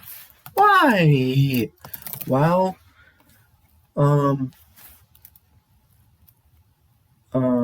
Lamar Blackburn contributed to, was a member on the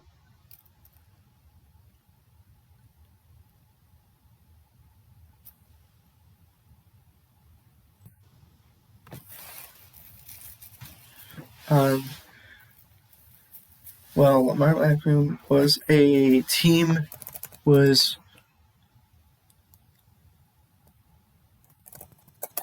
contributed as a team member on the two previously mentioned engagements. Dang it.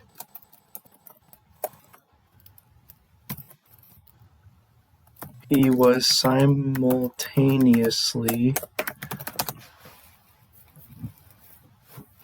applying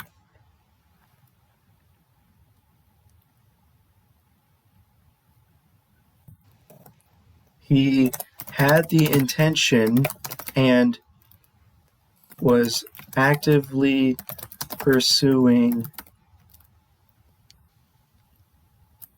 and was and he had the intention and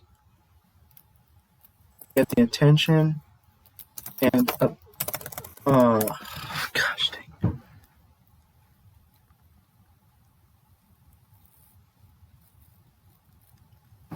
And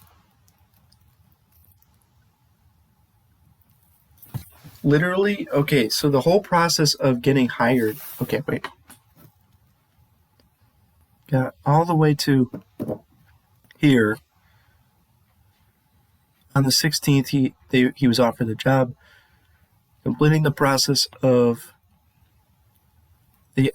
applying to and interviewing for. He had the intention and completed the process for applying and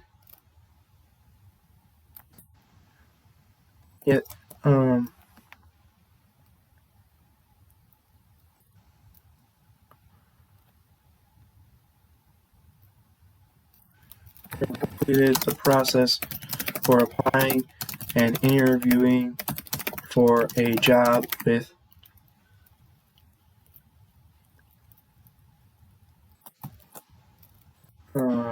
Service Providers Inc., which was the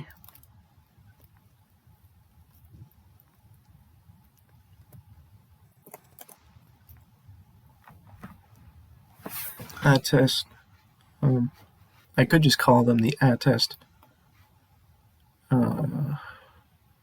client. I could call them the Attest client.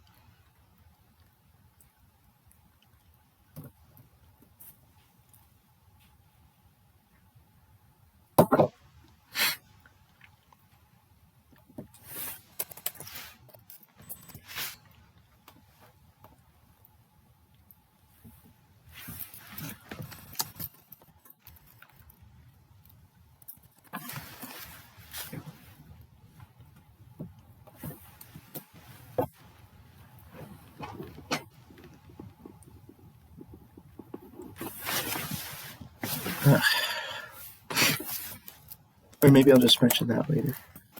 Wait, okay, I just said what the facts were. No, relevant facts. I'll add to the relevant facts later. Oh, you know what? He did not follow procedures for... Well, no, he breached independence. It doesn't matter what he did elsewhere. He automatically breached independence. Oh, wait a minute. No, not exactly. Because it says it's fine as long as he does one of these four... Or all of these four things. Or all of those four things are done. So he didn't... But he did not apply any of the safeguards that were mentioned here. So he clearly breached independence. But anyways... he did not tell anyone about it. Okay. He did not tell anyone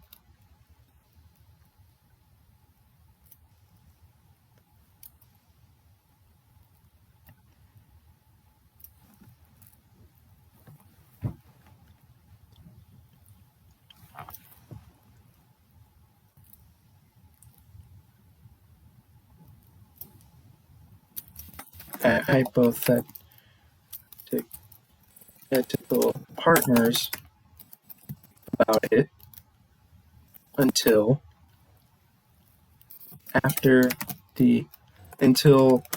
near the end of the engagements. About it until near the end of the engagements. Okay. What else? While he contributed as a team member on the two previously mentioned engagements, he had the intention and completed the process of applying and interviewing for a job with Service Providers Incorporated. He did not tell anyone at Hypothetical Partners about it until near the end of the engagements. That's it. So those are the appropriate facts. Those are the relevant facts.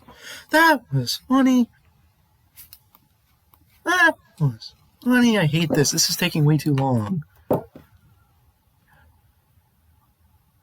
No, I accidentally scrolled down the wrong section. I was supposed to be scrolling down this.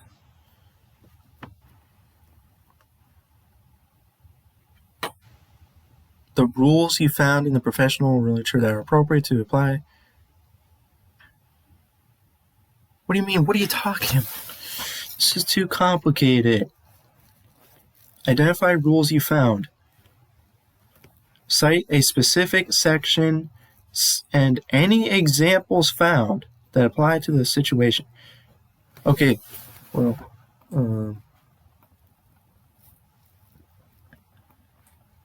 so considering employment or association.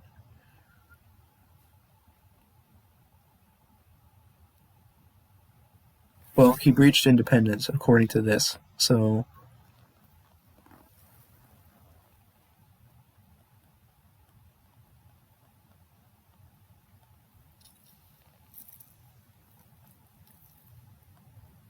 but I'm pretty sure the independence rule is a thing. You have to follow the independence rule. You don't have a choice.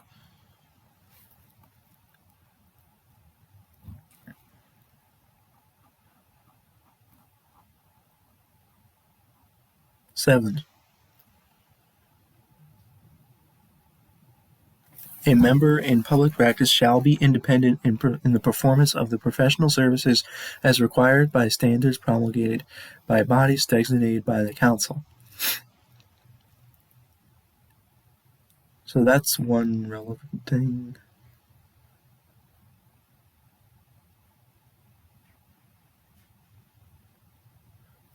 It's so insane how there is a full 80 pages of the 218-page document, 80 of the pages are dedicated to interpretations under the independence rule. That's a lot of pages.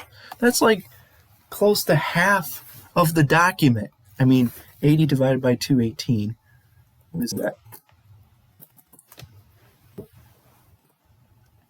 It's 36. Okay, maybe not close to half, because I was like, oh, it's close to 100, and 100 divided by 200 equal 50%. It's 37%. It's over a third of the document is just related to independence. A third. Anyways, that was funny. Okay. The rules within the literature. He breached independence, and he's not supposed to breach independence. How did he breach independence? Okay, how?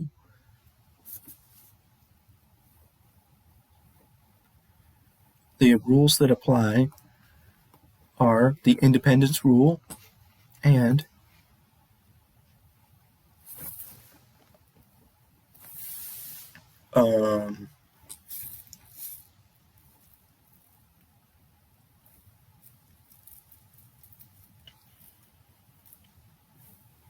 and then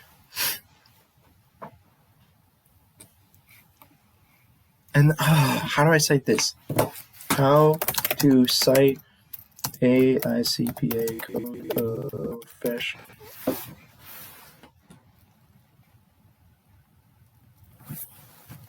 In-text citations, not just a reference. Oh.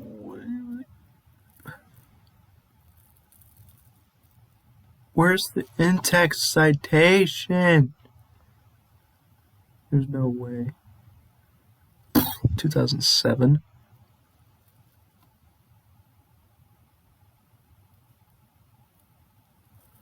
Dude.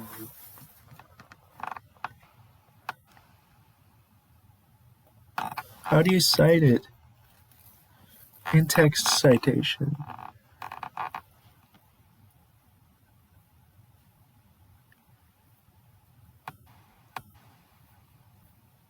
No, that's not what I was looking for.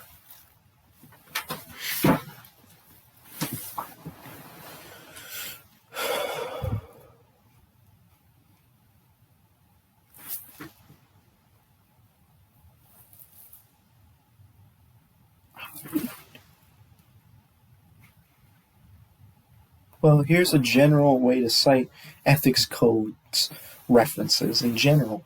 So, please tell me that tells me how to do it. Because I don't even know how to cite it. What am I supposed to do? Say, oh, look. No, in-text citations. Oh, come on.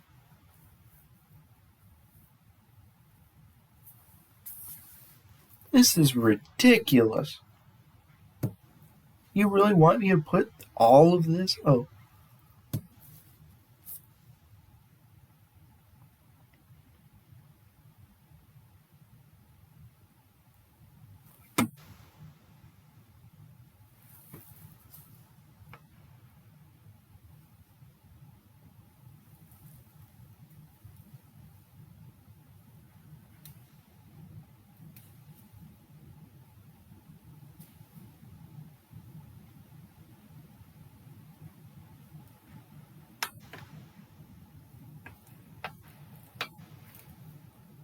ACA Code of Ethics. Dude. The way they have these citations is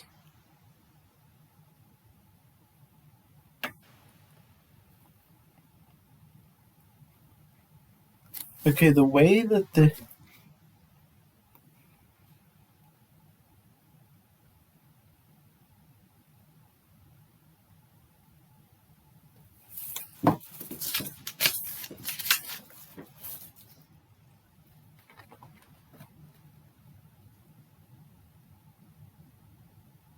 know if I'm supposed to put the word codification.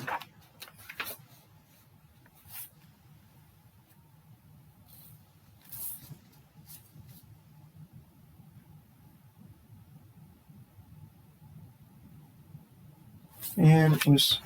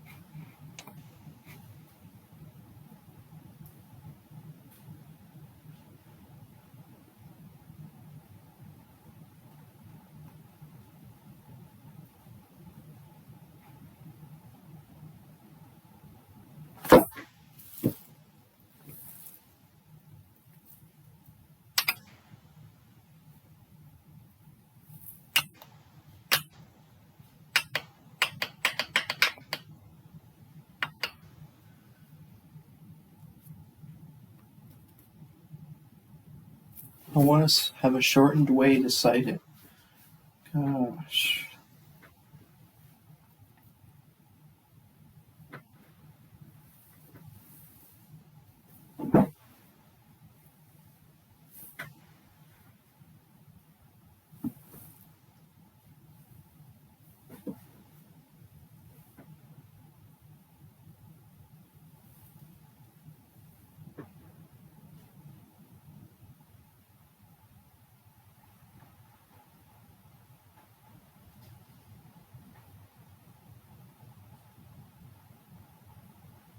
There's a way to cite it with APA, and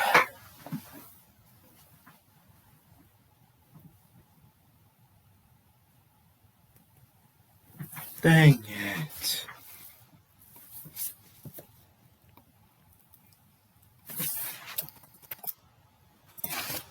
And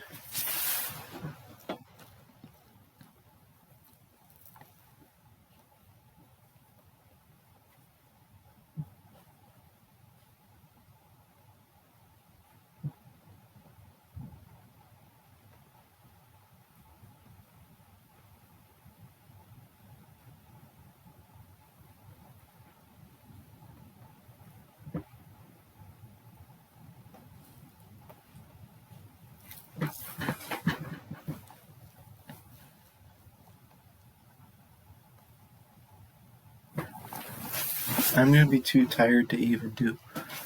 I thought this would be simple. The problem is I just keep...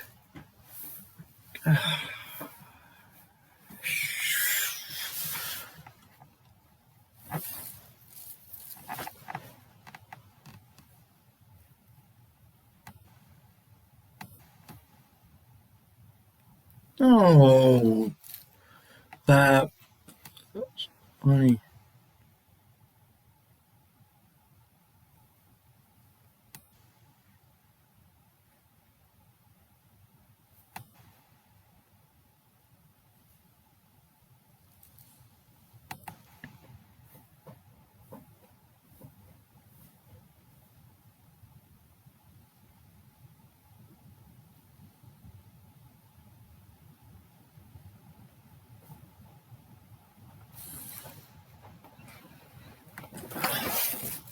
He gave the example of how to cite it before. I don't feel like using APA citation. I don't know if that's what he even wants us to do.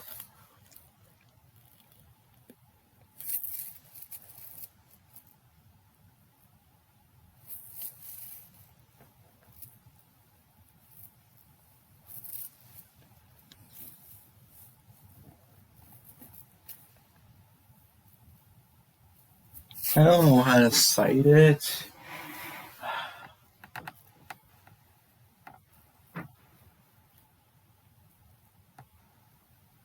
Why to give an example memo? It would have been so much easier to know how to cite that.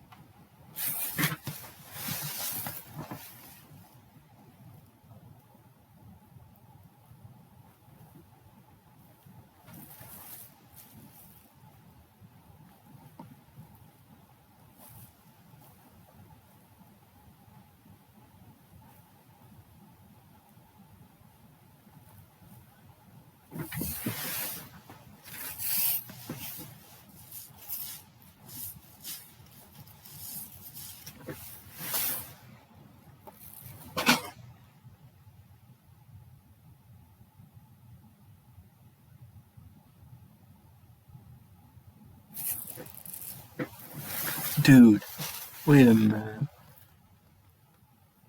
What? What is this numbering system?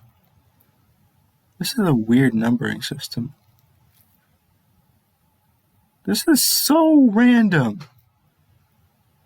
What? 40?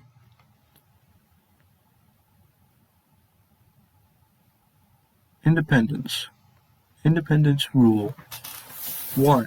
They do point 1, and then they do one sentence. Interpretations.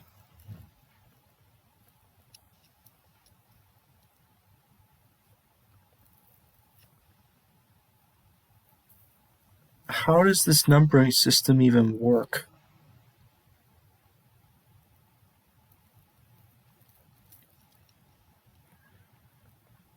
Because do I put 0.001 and then 0.01? I'm assuming that's what I have to do. I don't know. Because when they cite themselves, section of paragraph 2. Okay, wait. When they cited themselves, they're like doing it weird. Hey, look, they actually did do this. So never mind. Oh my gosh, this numbering is so messed up. It's literally 1.200.001.01. What even is that numbering system? My gosh.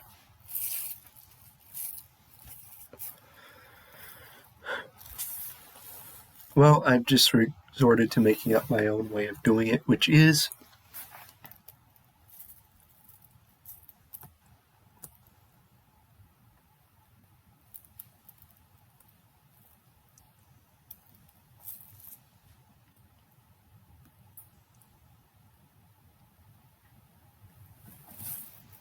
because there was a shortened way to cite the Gatsby codification.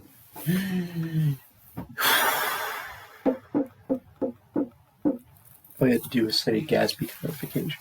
For this one, it's not that simple.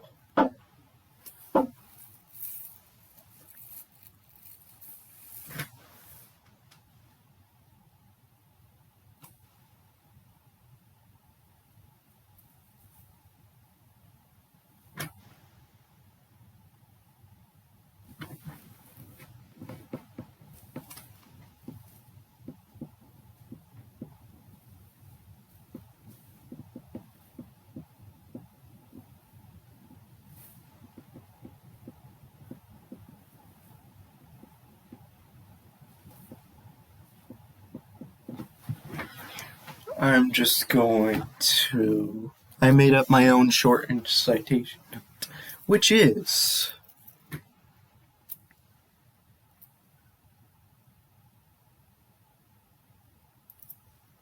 Well, I could just put the word code. I don't know.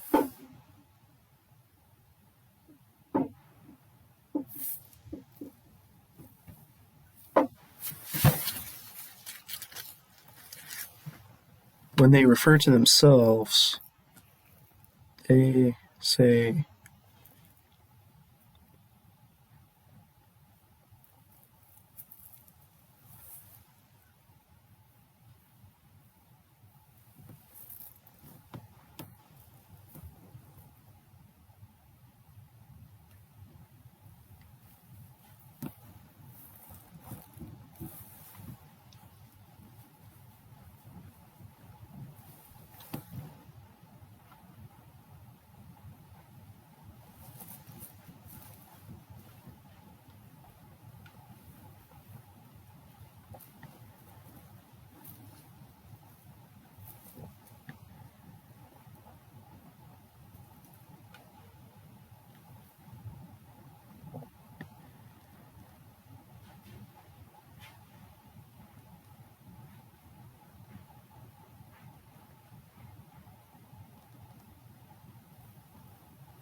One, two, 10, 0, 1, 0.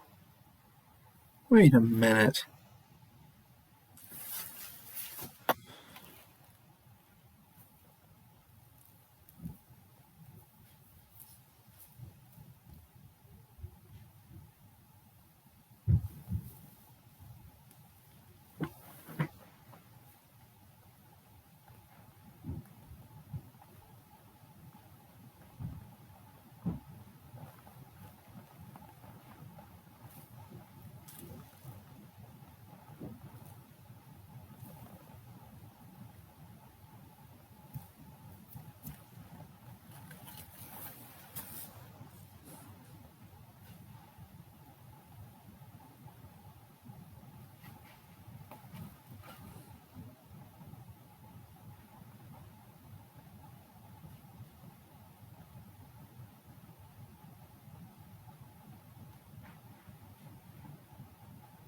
The code.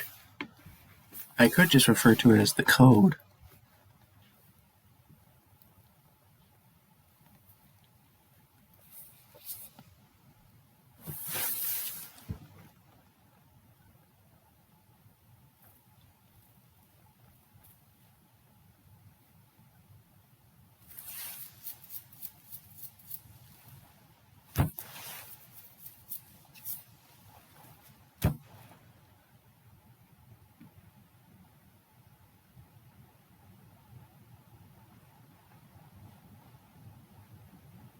I wonder if I should just say the code and then.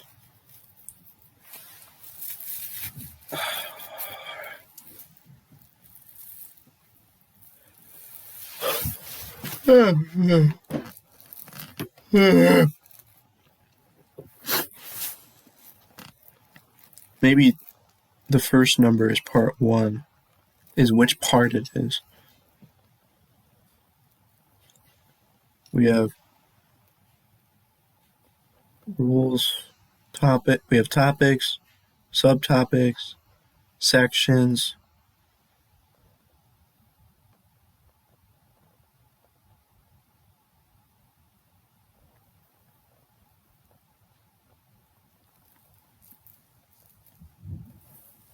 Interpret.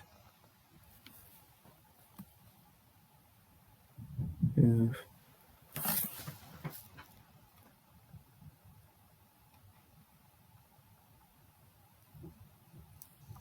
Hey, look, citations. Wait a minute. Oh, I wonder if they will tell you how to cite it. That would be nice.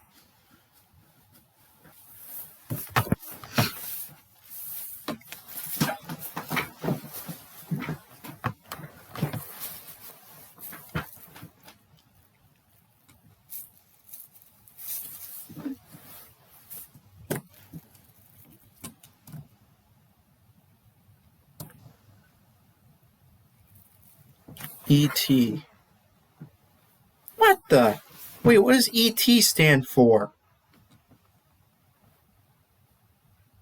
What does ET stand for, anyways? What are you talking about?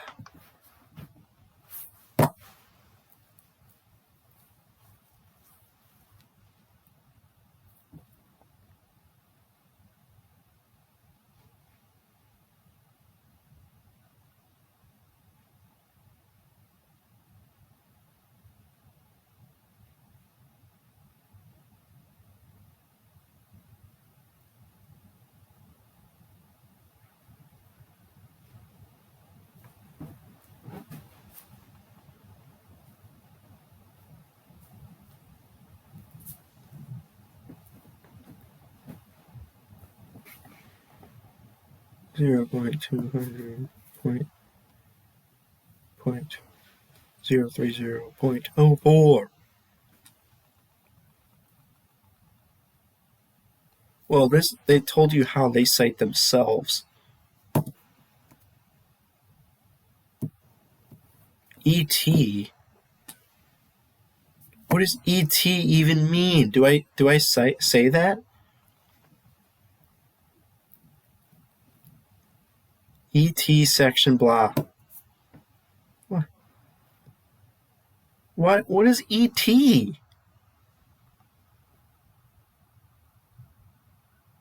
What is ET? No.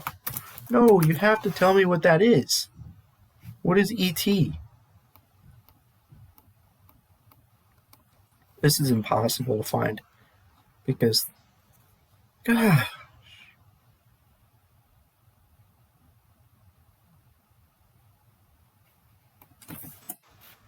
Highlight every single time ET is used. It's not highlighted.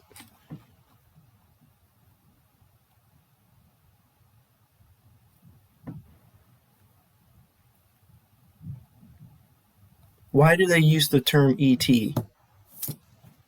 What is that?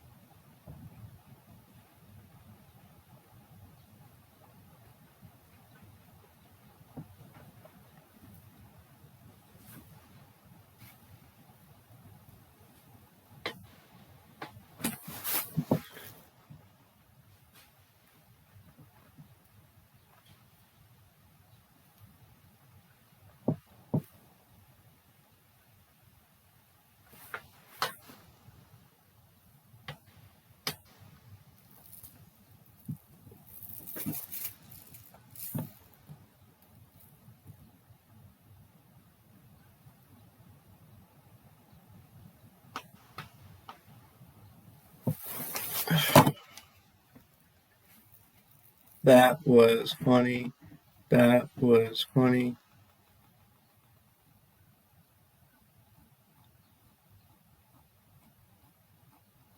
Only 37 pages in. And then for the next 80 pages, that's all.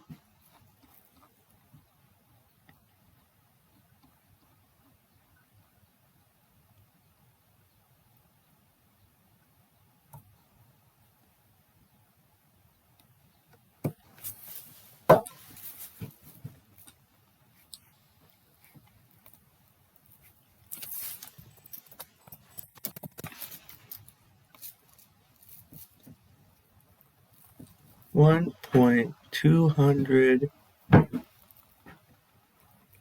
point 1.200.001.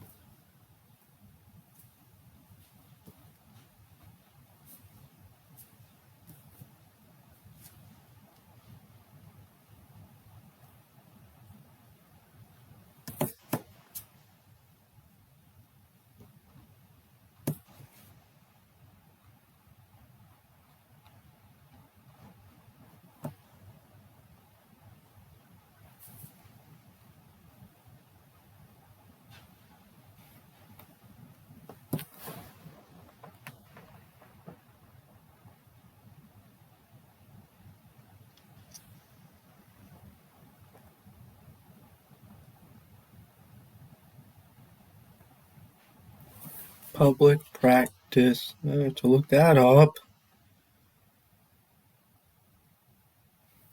Performance of professional services for a client by a member or a member's firm.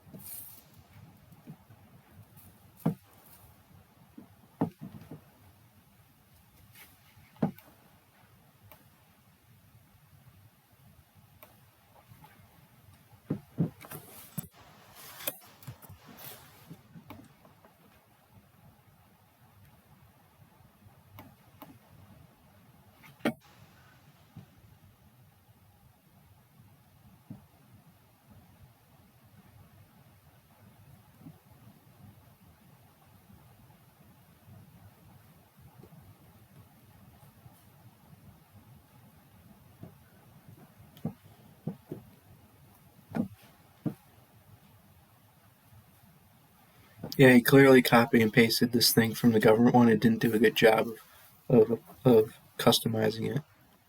Because it still has this sentence from the government one, which does not make any sense. Ugh.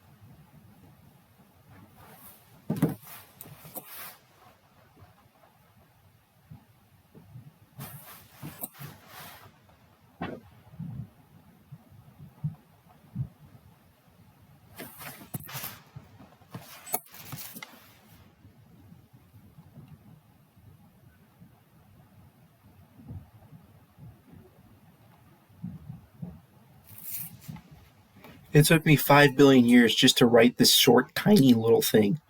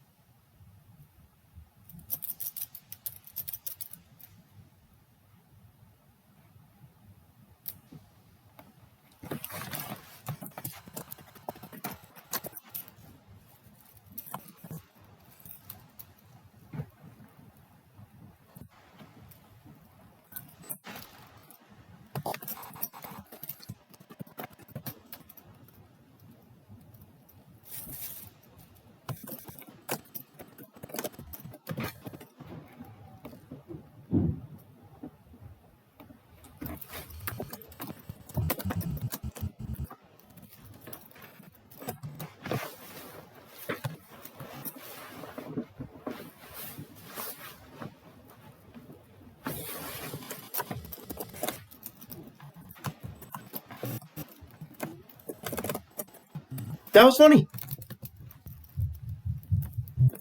That was funny. How did this happen?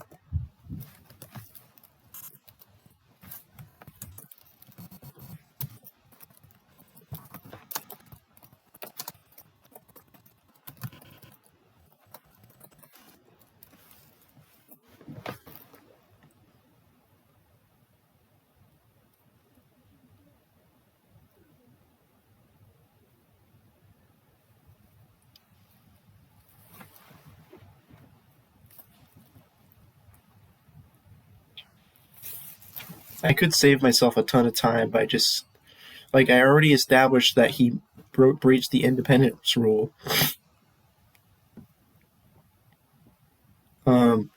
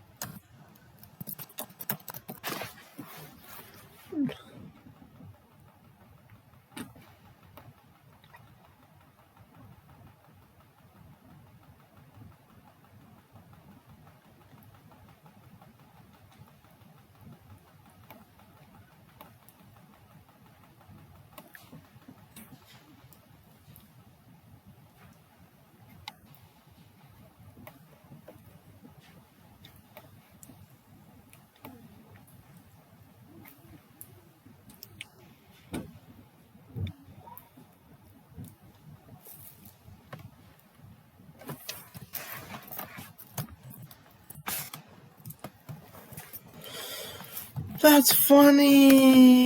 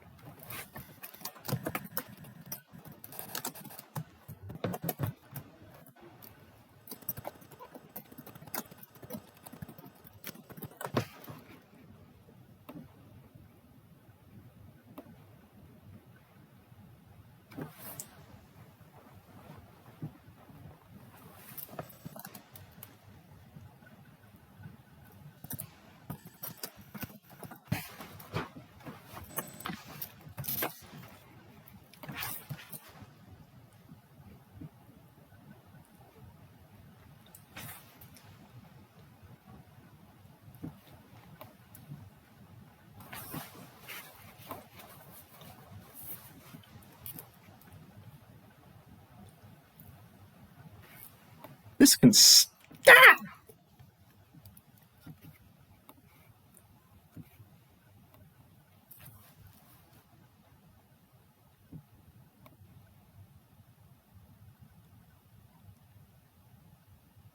Dude, this is taking way longer than the government one. What the heck? It's just I had all the ideas in my head. It would have been so much easier if it didn't have to be formalized into a very specific format that I'm not familiar with at all. Gosh. Man, this might actually turn out to be 3 pages after all this. No, I'm only done with 1 page so far.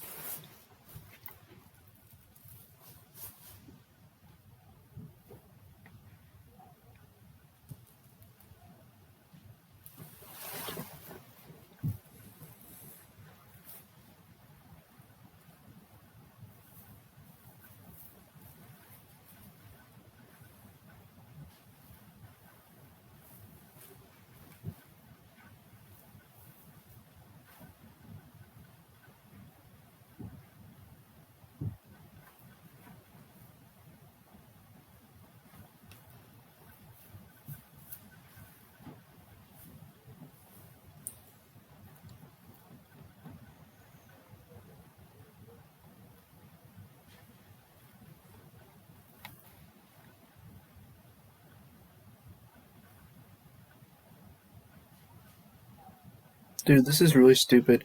Why would they put the same title twice? Why? That's gotta be a mistake, dude. They left this huge. Well, it's not a huge mistake, but it's kind of a glaringly obvious mistake right here.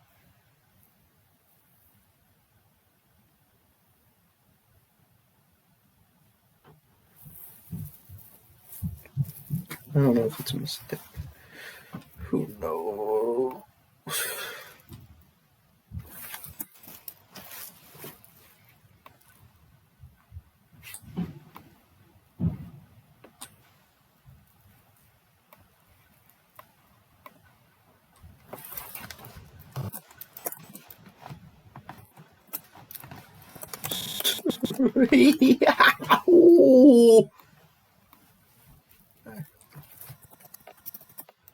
Stop!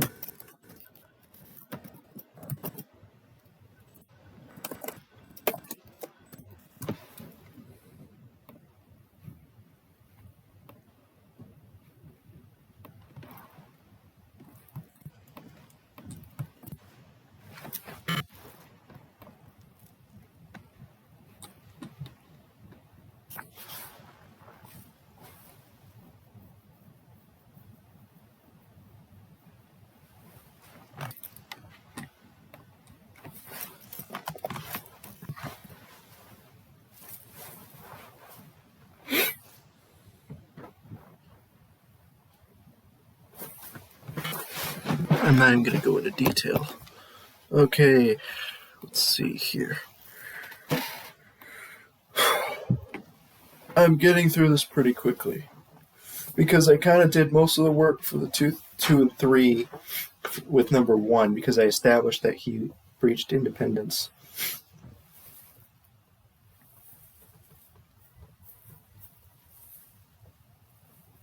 So I'll kind of copy and paste this.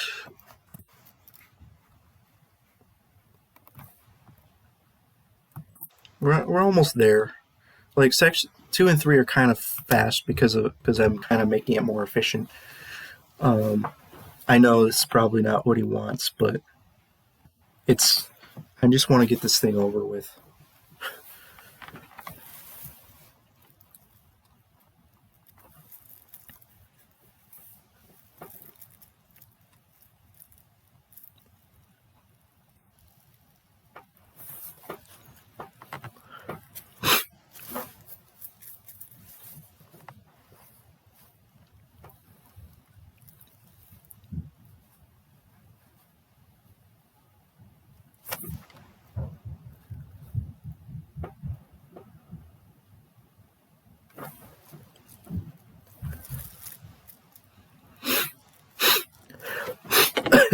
That was funny.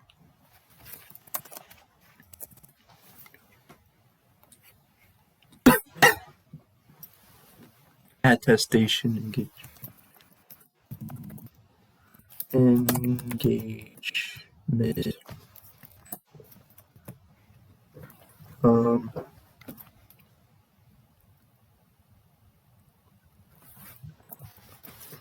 um,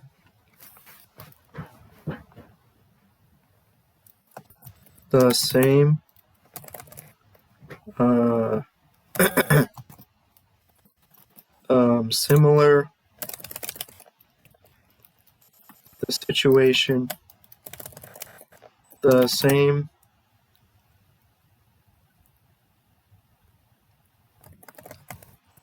In the same way as the financial. For the same reasons as the financial as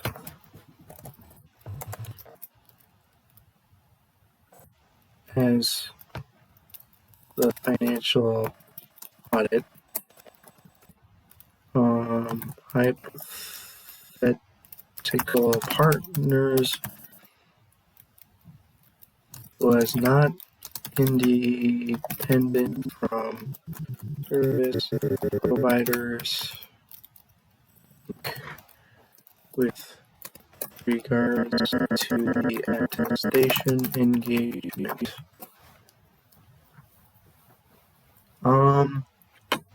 Well, let's see here. He was. The significance of the breach may have been nature and duration.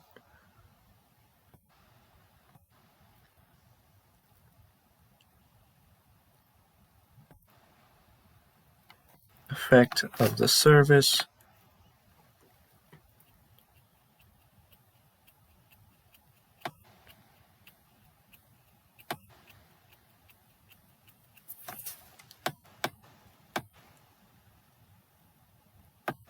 He did a ton of work. I mean, he reviewed all the papers. I mean, the work they did was review, and he contributed to the plan. He like did a lot of stuff. It looks more significant. It's kind of a professional judgment thing, but let's see here.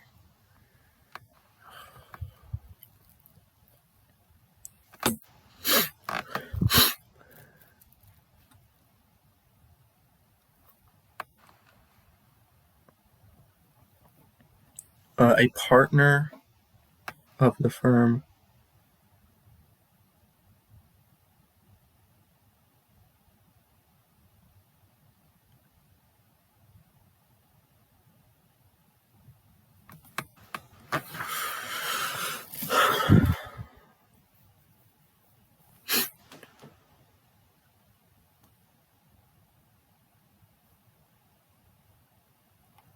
Um,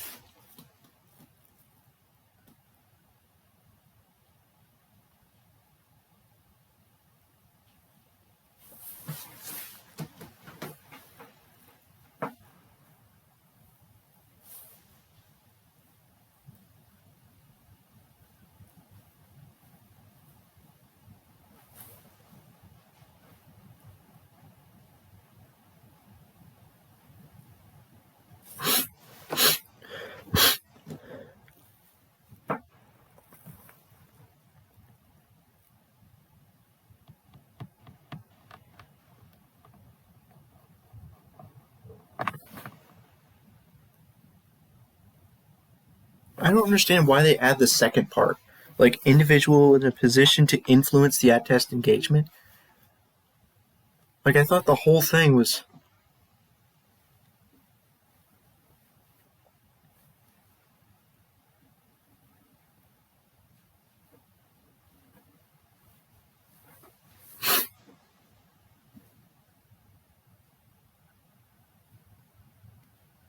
individual.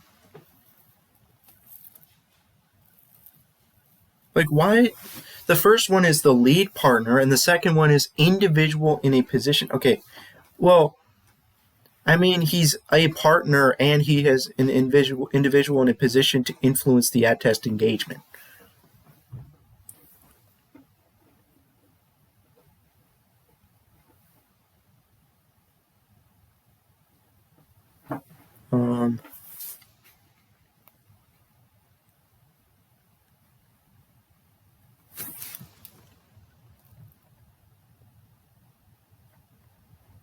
In this case,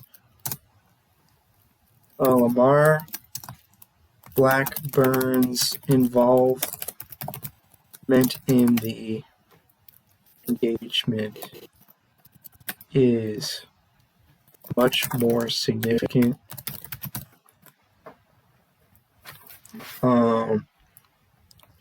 Let's see.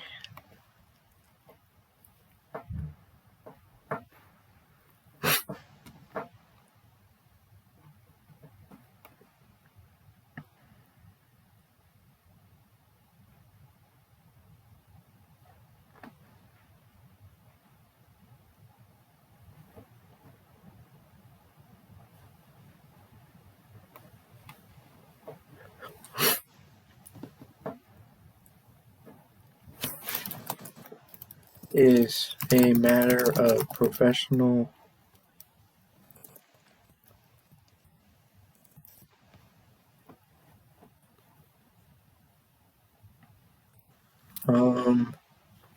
it may be concluded that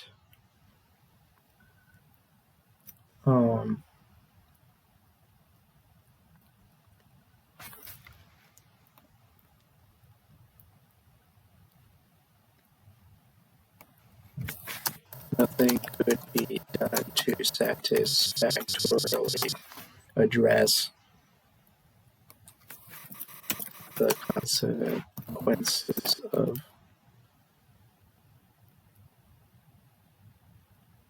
this breach of independence.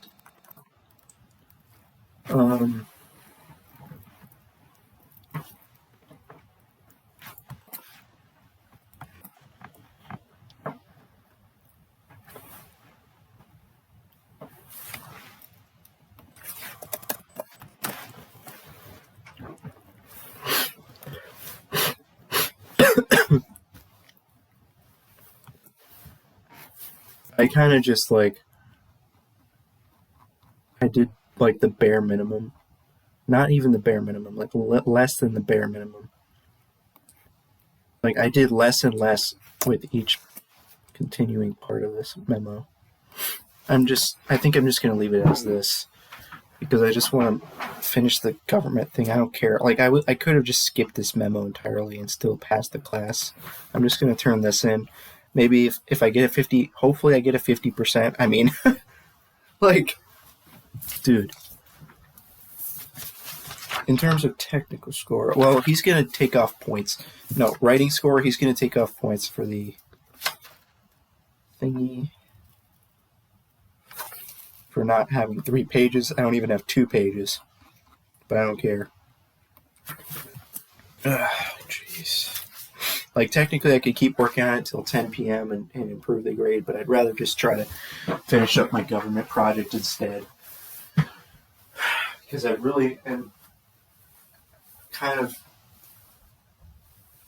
have a much higher risk of failing that class, so it's much more advantageous for me to just work on that.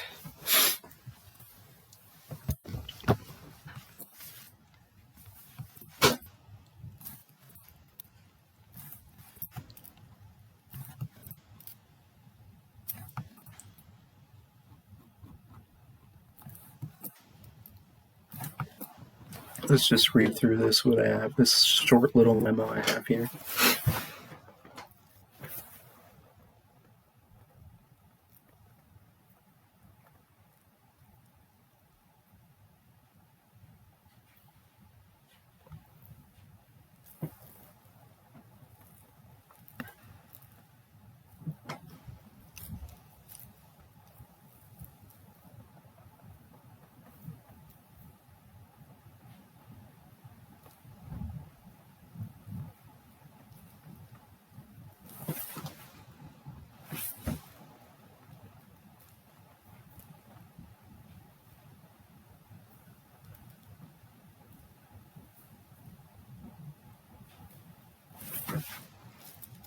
I'm literally shortening it even more. Funny.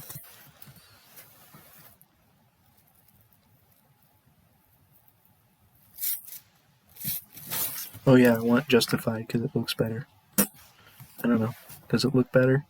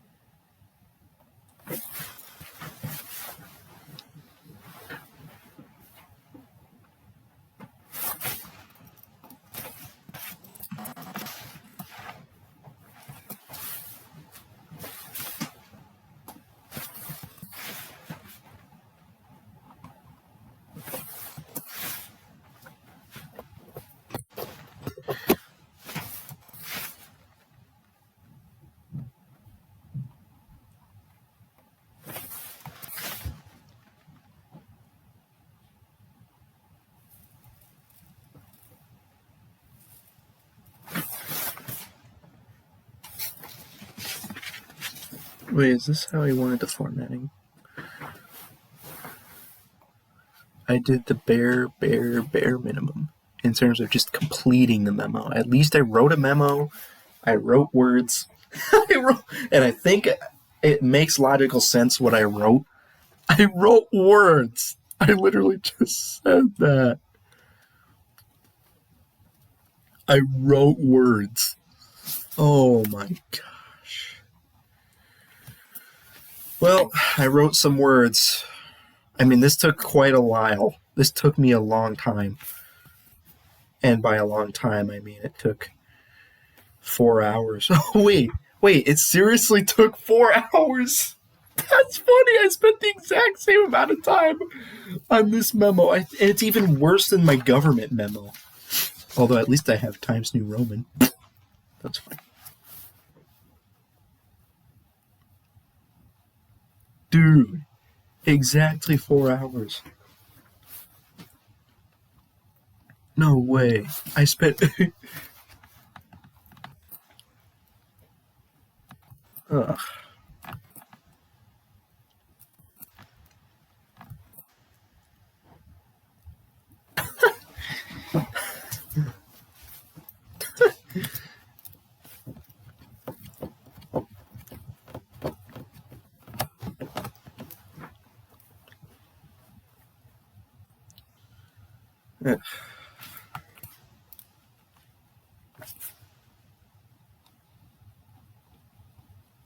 There's a piece of crap. There is a piece. Here you go. Here's your piece of crap. Oh, jeez. Oh my gosh.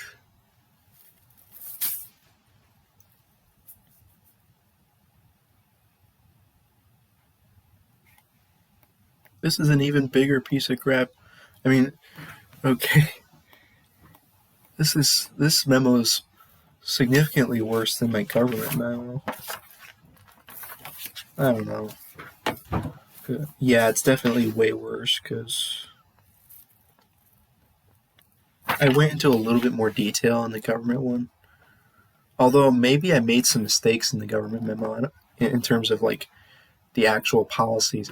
Like I don't know, I could have made a mistake on that last part because I can't really tell whether or not it's he meets the definition of being so significant. Like I just kind of I don't know. I just kind of stop being slow. Does recording for 7 hours have anything to do with this being slow?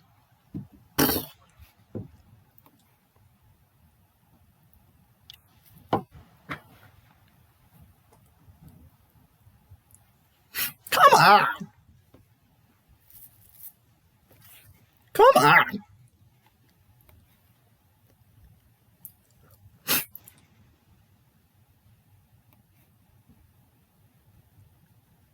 Dang it. Due at 10 p.m. Hey, look, I'm turning it in like 2 hours early. 2 hours. Only 2 hours early. Well, hopefully I get 50 out of 100. Oh, jeez.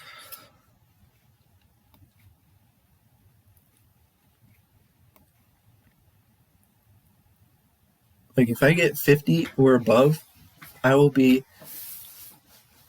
only be disappointed if it's a less than a 50%.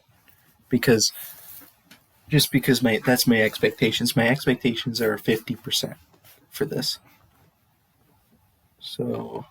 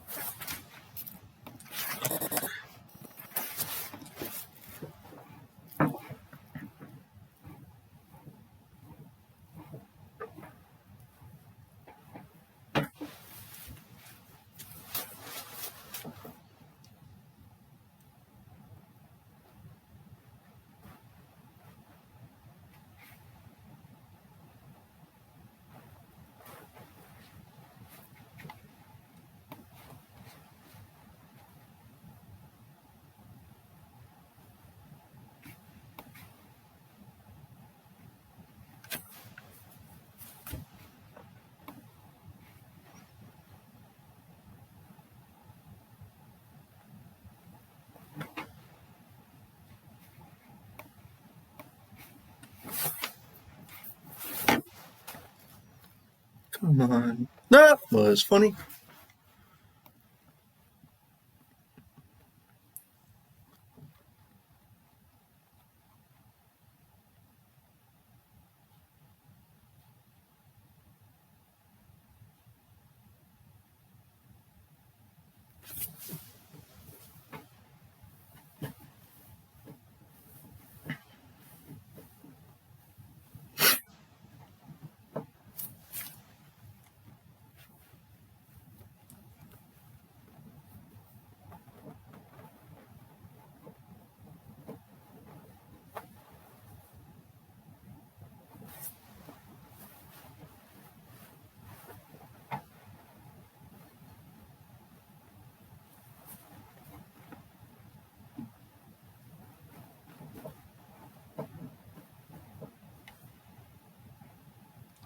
Yep, that's what I was able to accomplish in 4 hours. It took that long because I couldn't figure out how to cite the code. That took forever. Well, I finished 2 projects. 1 project left, and there's no way I'm finishing that project by 10 p.m. unless I just turn in what I already have. Anyways, but I don't know if he's going to give me a late penalty for that.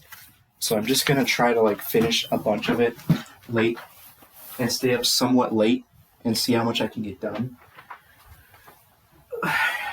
I feel like it's gonna be a significant boost to my grade to just simply finish the whole thing, as opposed to just turning in most of it, like I did before. Because I don't know how he's gonna grade it. He might give a base grade for just completing it in its entirety. I don't know how that works, but it all depends on what he decides to do. That was funny. That was fun. I haven't even looked at this project for a whole month. When was this thing originally due? Oh, you know what? It was due the weekend after our test. Because we had the test, and then I literally spent the next 3 days straight working on the city's project. Because he had originally had it due the following Monday. Wait a minute. Friday, Saturday, Sunday, Monday. Yeah, so I had 4 days to do it, and I didn't even do anything on Friday. Oh my gosh. I only worked on it Saturday, Sunday, and Monday. And then just turned in as much as I could before the due date, and then turns out it was not even due that day. But he didn't tell anybody that until afterwards, so it kind of forced me to do all the work, most of the work then. That was fun.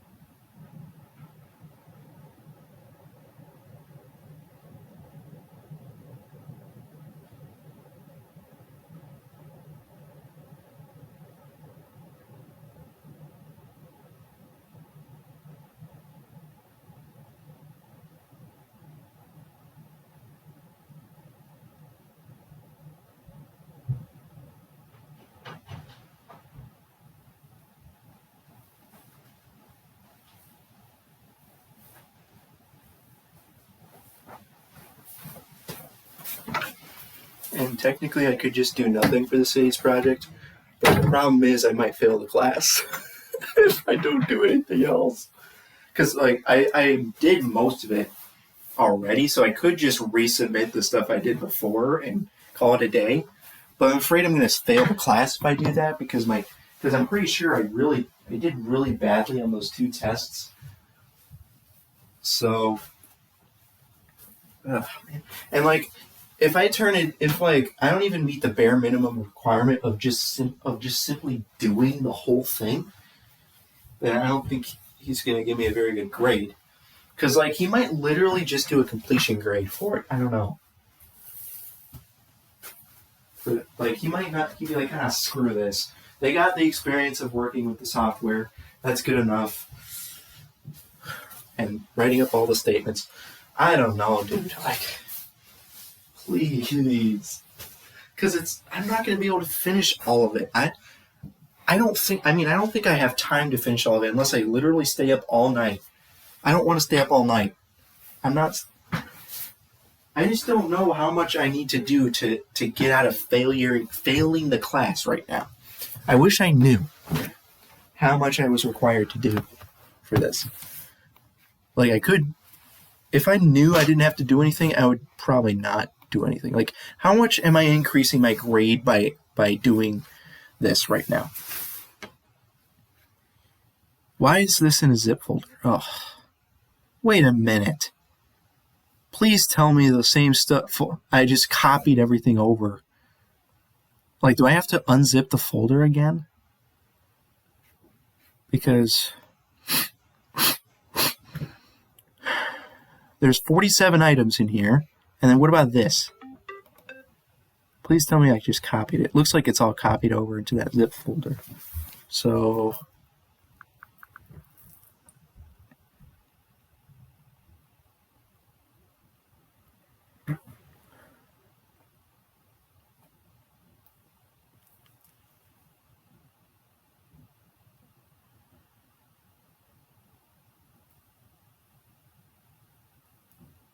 yeah.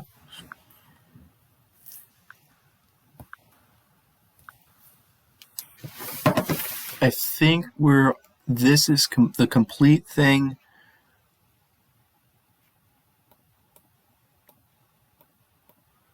Amount of project completed by due date. So I believe this is the full thing. Did I seriously just copy everything into that folder? Maybe. So we're going to open amount of project completed by due date. Well, actually what we're going to open is the software, which I don't even remember how to open it. This is hilarious.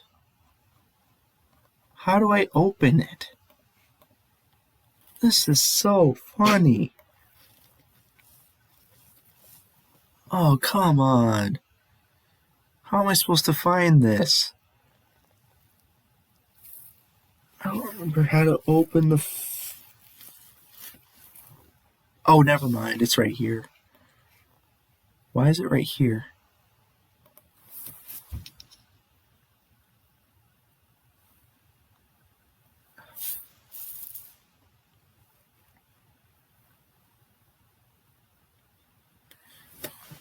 I wonder how far off I am on the check numbers. I don't think... There's no way I did it all correctly. There's no way. Because, like, one mistake is going to mess up everything. Well, one mistake should technically only mess up 2 accounts, right? But, I mean, how many mistakes did I make? If I made 5 mistakes, and that could be 5 different accounts that got messed up, so... Amount of project completed by due date. So we'll just use that latest one I made here. So, and also we're going to use, how do we check numbers? Wow, that was funny.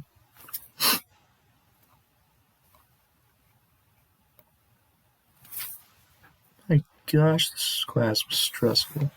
This class was kind of a mess, honestly. The way he handled the class this semester, which is funny because he's been teaching the class for so long. I think the cities project made the whole thing a mess. But not just the cities project, though, because like, he covered 9 chapters, and then he started doing these problems, which were very helpful, but the problem was he didn't even post them on Canvas until after we had talked about them in class. How are we supposed to prepare for the class I guess we're supposed to be reading the textbook, which would help us with those problems, but it would have been nice to have them on Canvas first, and before we did them in the class. And then we had a test over 9 chapters, and then our second test was over 5 chapters. Like 2 giant tests. And for the second test, he didn't even cover 3 of the... he waited till the class before the test to cover 3 of the chapters that were on the test. Literally half the test, we only had 1 class period over the material on half the test.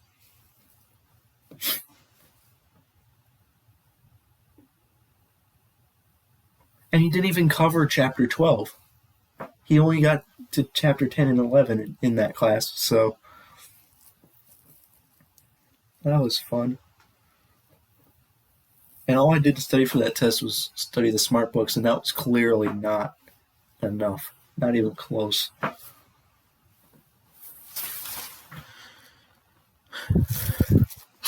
Now I have to look at the check numbers and see how incredibly off I am on these.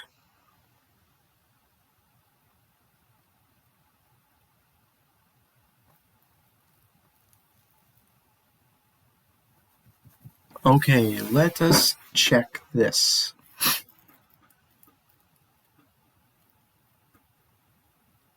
I think we just have to look at the trial balance for 2, right? Oh my gosh. Wait, what? I'm a moron. I want to close all these other folders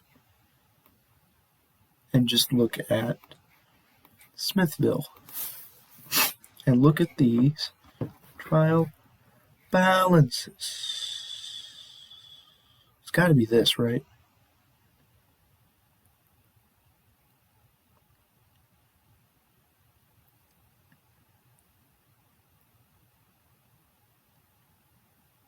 Why are there 2? One of them is not government-wide. Maybe that's the reason. Which right?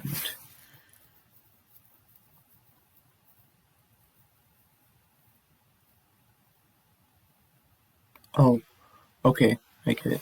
So here's the check numbers. Well, actually, these should be pretty easy because they were kind of just free. Like the first 3 chapters were like completely free. I can kill myself. Are you kidding me? How am I wrong? This was supposed to be free. This was supposed to be free.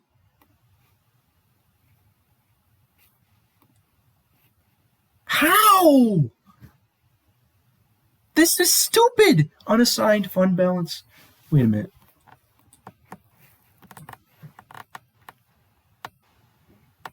Unassigned. How? How does that make... I'm a moron. I was looking at Bingham. Smithville. 218. 931. Okay, thank goodness. Oh my gosh, I was gonna... That was literally free. The first 3 chapters are free. I don't even know why I'm even checking these. Unrestricted net position, 432, 435. Total is 24,886,097. Okay, so the first 2 trial balances are good. 3.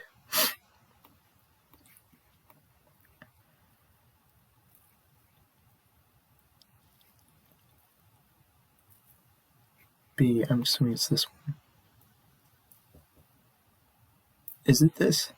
Why is there a revenues ledger? Did I do the wrong one?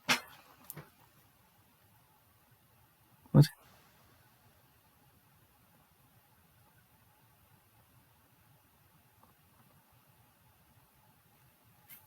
Wait, what are we looking for? 3B. I don't know why I have a revenues ledger there. Appropriations ledger. Pre-closing trial balance. Okay, it's got to be this, right? Unassigned fund balance 218 something. 218,931, and all accounts total 6,690,230. Good, I got that right. That's a lot of check numbers that are right. That's for chapters 2 and 3, so I'm probably going to get everything else wrong. So now we'll go to... Wait, what? Wait, did I post the trial balances for chapter 4? I don't think I did. Because I skipped that because I was going to do it later. Okay, that is not good. All right, we'll do the other funds first. So chapter 5,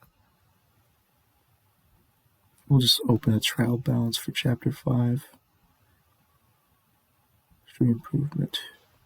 Post and pre-closing trial balance. Come on.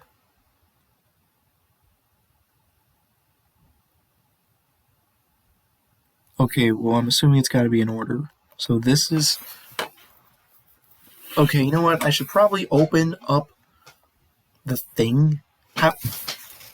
Where's the document I need to open up? Is it in downloads? It would... Where's the document that shows...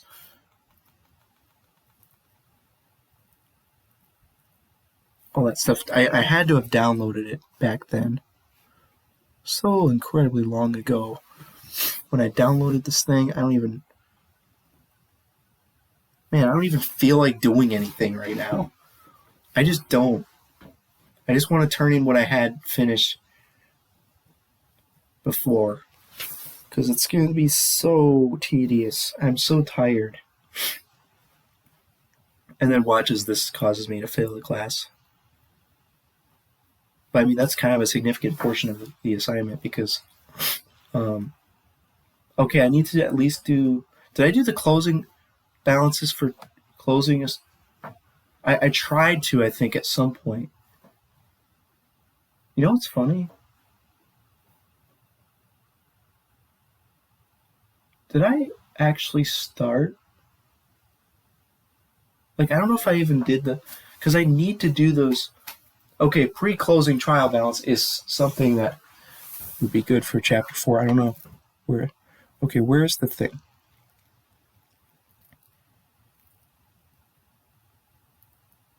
Oh, come on. Dude, I thought I had it downloaded as a PDF. What the heck? Is it on my desktop? Is it in here? No. Where is it? It has to be on here somewhere. Come on. Where is the stinking thing? I don't even know what it's called.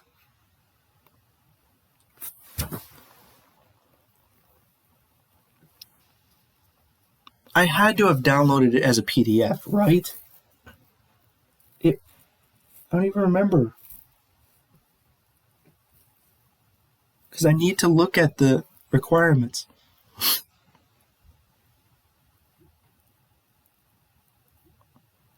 Why the heck would I...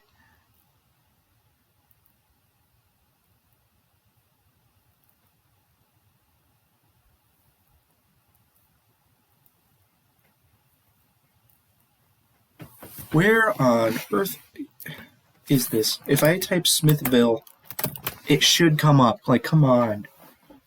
I'm sure I had it as a PDF. What on earth?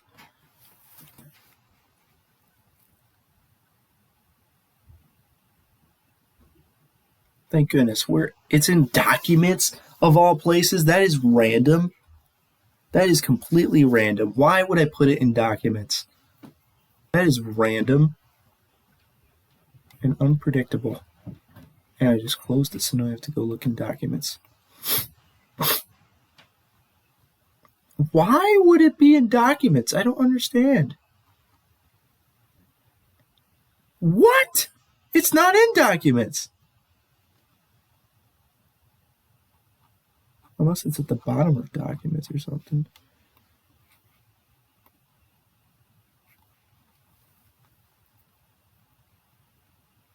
No, it's not in documents. What? What? It cannot possibly be in the OneDrive documents. How could it possibly be there? Wait, I'm dumb. Where is this? Smithville. It's in downloads, Smithville. Okay, it's in a really dumb place. It's in a folder in downloads. So it wasn't in documents, it was in downloads. I was looking at a different thing. Is this even worth checking the check numbers? Because, like, I don't care. I don't even want to do anything. I'll just do, like, the bare minimum stuff. I'm not going to do the financial statements. I did financial statements for a bunch of the stuff. I'm not going to do it for... I'm not going to do it for...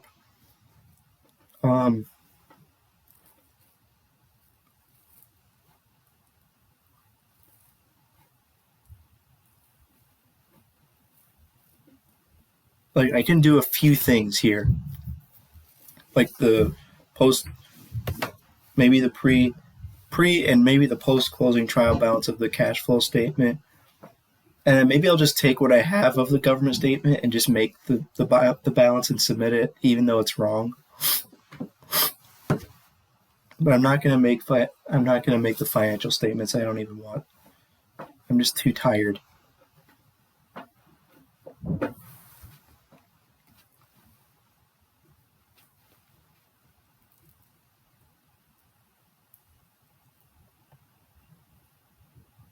So what requirement am I looking for right now? Because I was getting confused about which one to look at, so I need 5C. Am I looking at Smithville? Yes.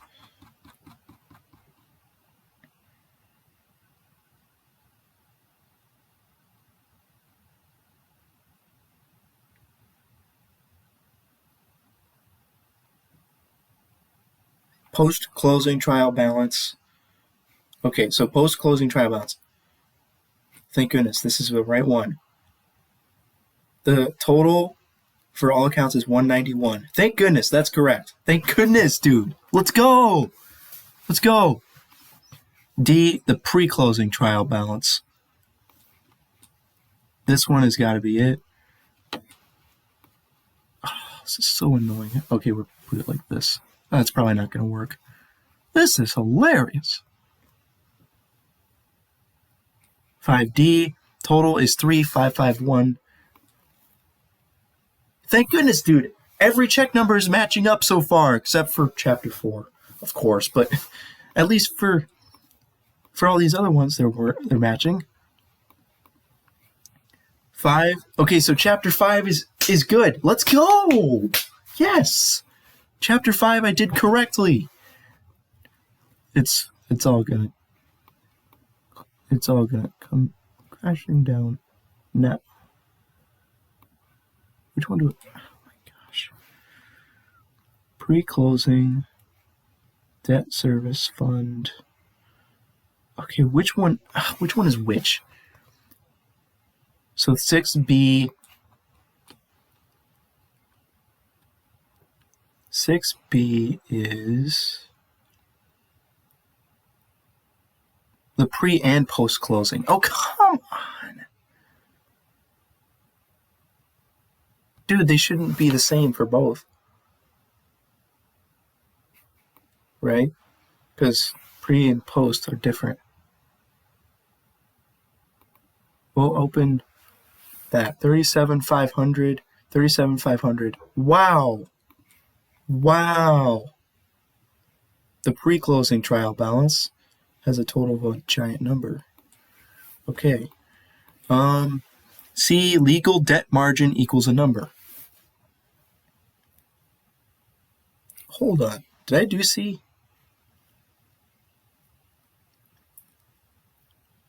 A schedule showing the legal debt limit. All right, I have that. Let's look that up. Where's the schedule? 6C. Thank you so much for labeling it. Thank you. I wish you had done that for all of them. Would have been way easier to check these. I can't believe every number I've checked so far has been correct.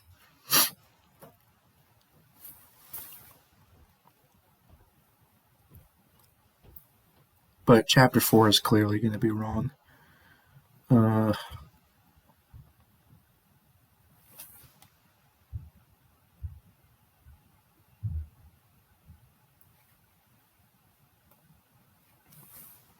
Do I even have any documents from chapter 4? Like, I might not even have any, which is not good. I need to have at least something to show that I did chapter 4. Like, I can tell him,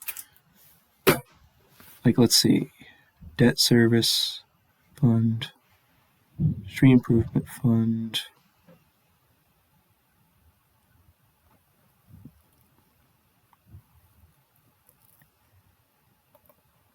Dude, I think I didn't post it. Oh, I do have the general fund. Wait a minute.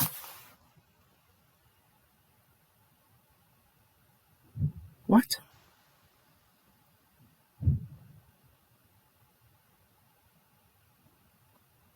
Okay, so we have the pre-closing trial balance of the general fund. I think I can check that. Let's see. We have 4B. Okay, we're going to look at 4B. So I can check some stuff from chapter 4, actually.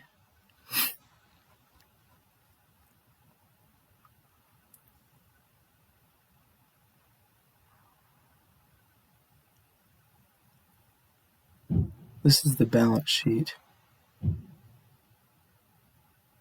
Post-closing. Oh, come on, that's the post-closing. I don't have post-closing. Pre-closing. Yeah, I don't think I did any of this stuff.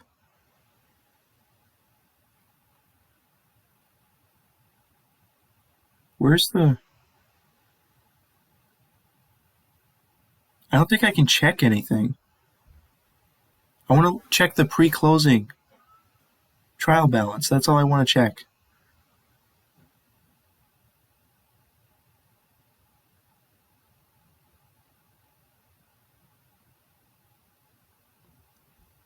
Okay, well, part C. Oh. Why can't I have a check number for the pre-closing trial balance, man?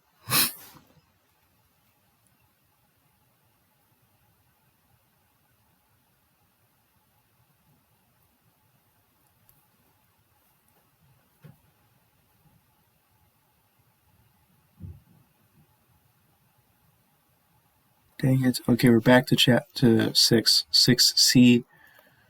There was a number for 6C. Legal debt margin equals a number.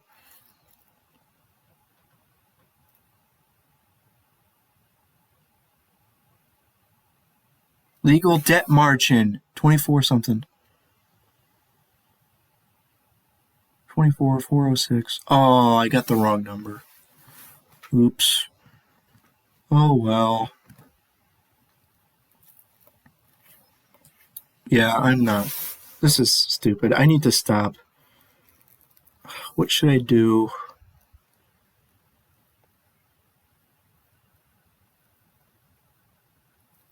I feel like just giving up. Dude, I wonder if I'm going to be the only person who didn't complete everything.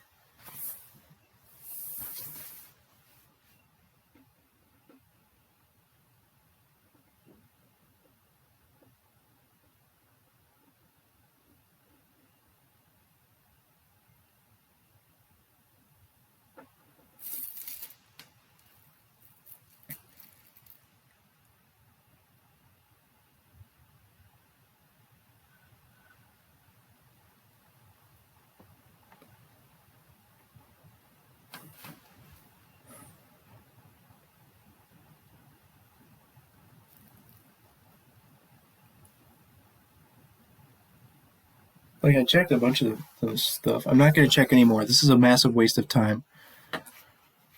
Okay. Man, this is very, very sad. This is so sad.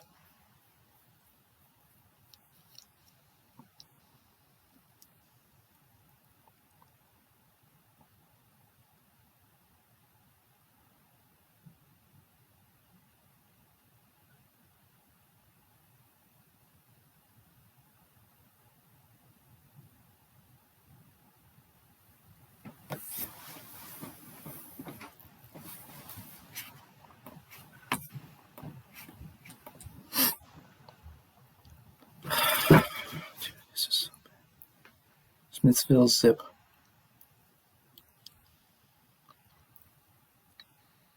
I wonder if this zip folder still is fine to submit. Like, that's how I submitted it before.